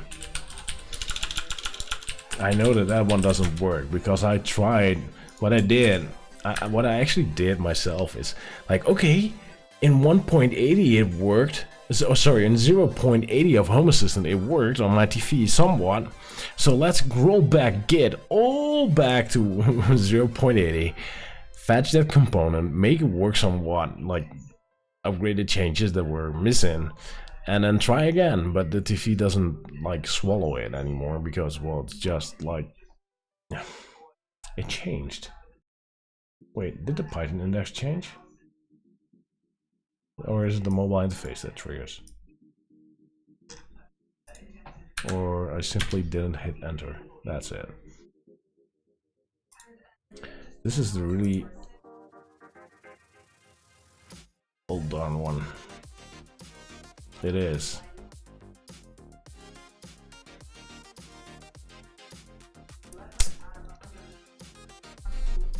VLANs are bitch with multicasting. It is. It is. What were your final thoughts after testing ZSH? ZSH, I'm going wrong again. ZHA is actually pretty darn awesome, and so is Decons. So I do not see like reasons to switch. If you're on one or the other, I would not like.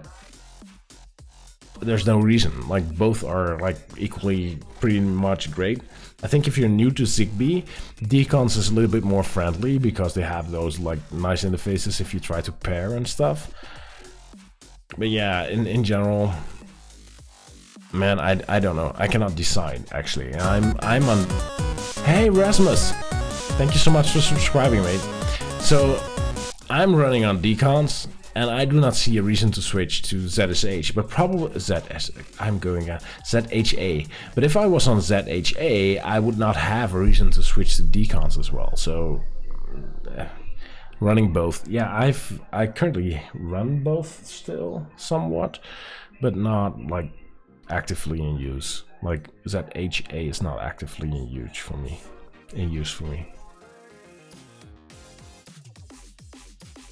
This might be an issue. Send magic packet. Yeah, that's not going to work. The magic packet is not going to work. And the Magic Packet has caused some really pains in the past, like when the components still worked. I actually had, like 2 years back when I first tried it, like you turned it off and then you walked away, and then a couple of seconds later it popped on again because, well, something that the API triggered turned it on or something. I'm not sure. But this whole Samsung thing is just drama. So what I probably should do, and still can try to do, is hook it up via the SmartThings stuff. Hook it up via SmartThings. That would actually be the smart thing to do right now. But I'm not going to do that today. I have to adjust my firewall as well to allow the TV to connect to Samsung, because, well, right now it can't. And I have to go to sleep. I have to go to sleep. Yeah, you too, Sky. Have a good night and no Samsung nightmare. No, but it's one of the few components in my house I truly hate that I cannot connect to Home Assistant. Actually, that's not true. There's another one. There's another couple. You can always buy a new TV. I can't. I'm not going to buy a TV for this kind of stuff. No. I think that's a bad idea. I think the missus would not allow for that as well. I don't know, man. Oh, Harmony Hub. No! No, I'm not going to connect that shite. Feel free to donate that all crap you have now to me. It's a pretty nice television. I'm happy with it. I would even consider putting in like just like a power plug between the television, just to be able to turn it on and off hard, like make sure it's off before even doing like changing TV. That's for sure. That's for sure. Ah, well, I would say thank you for tuning in. I'm going to get some good night's sleep. A Broadcom Mini. No, I'm not doing that infrared shite. Besides, this is like a Bluetooth remote. So, yeah. I love mine too. Just infuriating not to have HA integration. Yeah, well, there we go. Thank you, sir. Have a good one. Well, thank you too. Can wire ESP into a remote? Oh, that sounds like that. Yeah, we can. Thanks for the stream. Have a good night. Yeah, thank you, Risphere. Thank you guys for tuning in. I'm going to pick up some tune here for the closing. I think I will do this for closing. I will see you later, guys. Thank you for tuning in. I will say later. Keep safe. Wash your hands. Stay inside. Not too many social contacts. Just like, you know, guys. Thing is like serious. For real. Have a good night. Have a good sleep. Bye bye.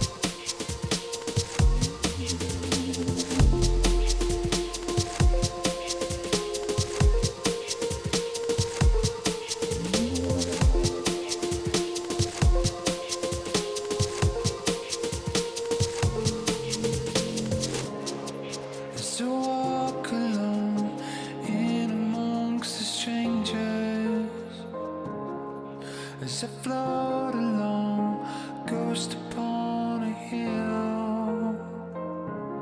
None of this is real. I'm waiting for the sun to come up. I'm anonymous, feel as if I'm sleeping under.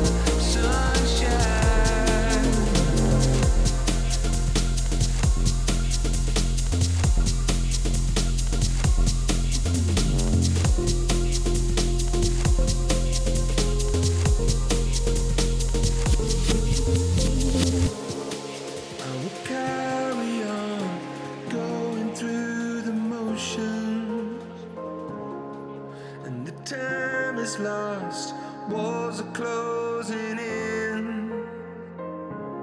How did I get here? I'm still alone amongst the strangers. I'm anonymous. Through the clouds I see an angel.